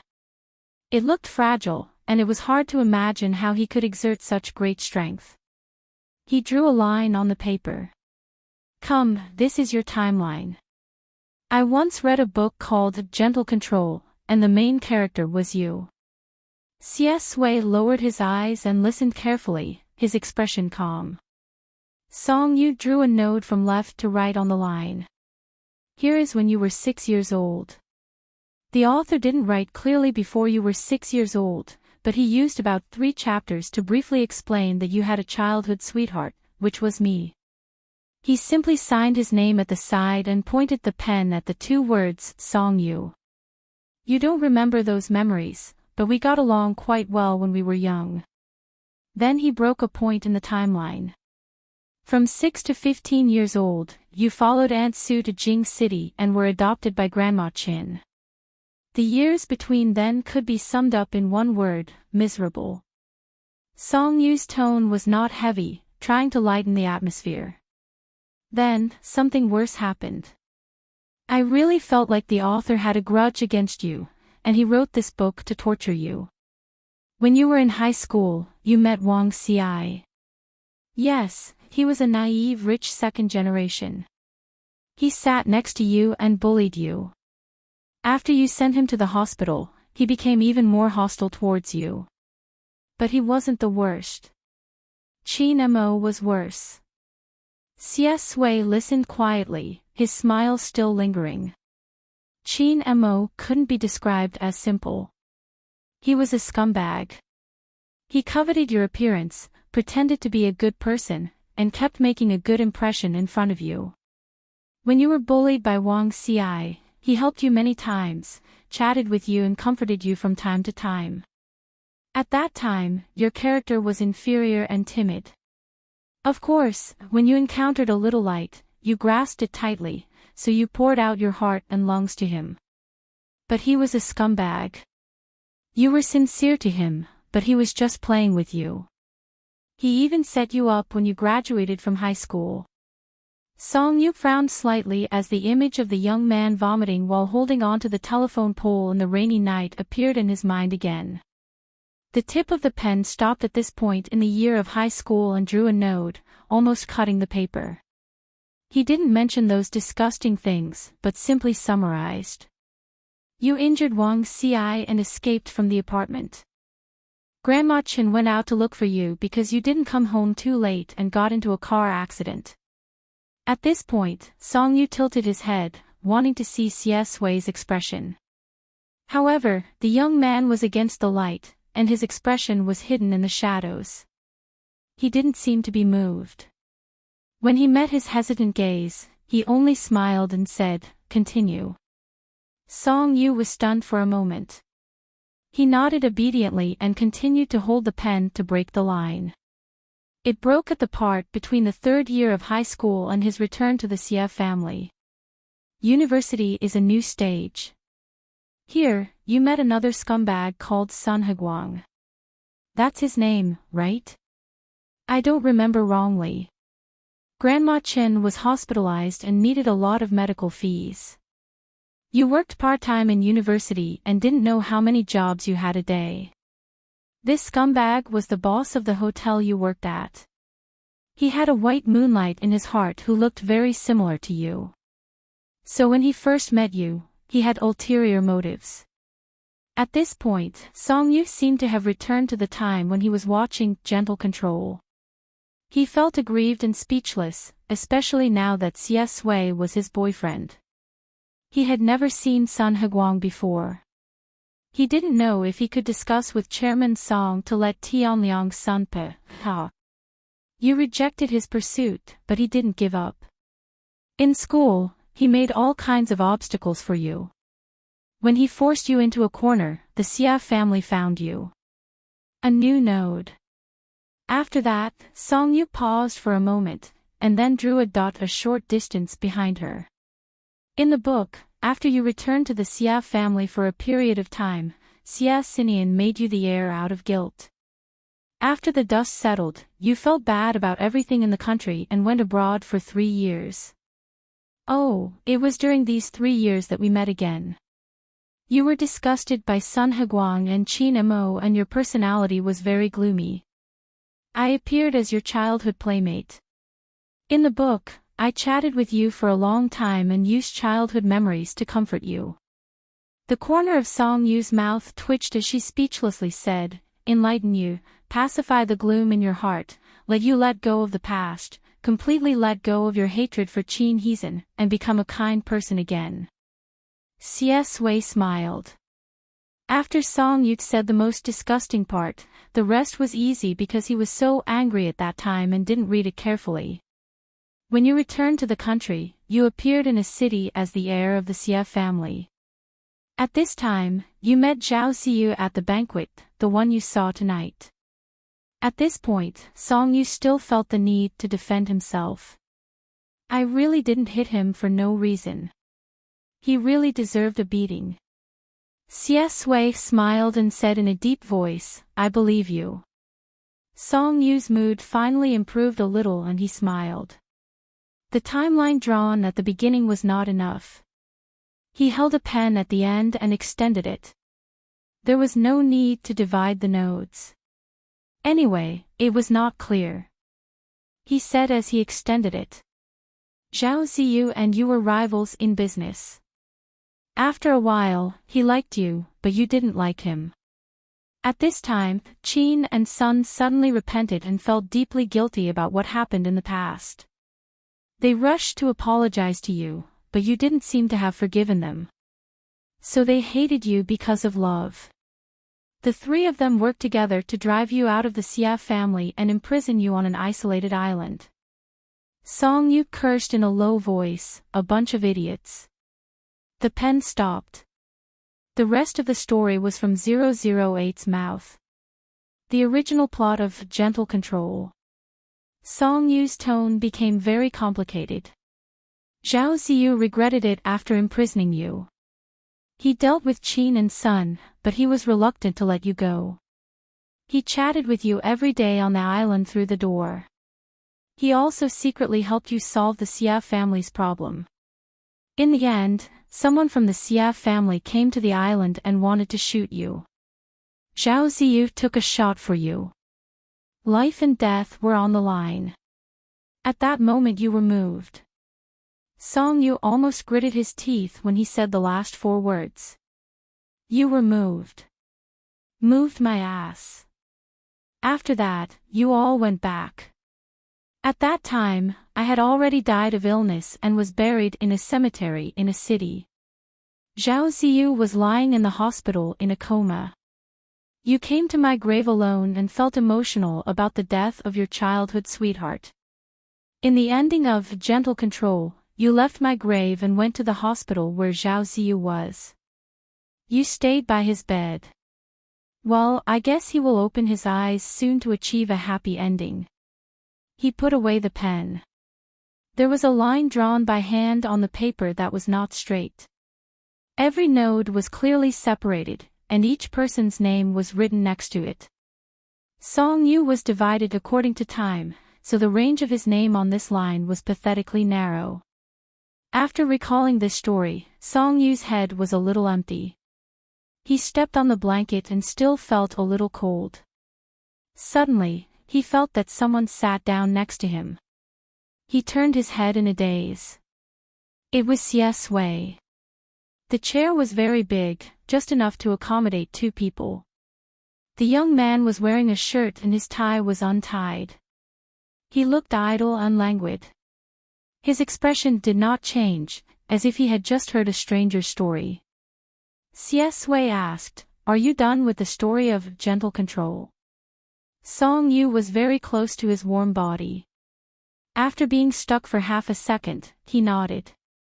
Yes. But I haven't told you about my dream yet. Xie Sui nodded patiently. Song Yu took out a blue pen from the drawer, turned around, and continued to write on the white paper and the black timeline. I dreamed of you every day for a period of time. The first time I dreamed of you, it should be in this range.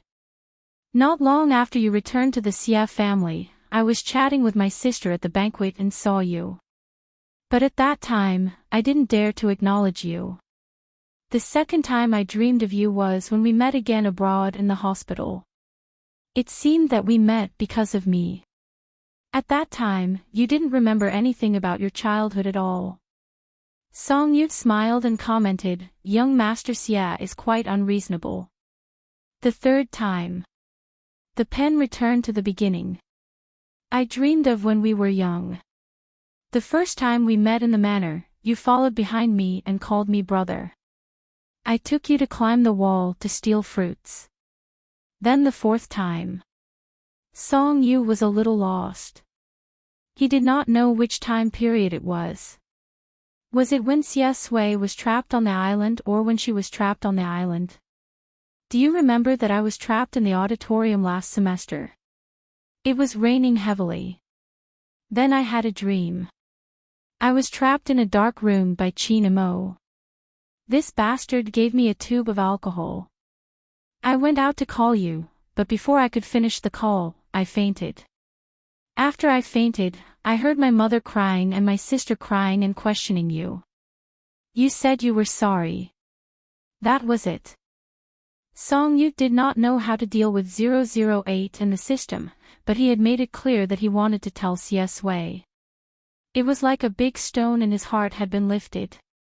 He let out a long sigh and felt comfortable. He turned his head and smiled. His eyes were bright and smiling. So, actually, I lied to you.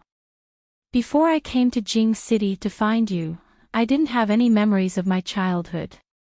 I just thought that your high school life was too miserable, so I wanted to help you. When Xia Sui heard the words, "a tube of alcohol," he felt his blood turn cold. His heart was throbbing violently. The overwhelming fear and horror in the haunted house reappeared, seeping into his bone marrow and sweeping through his brain. He closed his eyes and felt that his hands were shaking. Song Yu had always said that he was miserable in his previous life and had suffered a lot. But now, perhaps this was the time when he was closest to the real pain and suffering. After Song Yu finished speaking, he thought of Zhao Ziyu's words. A trace of confusion flashed through his light-colored pupils.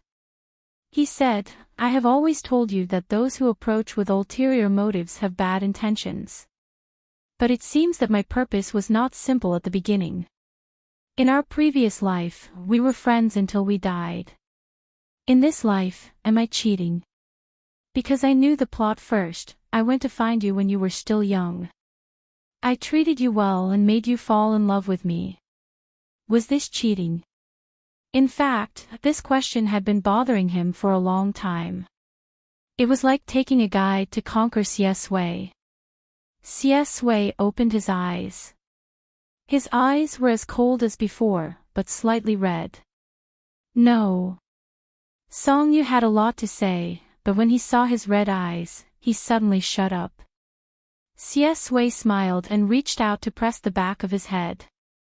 Her slender fingers inserted into the boy's soft hair. She leaned over and kissed him. Her lips and teeth were biting as if she was venting her uneasiness. The chair's handle imprisoned Song Yu's body, leaving him nowhere to escape. He could only passively accept this somewhat uncontrollable kiss. Song Yu was stunned. He could feel Xia Sui's hands trembling. He was a little confused. Was her boyfriend scared by the stupid book, Gentle Control? Xia Sui ended the kiss, but did not get up. She hugged him tightly and said in a calm and gentle voice in his ear, "We must have loved each other in our previous life.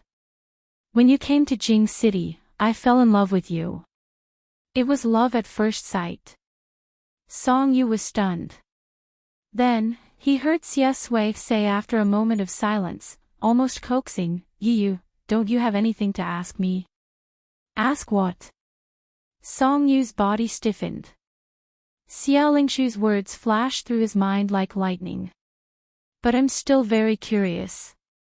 How can a person change so much after a summer vacation? Is it because he met you? The doubts that had been suppressed in his heart for a long time were silent and were about to explode in his head.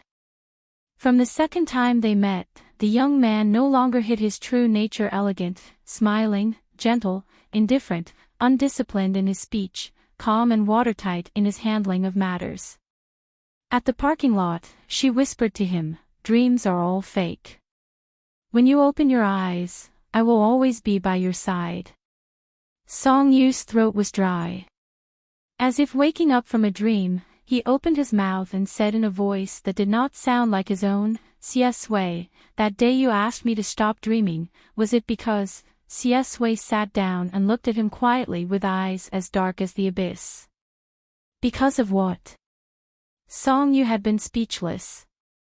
Xie Sui smiled and lowered her eyes as if to comfort or sigh, saying, "Because I know." Boom! It was as if a thunderbolt had exploded in his mind, shattering all his rationality and thoughts, leaving only a blank. Xie Sui rubbed Song Yu's hair and continued. "I know everything about your dreams, your words, and your previous life. I left your grave and did not return to the hospital." Her voice was calm as she spoke of the crazy things in a casual manner. "I was the one who fired the shot that made Zhao Ziyu fall into a coma. How could I fall in love with him? On a rainy night, I left your grave and did not go to the hospital.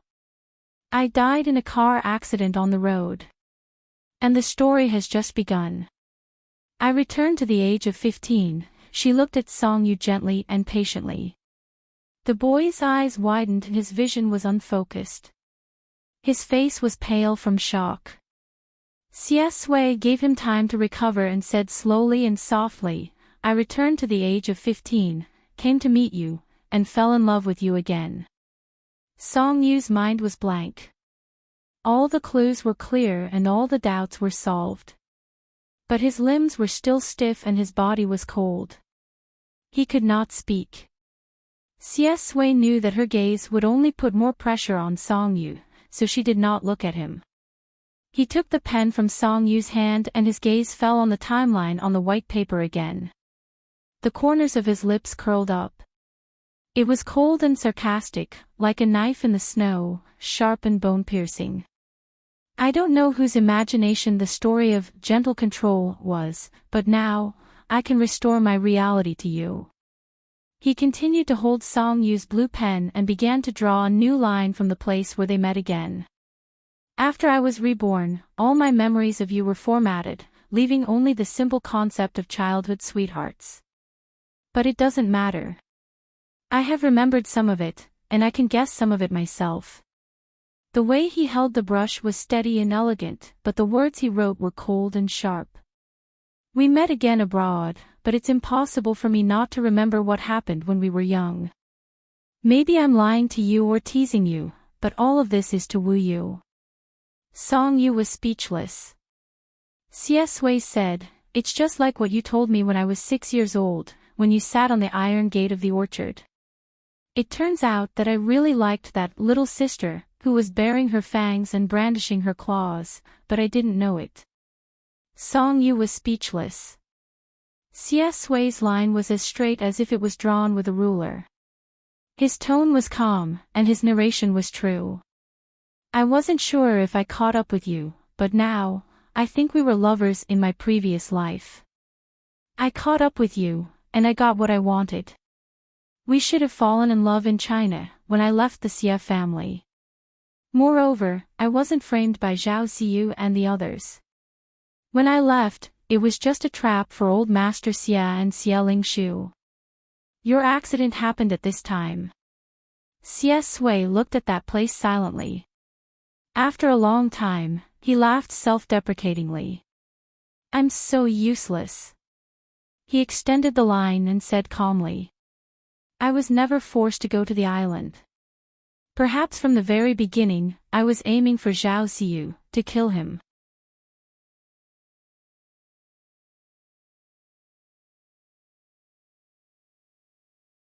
Chapter 99. There are 2 black and blue lines on the paper, interspersed with the karma, love and hate of the previous life, entangled with the true and false past. Song Yu lowered her head and stared blankly, her expression shocked and confused. He is frightened. C.S. Wei says, "Who wrote Gentle Control, and where did you read it? Can you tell me, Yu?" Song Yu steps on the blanket barefoot, feels a chill spread all over his body, and his head is in a mess. He purses his lips and grabs his hair. He makes up his mind and decides to confess. At first, I thought I was not from this world. I read this book in another world. After sleeping for a while, I transmigrated into this world. There is a thing that claims to be a system. It told me a lot. The general idea is to let me follow the plot, but I didn't listen. I chose to go to Jing City to find you, and then it was very angry and disappeared. When it came back, it told me not to like you, but I still like you, and it left angrily. C.S. Wei nods with gentle eyes. Song Yu's mood slowly stabilizes, and he is silent for a while. He doesn't intend to tell C.S. Wei about 008's revenge and regret. He just says seriously and calmly, "C.S. Wei, if one day I suddenly faint or fall asleep, don't be afraid. At that time, I should meet the system and the Lord God. I will definitely kill them, and then wake up to find you." C.S. Wei holds his cold hand and says in a low voice, "Okay." Song Yu looks up carefully and traces her face with his eyes under the light. Eyebrows, nose bridge, lips, familiar and intimate.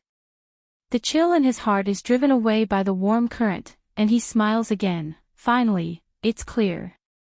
C.S. Wei also smiles and kisses him in the corner of his eye. It's clear. Song Yu feels that he can't guess C.S. Wei's mind. But all the root causes and crises are on him. As her boyfriend, C.S. Wei should also be uncomfortable. Song Yu comforted her, "Don't panic. Ever since I woke up, I didn't do anything the system said. It can't do anything to me now." "That's amazing, Yu." C.S. Wei said with a smile, but her eyes were cold. Song Yu felt a little sour in his heart. He knew that mentioning 008 and the Lord God would only add to his troubles. How could he resolve these 2 ideologies?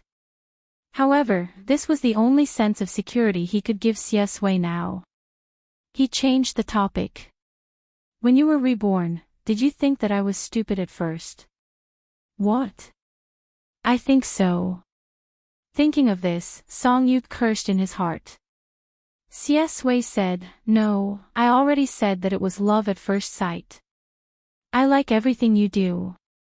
Song Yu was comforted, and his eyes fell on the diary next to him. "Was that written by Aunt Sue?" "Yes."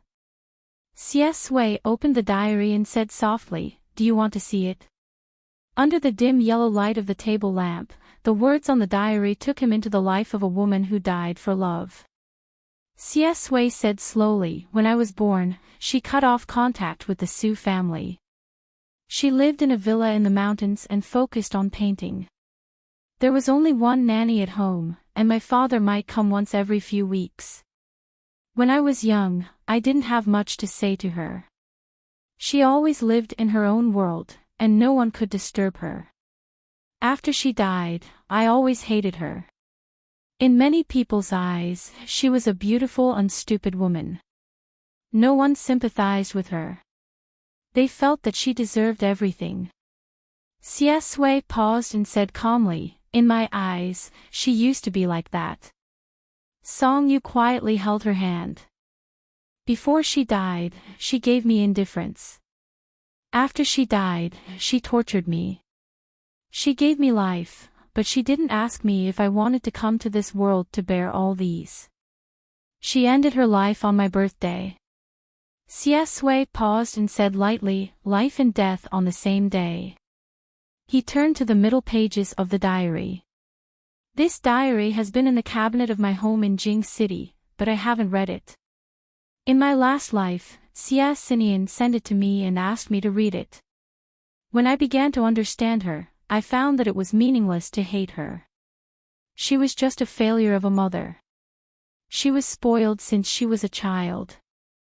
Only others gave her a lot of love. She didn't know how to love at all.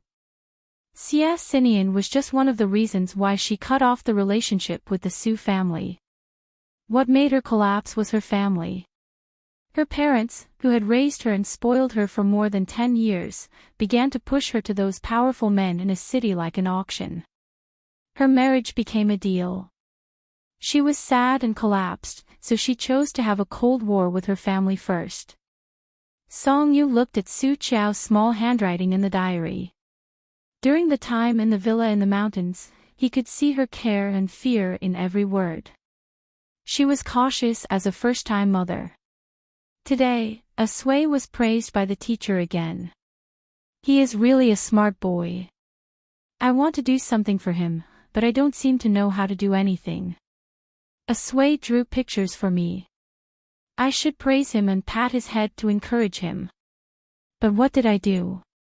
My Asui is great, but I can't even let him go to school normally. Fictional came and we had a quarrel. Asui was frightened.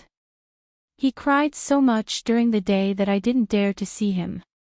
The nanny said that he was asleep, so I dared to see him secretly.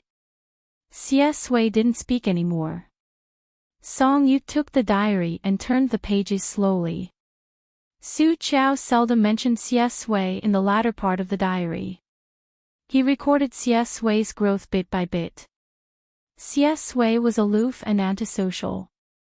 She didn't know how to get along with her child. She could only learn to respond slowly and clumsily. There was a page with a lot of folds.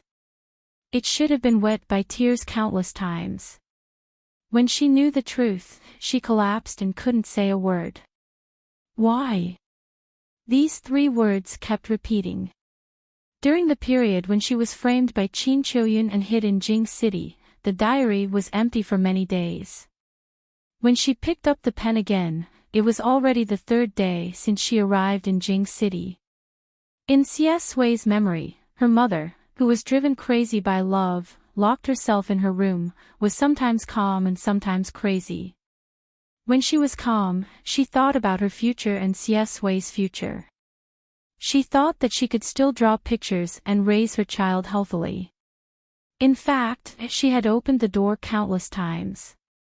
When Asui was sleeping late at night, she would stare at her child for the whole night and cry silently. Asui remembered a past in Jing City.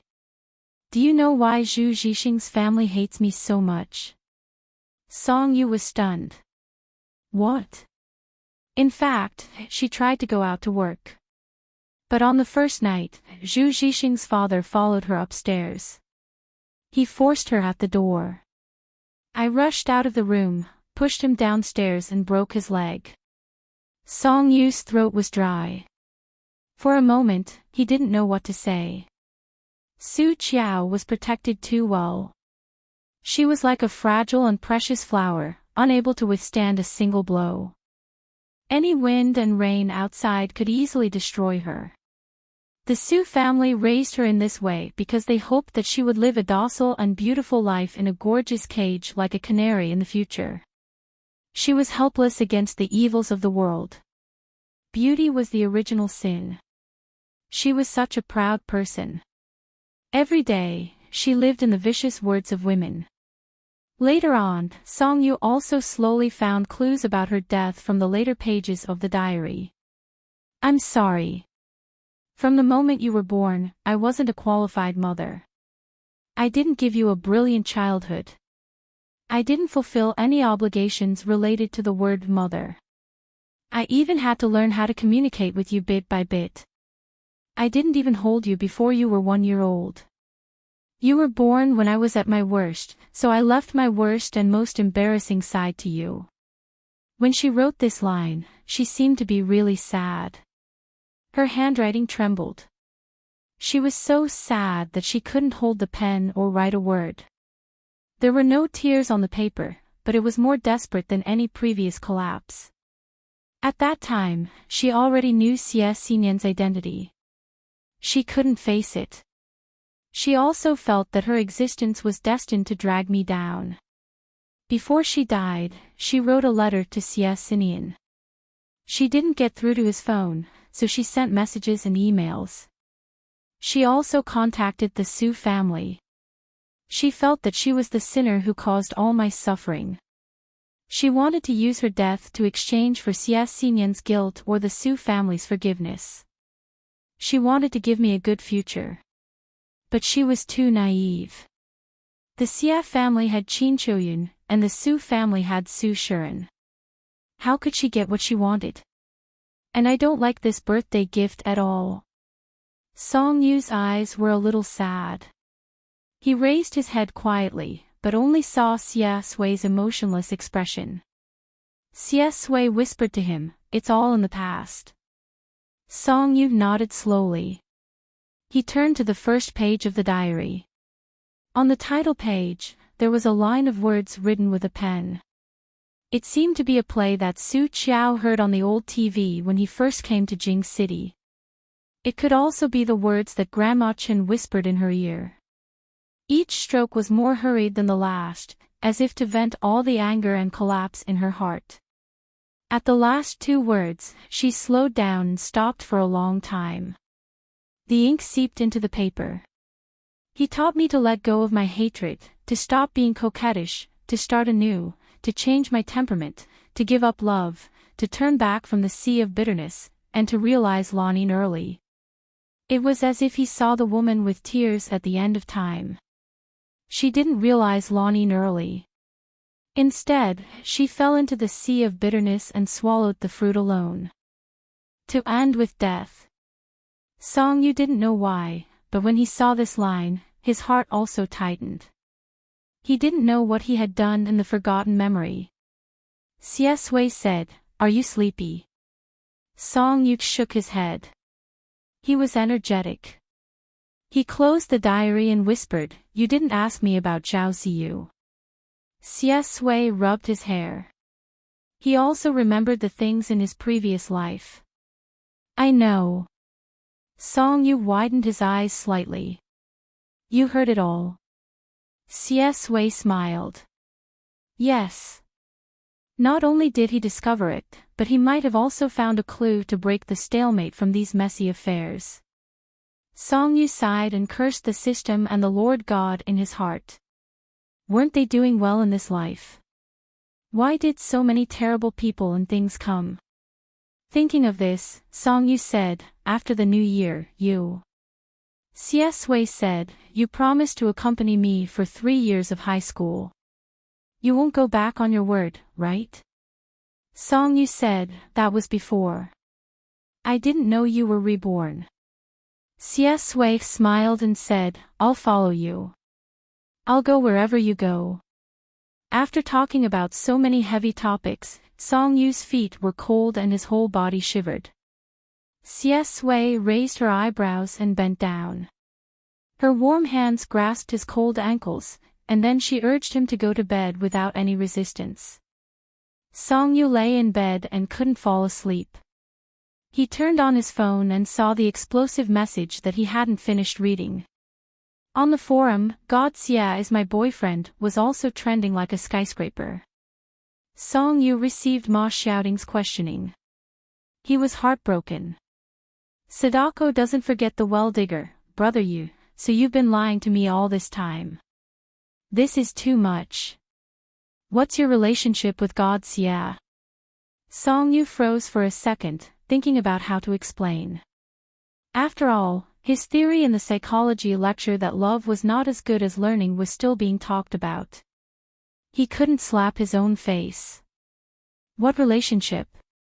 A relationship of sleeping in the same bed.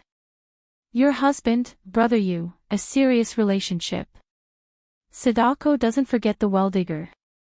You actually only replied now. I already know. I guessed it. Not only did I guess it, but I'm also going to go out and talk nonsense. The sky was high and the emperor was far away. He was really itching for a beating. Song Yu gritted his teeth. Your husband, brother Yu, then you can do a divination for yourself first. If your points don't exceed 6, you're a jinx. CS Wei said, why don't you tell him? Song Yu hurriedly put away his phone and stammered, we're still too young. CS Wei smiled and leaned over to hug him. Her hot breath blew into his ear. But we did everything in our previous lives.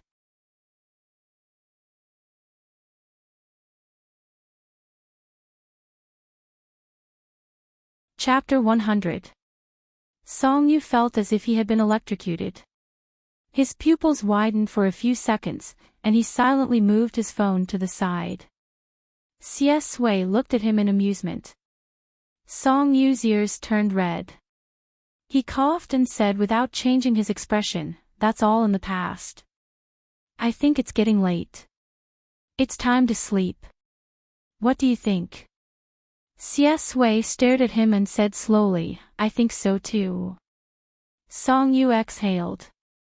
He had just put away his phone and was about to close his eyes. CS Wei asked lazily, how do you feel about me being your boyfriend? Song Yu was suddenly wide awake. So, as expected, he knew about it. It must be the group of nosy people in Class 1.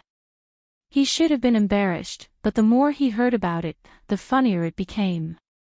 After thinking for a long time, he decided to make himself laugh first and replied, it's okay. I don't feel wronged. After saying that, he said angrily, go to sleep. CS Wei smiled, turned sideways to him, and closed her eyes. Song Yu's phone was still flashing with Ma Xiaoting's messages, but he didn't want to reply, so he put his phone away. Today, after talking things out, he felt as if a big stone had been lifted from his heart. He breathed a sigh of relief and couldn't sleep because of the excitement. Song Yu turned over twice, rolled in front of CS Wei. Lying on his side, the two of them faced each other. Song Yu blinked. Under the extremely faint moonlight through the curtains, he began to count CS Wei's eyelashes out of boredom. But halfway through, CS Wei suddenly opened her eyes.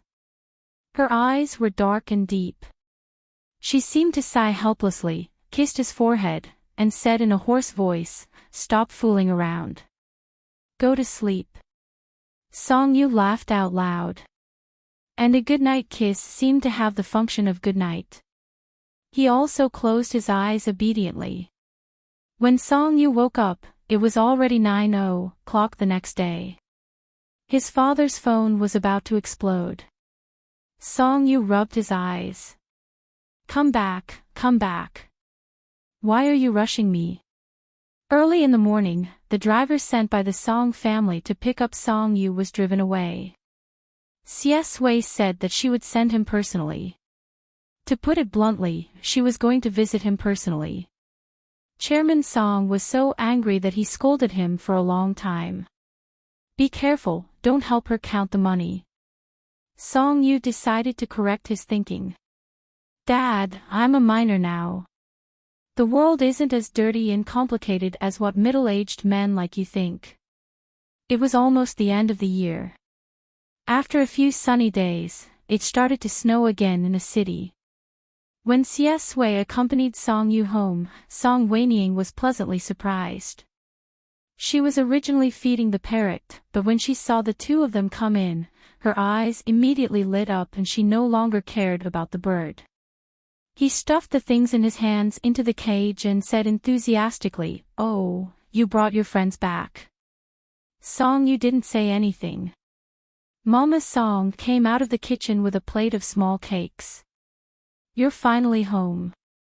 Your father kept talking about you last night. I don't know what's wrong with him." Mama Song was free at home today.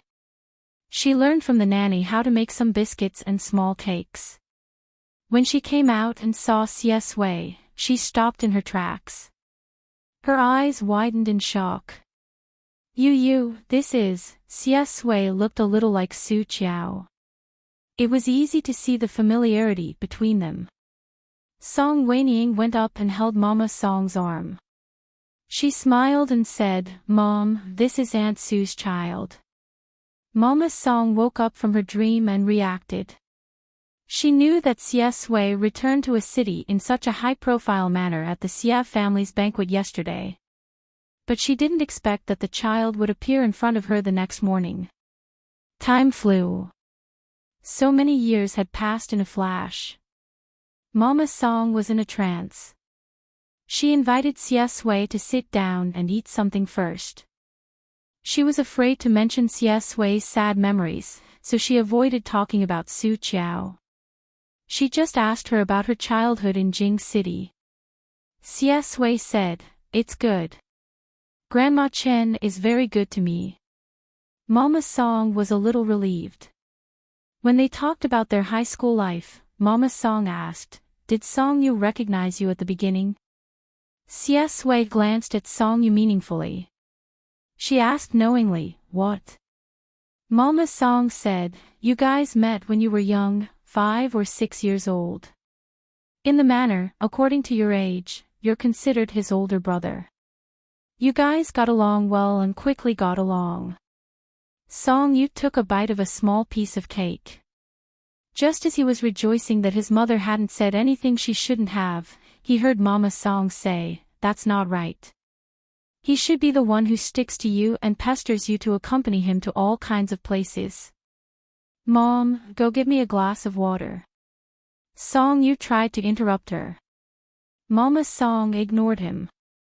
"I said that he was annoying, but he didn't believe me. When I asked him how you got along, he proudly said that he liked you very much and you liked him very much. On the first day, he was so shy and angry that you called him brother. What do you like about him? Troublesome and troublesome." Song Wanying couldn't stop laughing. "Troublesome and troublesome, ha ha ha ha." Song Yu, Mama Song was done with her son's dirty laundry. She returned to the topic. "He was in the same class as you and even sat next to you. It's fate. You must have recognized him." Xie Sui smiled. "Yes, I recognized him." Song Yu felt that his family was two extremes. His sister, who didn't have a strong will, had no prejudice against Xie Sui. His mother, Gu Nianji, only felt sorry for Su Qiao. The other two were completely two extremes. In his previous life, his brother looked at Xie Sui like she was a scourge. His father's attitude now was clearly showing his vigilance. Although Chairman Song didn't support his frequent meetings with Xie Sui, it was still a rebellious period. Secretly dating was like having an affair. It was quite exciting. Of course, Song Yu wouldn't listen. The first year of Jing City First Middle School was on holiday early. There were still more than 10 days before the new year. There was a mountain in the Wanghong district of a city. There was a Buddhist temple on the mountain. In winter, plum blossoms bloomed everywhere. Many people would go up the mountain to worship Buddha and enjoy the plum blossoms before the new year. Mama Song forced him to go, repeatedly reminding him to be sincere. Song Yu had never been a believer in gods and Buddhas, so he casually agreed to her words. This place was very famous. The snow on the steps was swept to the sides. Tourists came and went with their mobile phones holding up to take photos. The plum blossoms were like snow, reflecting the white of heaven and earth. Song Yu came alone. Xie Sui became busy after returning to a city. Xie Sinian took her to meet all kinds of people and deal with all kinds of things. He sent a message to Xie Sui, but Xie Sui said she would be late. Song Yu walked forward, but he didn't expect to meet an acquaintance. It was Qin Mo, whom he hadn't seen for a long time, who walked out of the temple.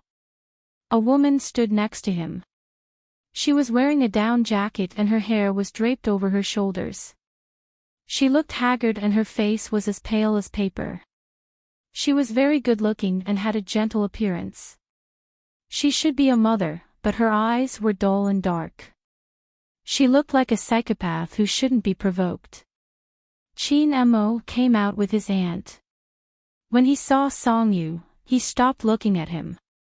The hatred he felt when he was driven back to a city was still there. He really disliked and rejected Song Yu from the bottom of his heart. Song Yu. She was also gnashing her teeth. Song Yu was still quite polite. What's the matter? Chin Mo's disguise was exposed. He couldn't be bothered to pretend to be gentle and elegant in front of Song Yu anymore. He could only turn his hatred into vicious words. The corners of his mouth curled up. Go up the mountain to pray to Buddha so that you can die a little later. Song Yu was nonchalant, her lips curled into a smile. Are you still unhappy about the wine bottle last time? Chin Mo choked and glared at him fiercely. Song Yu looked at the woman beside him. This strange woman seemed to be in a daze. She didn't seem to hear the conversation between Chin Mo and him. Her eyes were fixed on a point in the air. Her pupils were dilated, and her soul was out of her body. Song Yu retracted his gaze and ignored them. He continued to walk up the mountain. After he left, Chin Mo's eyes darkened and he cursed. Bad luck. After this period of time, he'll see if the Xia family and the Song family can bear it. His arm was suddenly grabbed by the woman's thin and pale hand. The woman slowly turned her head. With cracked lips, she repeated, "What Xia family?" Chin Mo's heart trembled. Only then did he remember that his aunt's current state was caused by the Xia family. He said vaguely, "Nothing." Chin Choyun ignored him. His fingernails dug deep into his flesh through his thick winter clothes. He repeated, "What Xia family?" She muttered. Her expression was a little abnormal. Chin Mo pursed his lips. He was impatient. But after all, this was his aunt. He said patiently, "That person just now. He's the sickly person from the Song family. He's the lover of Xia Xinyan's new illegitimate child."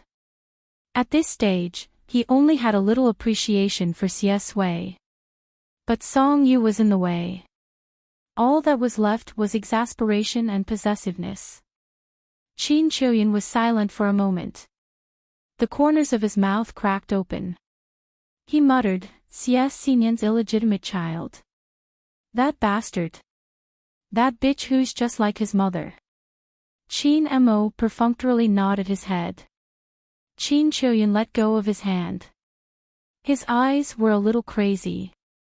He lowered his head and said, "His mother ruined my marriage. Then he came back and ruined my son's life and mine. When will this mother and son let go of me? Do they want me to die? But even if I die, I won't let them go." Chin Mo said, "Aunt, they won't. They can't do anything to you." Chin Choyun didn't listen to anyone at all. He said hatefully, "I won't let them go even if I die. I'm going to tear Su Qiao's face apart with a knife. I'm going to cut off her flesh piece by piece. Let's see if she can still be a mistress. Xia Xinyan, what right do you have to treat me like this? What did I do wrong? I love you so much. I've given up so much for you. Is this how you treat me? What right do you have to treat me like this?" Her voice rose and fell deeper and deeper. Finally, her pale face was full of malevolence. At this moment, two little girls were holding hands and blowing bubbles with a bubble machine that they had casually bought by the roadside.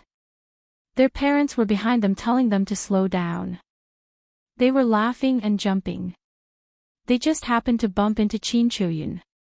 Chin Choyun looked up. The whites of her eyes were already bloodshot. The twisted hatred in her heart finally exploded. She looked at the two little girls and looked at their faces. Suddenly, she felt nauseous and uncomfortable. With a crazed expression, she reached out and pushed them down. The snowy road was slippery. The two girls lost their footing and fell straight down. Fortunately, the girls' parents were worried about their safety and had been following closely behind. When they saw this scene, they broke out in a cold sweat and caught them in time. The stairs were very high. If they really fell down, they could have died. The little girl cried in her father's arms. Murderer! Her mother angrily wanted to slap Chin Choyun, but Chin Mo grabbed her wrist first. Chin Mo had not recovered from the moment just now. He had seen his aunt do it with his own eyes. However, he decided to distort the truth in front of the angry couple. My aunt is a patient. What happened just now might have been a misunderstanding. Chin Choyun's whole body was trembling. She did not know what she had done just now. She only felt that the crying, cursing, and whispering around her made her want to vomit. She did not want to care about anything. She just wanted them to disappear. Song Yu came out after burning incense and praying to Buddha. At the entrance of the long line, he happened to see Xie Sui. She was leaning against the plum blossom tree. She was tall and straight and had a handsome temperament. In fact, he was still a little curious about what Xie Sui had done. After she confessed everything, he knew that the things she had done after being reborn in her 20s were definitely not simple. Song Yu asked, "What did you do?" Xie Sui raised her eyebrows. "Do you really want to know?" Song Yu said, "Yes." "Is it inconvenient to say?" She was hiding something from him again. Xie Sui smiled. "If you want to know, of course you can." After a pause, she said calmly and coldly, "I went to investigate Sun Heguang." Song Yu almost missed his step. Xie Sui pulled him back and stabilized his body. Sun Heguang.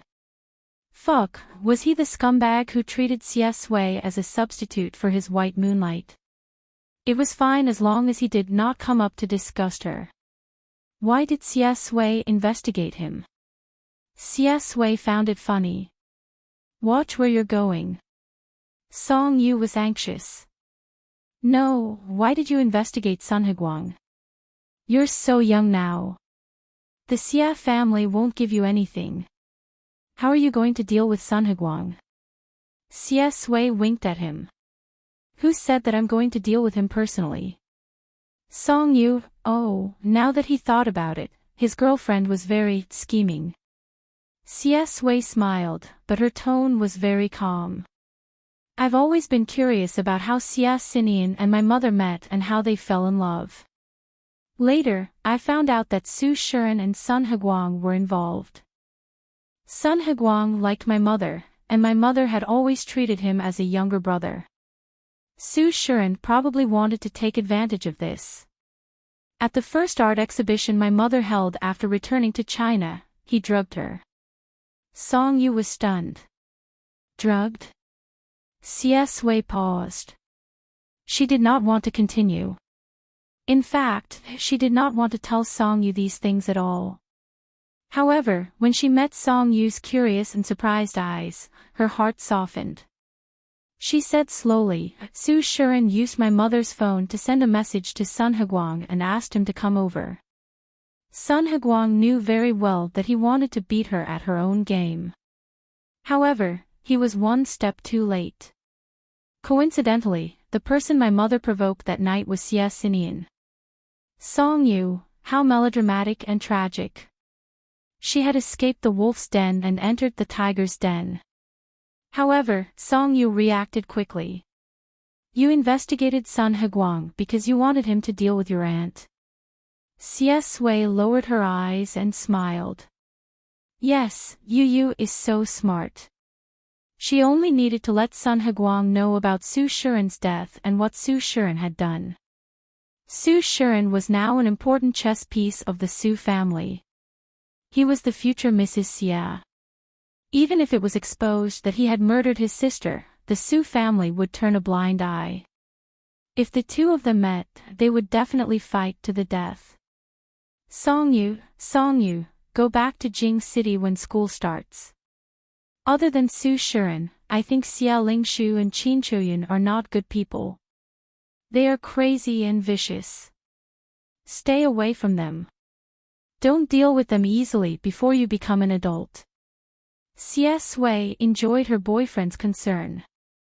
She smiled and said, okay. In fact, he had always been too lazy to deal with them directly. He had already taken revenge in his previous life. There was no deep hatred. After his rebirth, he had become pure and simple. These people came knocking on his door. At this moment, Mama Song called him. Have you been there? Mama Song couldn't be at ease with this kid's nonsense and sloppy behavior. Song Yu, I will take a photo for you. I not only have physical evidence, but also a witness. Mama Song, a witness? You? Song Yu said to Xia Sui, let's find a place to take a photo. Xia Sui smiled. Okay.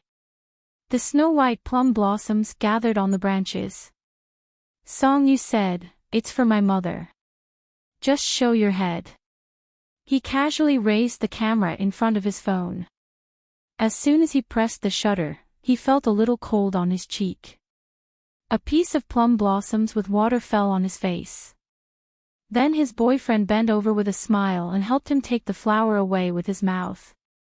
This was the scene that the picture froze. If this picture was sent to her mother, even Buddha couldn't save her. You're tuning into the LoveLore Library YouTube channel. We're so grateful for your support, and don't forget to subscribe to join us on this incredible journey through captivating stories. Your generosity through donations truly makes a world of difference, as it's the primary source of revenue that allows me to expand and enhance this channel for you. Thank you from the bottom of my heart for being a part of this adventure.